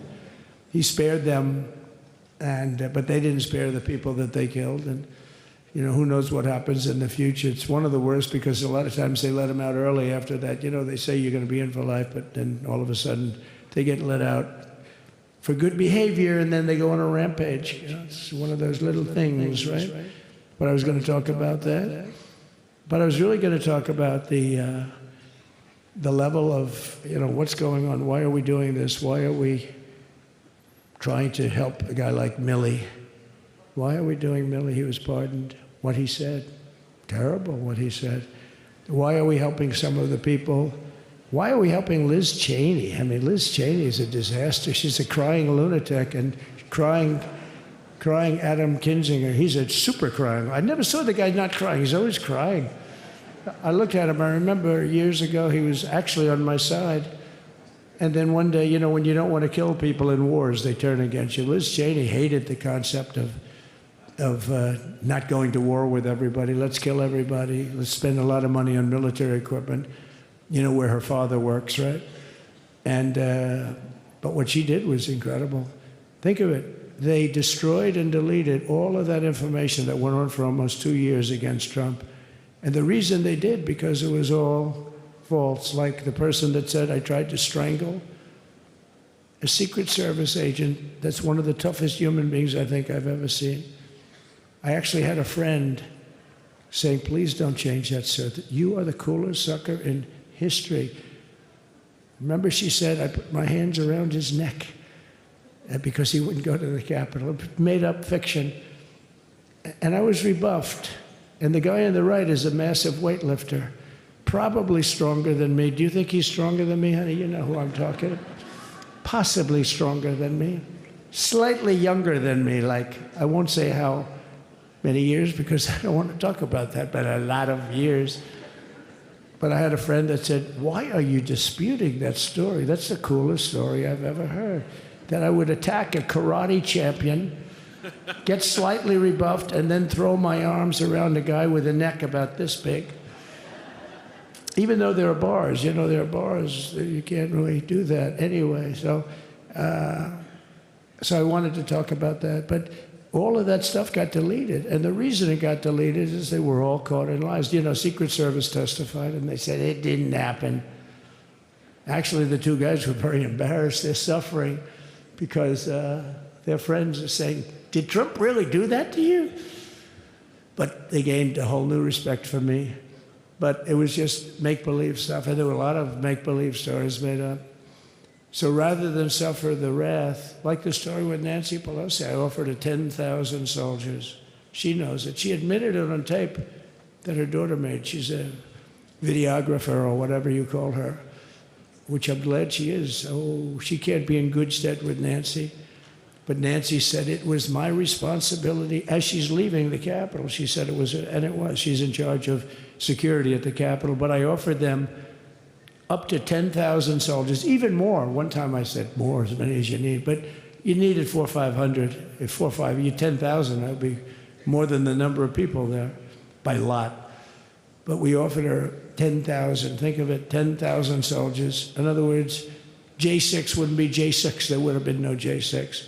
But she rebuffed them. She didn't like it. No, she didn't like it. Maybe she wanted that to happen. But she's guilty as hell. And now we would have to go through the process because they destroyed all evidence. They deleted everything. There's virtually nothing left. The other fake story and so many other fake stories. And many people came out on our side. And those people now would got to find them. There's nothing left. So that's a criminal offense. If that were a civil case, it would be a criminal offense. If that happened civilly where you did that, it would be a criminal offense. So I decided I'm not going to make this speech complicated. I'm going to make it beautiful. I'm going to make it a unifying speech. And then when they said we have a group of people that are serious Trump fans, I said, this is the time to tell those stories.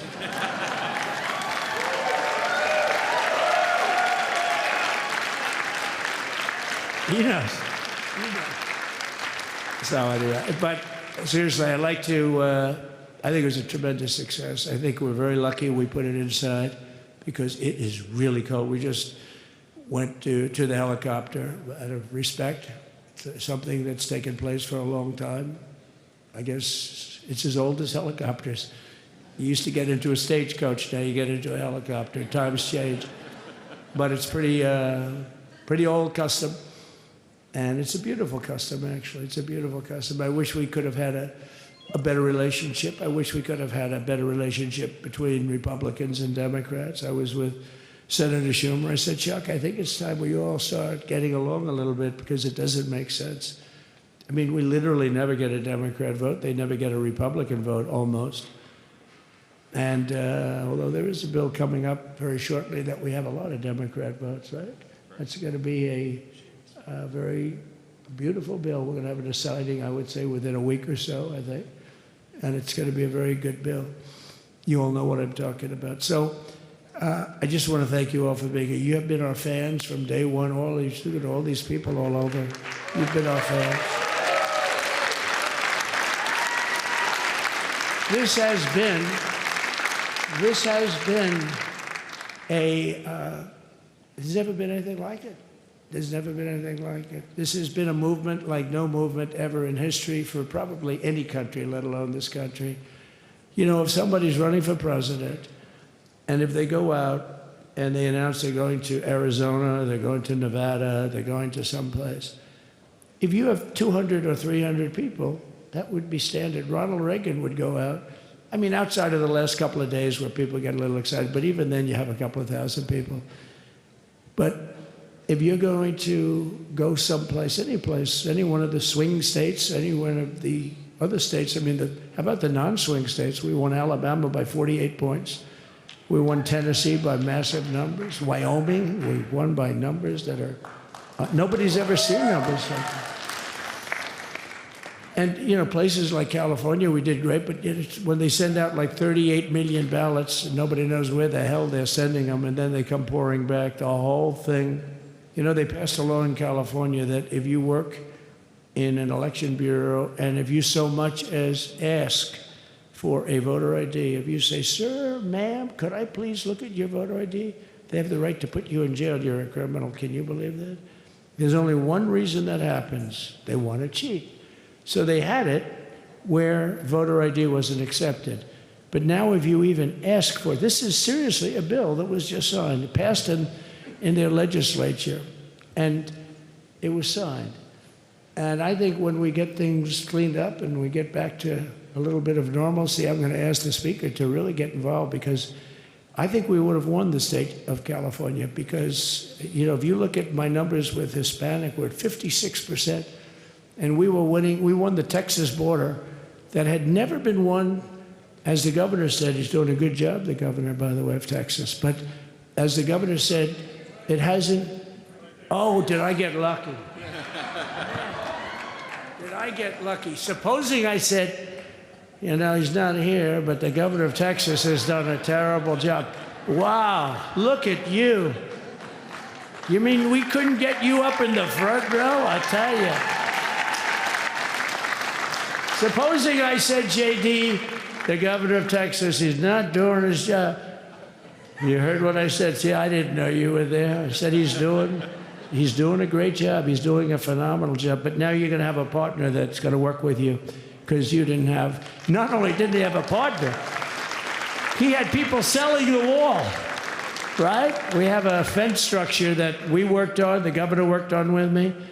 And I didn't love it, to be honest with you. I wanted a nice precast concrete, 40, 50 feet high, like a beautiful, could have been a T-shape, Y-shape.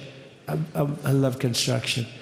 I wanted that sucker to go up maybe 50, 60 feet. It would have looked beautiful, a nice Y shape. And they said, the problem is, sir, they climbed that like a rabbit. I said, what do you mean? No way. And they brought some of these guys out. They climbed it like... And the other thing is you hit it with acid and the thing will disintegrate. They have things for concrete. So they needed very hardened steel, very special steel. And then they needed 7,000-pound concrete inside that steel, inside that steel. And then they have a rebar that's the toughest steel made. Very hard to cut. So this is why very little is cut. I mean, it's right. And then they put a anti-climb panel on top. I hated it. I said, it's so unattractive. And I said, why would that work? I don't believe it works. And I went to watch the Border Patrol, gave a display. We had actually 2 sets of climbers. The guys that climb up walls with drugs on their back, I mean, they got like 60, 70 pounds of drug, and they go as fast as you can walk. They go bip, bip, bip. Or we have Mount Everest-type climbers. And honestly, the drug guys were much better. I couldn't believe it. The drug guys blew them away, right? But it's true, the anti-climb panel, they couldn't get around it. They just couldn't. You didn't have it. So sometimes you sacrifice beauty for efficiency. And we did. So we built this wall, and we built over 500 miles of wall. That's why we had such good numbers. The famous chart that came down, very thankfully, the chart that came down on my right, Governor, had I not looked over there, I'm not speaking right now. You might be speaking here. You want to know the truth? You, J.D., and we've got a lot of great people in this party, but I got very lucky, but we had the best numbers we've ever had. But I bought, what happens is when you fill it up, it's like water. You fill it up. Now we have 571 miles of wall. And they would always say, when we renovated a wall, so there'd be like a piece of plywood sitting there for 60 years, or a 2x4 sitting for 60 years on the ground and rotting. Because, and they'll say, you didn't build a new wall. Here we're building 50 feet up in the air, 30 feet sections, 50-foot sections, all steel, all concrete, all everything. And all, by the way, they don't even want me to say this, but what the hell, doesn't take that long time. They're all wired for all of the equipment. We put wires in everything so they can easily wire for all the different types of equipment. And if there's a doubt, we have a wire. Whenever we just look, you just find the wires all over the place up top, so we can just hook it up. We don't have to have wires on the outside, which wouldn't do too well, right? So anyway, so we built an extra 200 miles of wall, and the governor wanted to buy it. He tried to buy it, and they wouldn't sell it to him. He wanted to put it up himself. Could have been done in 3 to 4 weeks, 200 more miles, because when you do it now, they just keep going further out, further out, further out, getting around. So we did an extra 200 miles, and it was all bought.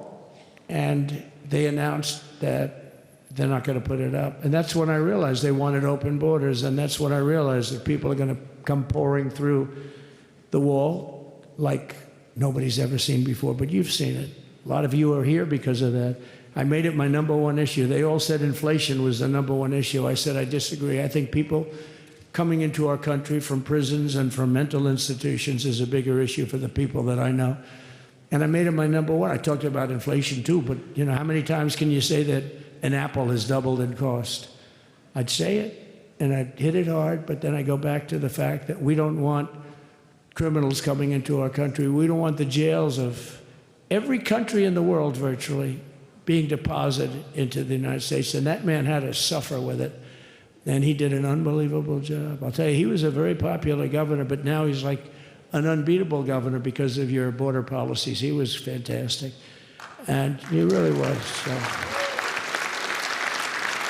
Governor Abbott, He's a great man, a great leader, and but it did make him more. Did you do it? You didn't do that for politics. You did it because you wanted to do the right thing. But I'll tell you, it sure as hell worked for politics too. It's self-preservation. That's right.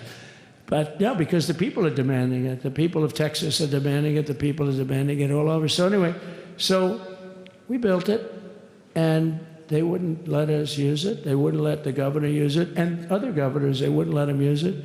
But he was the leader of the pack and did a great job. And then we heard about a month ago that not only wouldn't they let us use it, they were selling it. They were going to sell it for 5 cents on the dollar. Now, 5 cents on the dollar then, but today it would cost more than twice as much to build because we bought it like 6 years ago. And it was just sitting on the ground, and that does not do well for the whole thing. But it was just sitting on the ground, and I heard about it. And I called the governor, and I called a lot of people, your attorney general. And here's the story. They were going to buy it, and these are great business people. They were going to buy it for 5 cents on the dollar or less, and they were calling us up, we'll sell it to you for 200 cents on the dollar. In other words, it will cost you twice as much, so it's 200 cents on the dollar. I said, can somebody explain that to a judge? I mean, how corrupt is that? You'd think they'd say, maybe we'll sell it to you for 20 cents, 30 cents, but not 200 cents. So they were going to buy something for 5 cents, and they were going to sell it to us for a fortune. They were going to make they'd have it down in Fortune magazine, they'd put it of the deal of the year, okay? You buy something like that. But it was so corrupt and so horrible. And when we told that to the administration, they didn't care. They just kept going forward. They couldn't care less. And they kept going forward. They knew that they were trying to sell it back to us. They would have sold it back to us. You would have ended up buying it. You would have paid probably 50, 60 cents, who knows. But they were going to use it for scrap metal, but then they made a much better deal. They could just buy it and sell it to us for 15, 20 times what they paid. Okay, if you're just joining us, we are listening to President Trump. New President Trump just took the oath of office several minutes ago. He is still inside the U.S. Capitol. We're expecting the signing ceremony to take place at any moment now. He's speaking right now to his supporters who followed him after the inauguration ceremony. Here in the studio with me is our international editor, Richard Walker. We've been watching this historic day, Richard, and now it's time for the president to get down to business, and he's already talked about the executive orders that he signed. Yeah, so we're expecting from him either right now or also at least in the next few days a series of executive orders, some of them, dealing with some of his kind of signature priorities like the border, so declaring an emergency on the border, which enables him to take significant action to try to tighten up security on the border. This is something that was incidentally, which he had announced in his first term, was then taken away by Biden and now is going to get reimposed. We're expecting action on energy, on drilling, on all sorts of things. But I think maybe for anyone who's been watching the last half an hour, it's quite interesting. We've been sitting here thinking, he's about to sign any moment. And then, of course, this is Donald Trump, and he has a... And we're witnessing kind of what he talked himself about in the last campaign as being the weave, this kind of meandering style of speaking, which is, it looks like he doesn't even have a speech before him. I mean, usually, he's famous for drifting away from the text of a speech. Well, it looks like maybe he doesn't even have a speech in front of him this time. He's just speaking, and he's certainly blowing up the schedule that we have in front of us, because I think he was supposed to be here for about 5 minutes before signing. Almost an hour ago, yeah. And I think his speech, his weave here is probably pretty much as long now as the actual inaugural obvious he feels at home in front of these supporters. And you just see, I mean, he's funny, he's conversational, he's chatty, and he kind of drifts here, drifts there, but he does always kind of come back to the thread and come back to the point. And, I mean, this was discussed a lot in the election campaign. The Democrats were trying to say, he's going senile, trying to kind of turn some of the attention that had been on Biden onto Trump for being, old, and saying that his speeches were getting longer and more meandering. But this is just his style. And I think this is one of the things that has really earned him the support that he's gained during his life in politics. That people feel he speaks to us like a normal human being, and not somebody doing some rhetorical speech which has all of this kind of rhetorical devices in it, but it's nothing like what a normal person would say to you. That's true. That's true. And you really do get the impression too that here he lets his guard down. Yeah. And he's even in this speech here he's been talking about the things that he did not include in his inaugural speech. Mainly, the one that stuck out to me was that he didn't say much about the January 6th people who've been convicted, the J6 hostages is what he calls them. He said he wanted to mention that, but he was told not to. And of course, by doing that, he knows the cameras, he knows the world is watching, but he creates this feeling of intimacy in the audience that he's speaking to. He came down, he kind of joked at the beginning, oh, this audience is much younger and much better looking than the audience in the rotunda where I just made the inaugural address. So, I mean, you're getting a glimpse of his personality here. But you also, I mean, I was, for instance, we mentioned it earlier, this address that he gave in Butler, Pennsylvania, not the one where he was shot, but the time when he returned there. Right. I mean, he just spoke for a very long time, and it was getting cold, and people were beginning to leave because they'd been there all day. And you do realize that people are they love it, but also they're a little bit like, oh, this is dragging on a bit, once or twice, studying the faces of J.D. Vance and Mike Johnson, I did slightly wonder if they were just sort of wishing, oh, come on, let's get to the signing, Yeah, I mean, it is. I mean, they are running behind schedule, and I guess that they're thinking, well, he's president again, he's speaking, we'll let him have his time. But you can sense that they're ready for the signing ceremony to take place. Now, and when that's over, of course, there is a luncheon that takes place, but that's off camera. That's off camera, and usually all of the former presidents and their wives usually attend. But this year, the former presidents will not be in attendance.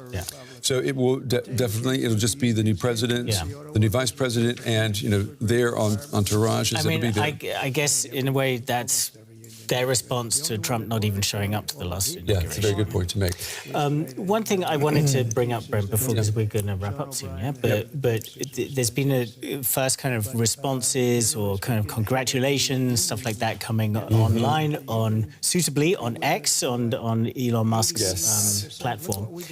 And we were just talking earlier with Rachel about how Europeans are kind of, they're bracing for this because they know that, Trump has been very critical on NATO member states, seeing them as free riders, and really wanting to, at the very least, push them to spend more on defense, which every president in recent decades has pushed for. That's true. But they haven't pushed as hard as Donald Trump.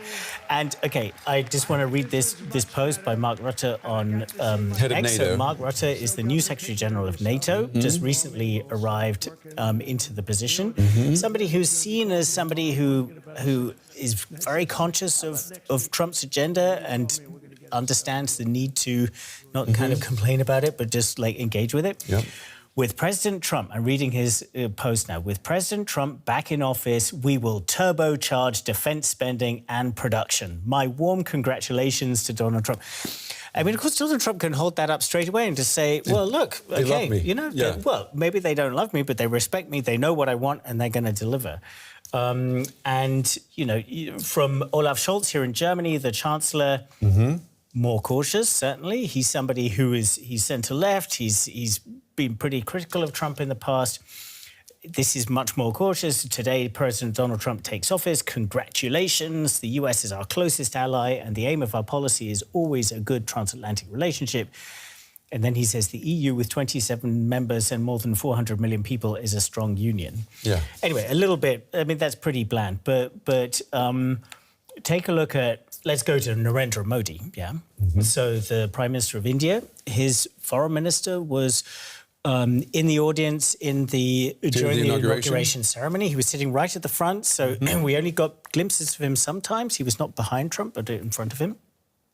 And for instance, he took part in the standing ovation when Donald Trump said that, I was saved by God to make America great again. That's right.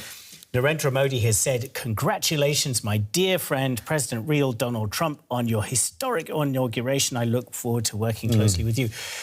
Narendra Modi is somebody who's had a very good relationship with Donald Trump in the past. India is certainly one of the countries that they're not feeling any of those concerns that the Europeans feel. They're pretty enthusiastic about Trump coming in. Richard, we are at the end of our special coverage, almost at the end. I want to thank you here for being in the studio with me, though. It's good talking with you. Excellent analysis, and we're keeping the tradition going. It's good to have you here. Thank you. All right, we want to remind you now of what we've been doing here with our special coverage. The main story on this very historic day, Donald Trump has been sworn in as the 47th President of the United States. The ceremony was held indoors under the rotunda of the Capitol because of freezing weather. I, Donald John Trump, do solemnly swear that I will faithfully execute the office of President of the United States the office of President of the United States and will, to the best of my ability, preserve, protect, and defend the Constitution of the United States. So help me God. Congratulations, Mr. President. Trump also signed dozens of executive orders. In his inauguration speech, Trump declared what he called America's decline is over. He vowed to deport millions of undocumented migrants, to expand energy drilling, to defeat inflation, and reverse measures aimed at boosting electric vehicle production. And the now former President Joe Biden and his wife Jill, they have left the U.S. Capitol, marking the end of the Biden administration's 4-year term. In his last hours in office, Biden issued pardons for several family members and a number of those who investigated the storming of the Capitol on January 6, 2021. And you've been watching our special coverage on this historic day, the inauguration of Donald Trump as the 47th President of the United States. I'll be back in about 90 minutes with more world news, followed by the day with special coverage. It continues of the inauguration of Donald Trump as U.S. President. Thanks for joining us.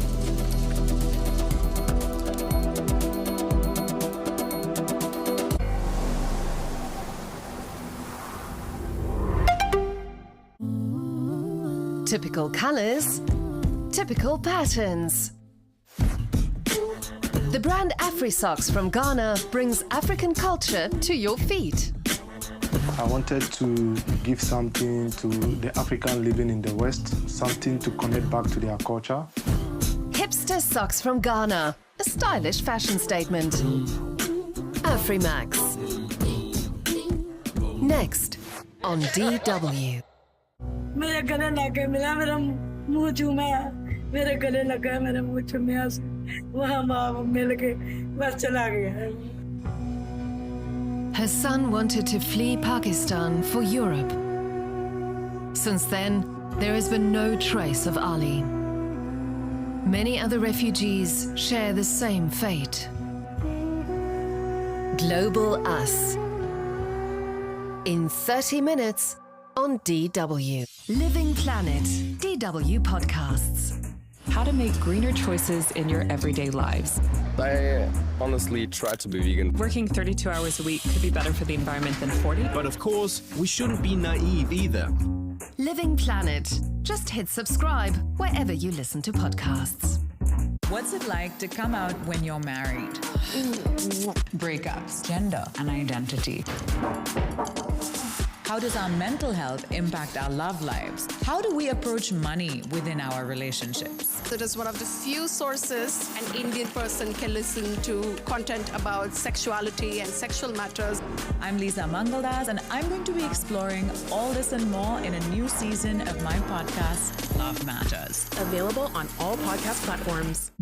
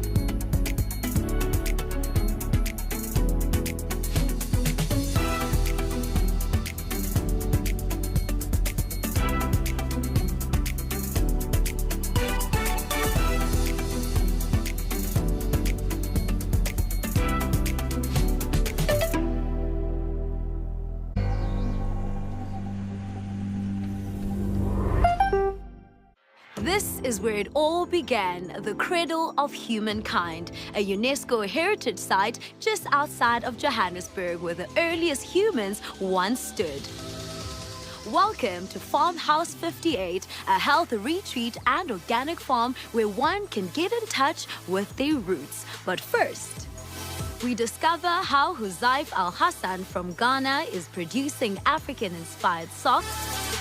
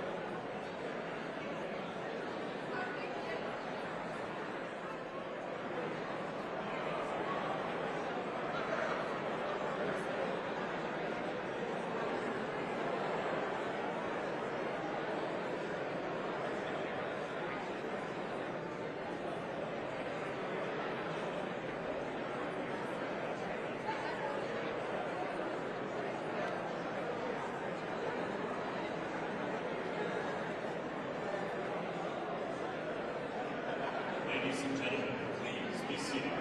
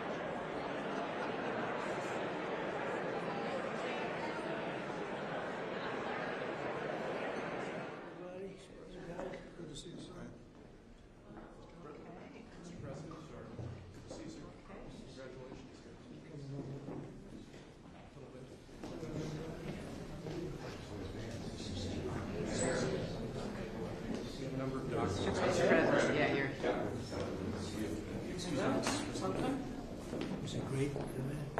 We went to the helicopter. It was freezing. The sun is a little deceptive. Yes, it is. So what would you like us to do? Sign your orders. Official documents. Okay, I assume they're going to be happy with these documents? Yeah, they're just, Might not be here. It's the next step. It's a tradition. Sir, the first is 22 cabinet and cabinet level appointments for your signature.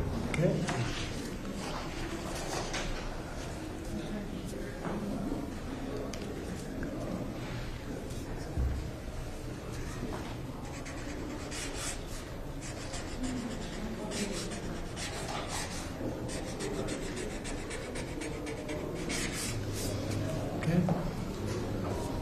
The next one will be, excuse me, the next one will be 47 sub-cabinet level appointments, sir. But you don't have to sign 47 times.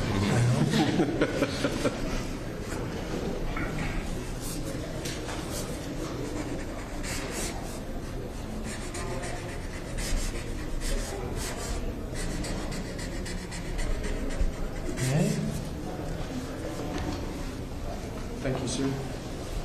Now 31 acting designations and appointments to effectively take control of the government.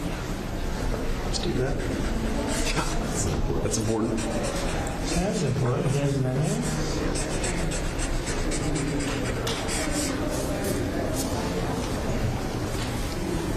Thank you. And we have 15 commission chairman and acting chairman appointments. Send here. Commission chairman and acting chairman.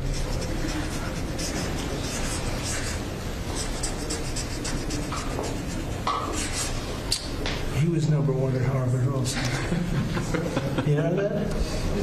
Good counsel. They have something in common. Thank you, sir. Lastly, we have a proclamation ordering that on all future inauguration days, including this inauguration day, that flags shall be flown at full mast. Very important.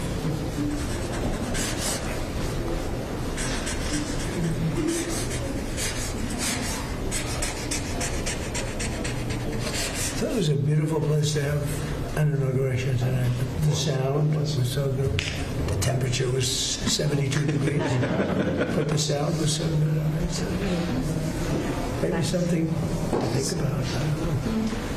Thank you. Okay. Good acoustics. Yes. All right. Now we, thank you. We go to lunch. Great. Very Nice to good. meet you. Thank you very much. There you go. Take that. All right. See you. Thank you. Thank you, sir. Did you have a good meeting with former President Biden? Very nice. Very nice. Beautiful custom. Mr. President, It goes back as long as helicopters. Before that, it was a stagecoach. But I thought it was beautiful. Thank you. Great job. Great job. Thank you. Check. Mr. President, do you have any reactions to the pardons President Biden did at the last minute? Well, I'm not going to discuss it now. I think it was unfortunate that he did that. We won't discuss it now. There's plenty of time to discuss it. Thank you very much, guys. Should we go to lunch? Thank you very much. Okay. Okay.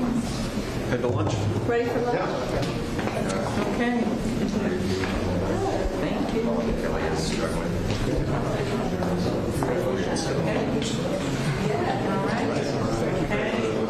That was 3 times the number of appointments you did in 2017, sir. You did plenty of just getting started.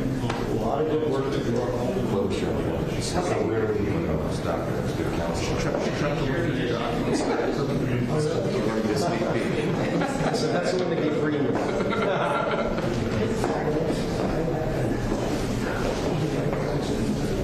Thank you. That was great. That was great. That was great. Standing ovation. I liked it.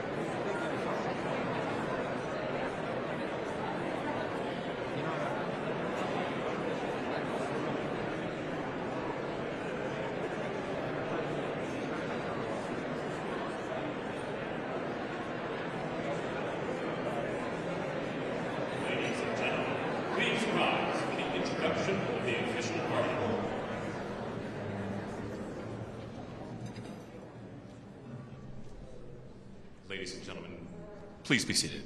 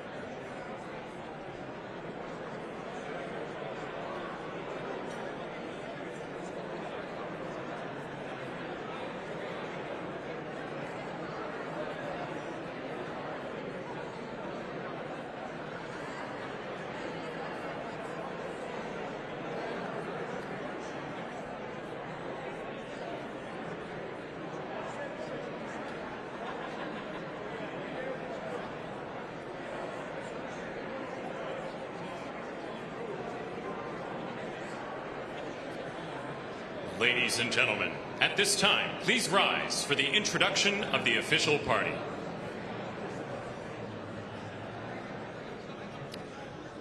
Please welcome members of the Joint Congressional Committee on Inaugural Ceremonies, the Speaker of the House, the Honorable Mike Johnson, accompanied by Mrs. Johnson, Senate Democratic Leader, the Honorable Charles Schumer, accompanied by Mrs. Weinshaw Schumer, House Majority Leader, the Honorable Steve Scalise, accompanied by Mrs. Scalise, and House Democratic Leader, the Honorable Hakeem Jeffries.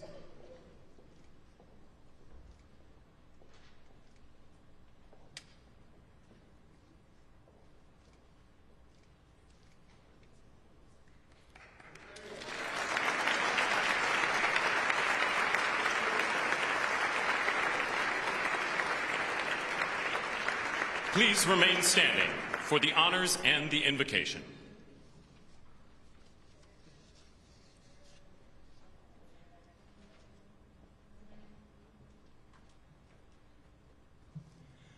Ladies and gentlemen, escorting the Vice President of the United States, ranking member of the Joint Congressional Committee on Inaugural Ceremonies, the Honorable Deb Fisher and Mr. Fisher.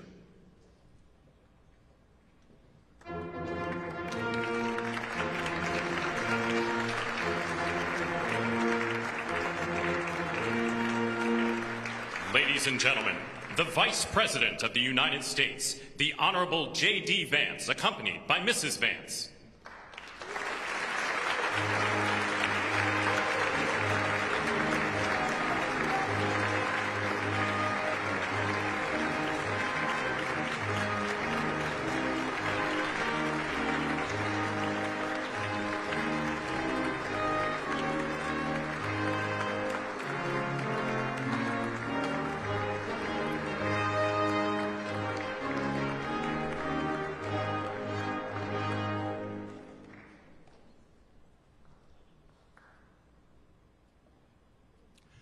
Ladies and gentlemen, escorting the President of the United States, the Chairwoman of the Joint Congressional Committee on Inaugural Ceremonies, the Honorable Amy Klobuchar and Mr. Bessler.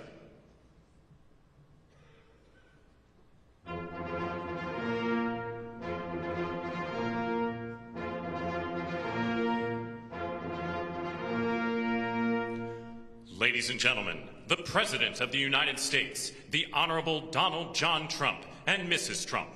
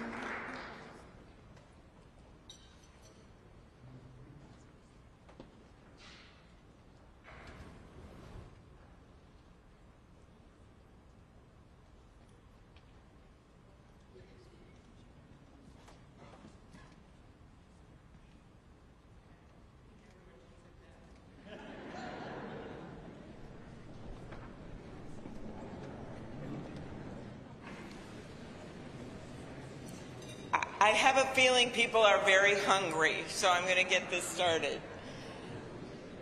Mr. President and Madam First Lady, Mr. Vice President and Madam Second Lady, my colleague Senator Fisher, distinguished guests including the Speaker, Leader Jeffries, and Senate Leaders Thune and Schumer, on behalf of the United States Congress, welcome to the 60th inaugural lunch.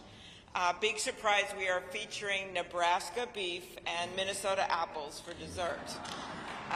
We are here in Statuary Hall, where these luncheons have taken place since President Reagan's first inauguration in 1981, and where the House of Representatives once met over 150 years ago. That would be before you were born, Mr. Speaker. In 1864, after the new House wing of the Capitol was built, and in the midst of the Civil War, Congress dedicated this chamber to host statues chosen by every state. Walking into the hall, we all passed under the arch, holding the marble Car of History clock. The statue shows Cleo, the Greek muse of history, holding a book to record events as they happen. And as you can see, she's heard a lot of stuff. And as she rides her chariot forward into the future, she looks behind her to remember the past. She remains here as she has for hundreds of years, a reminder that history will remember the events of the present, and it is on us to write that history right now. Speaking of art, the painting right here before you, I chose this painting for this lunch this summer, and it's titled American Horizon. It's by Jane Wilson, who grew up on her family farm in Seymour, Iowa. Coming from the middle of our country, Senator Fisher and I both like the painting because the artist is from America's heartland, but the horizon could easily be Florida, Mr. President. I will also note that this is the first time in history we are featuring the work of a woman artist at this lunch, and we thank the Art Institute of Chicago for their assistance. Looking at the vast open landscape of this painting, we're drawn to the bottom of the frame where the land or the water, depending on where you're from, meets the sky, and the horizon endures. The enduring horizon is especially meaningful for us today as we mark our enduring democracy as we approach its 250th anniversary. It's a reminder that what's over the horizon is our next chapter, and it is my prayer that the people in this room can write that chapter together. I'd now like to ask U.S. Senate Chaplain Dr. Barry Black, and we thank God he is back with us and in good health, to deliver the invocation, after which lunch will be served. Thank you.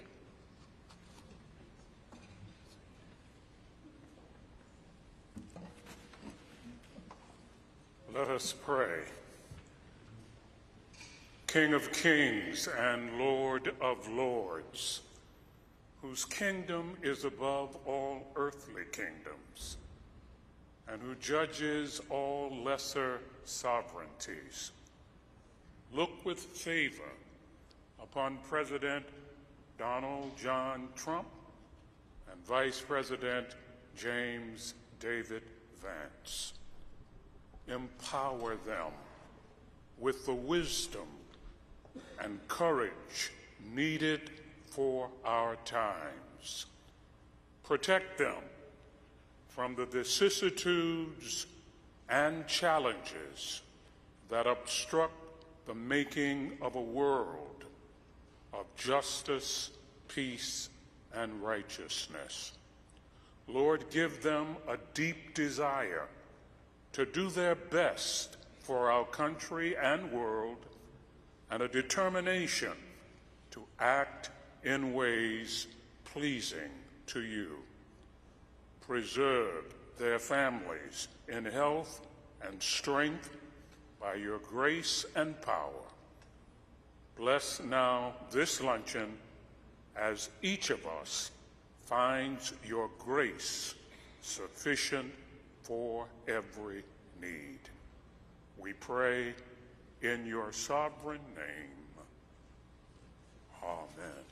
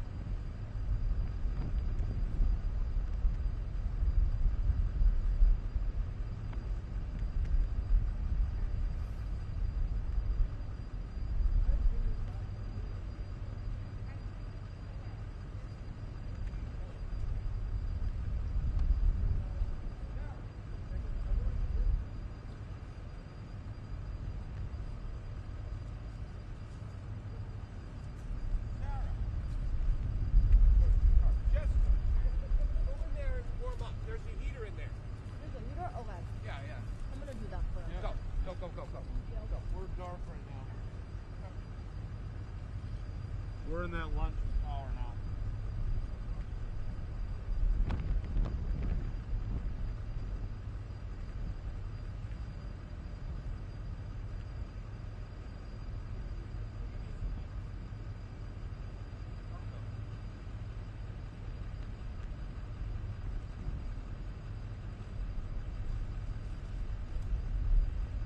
All right.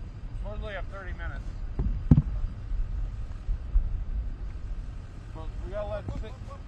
We gotta let 6 know he's hot. And 7's hot. No camera operators. Yeah. They're just no one's gonna take them. But they're just showing stuff.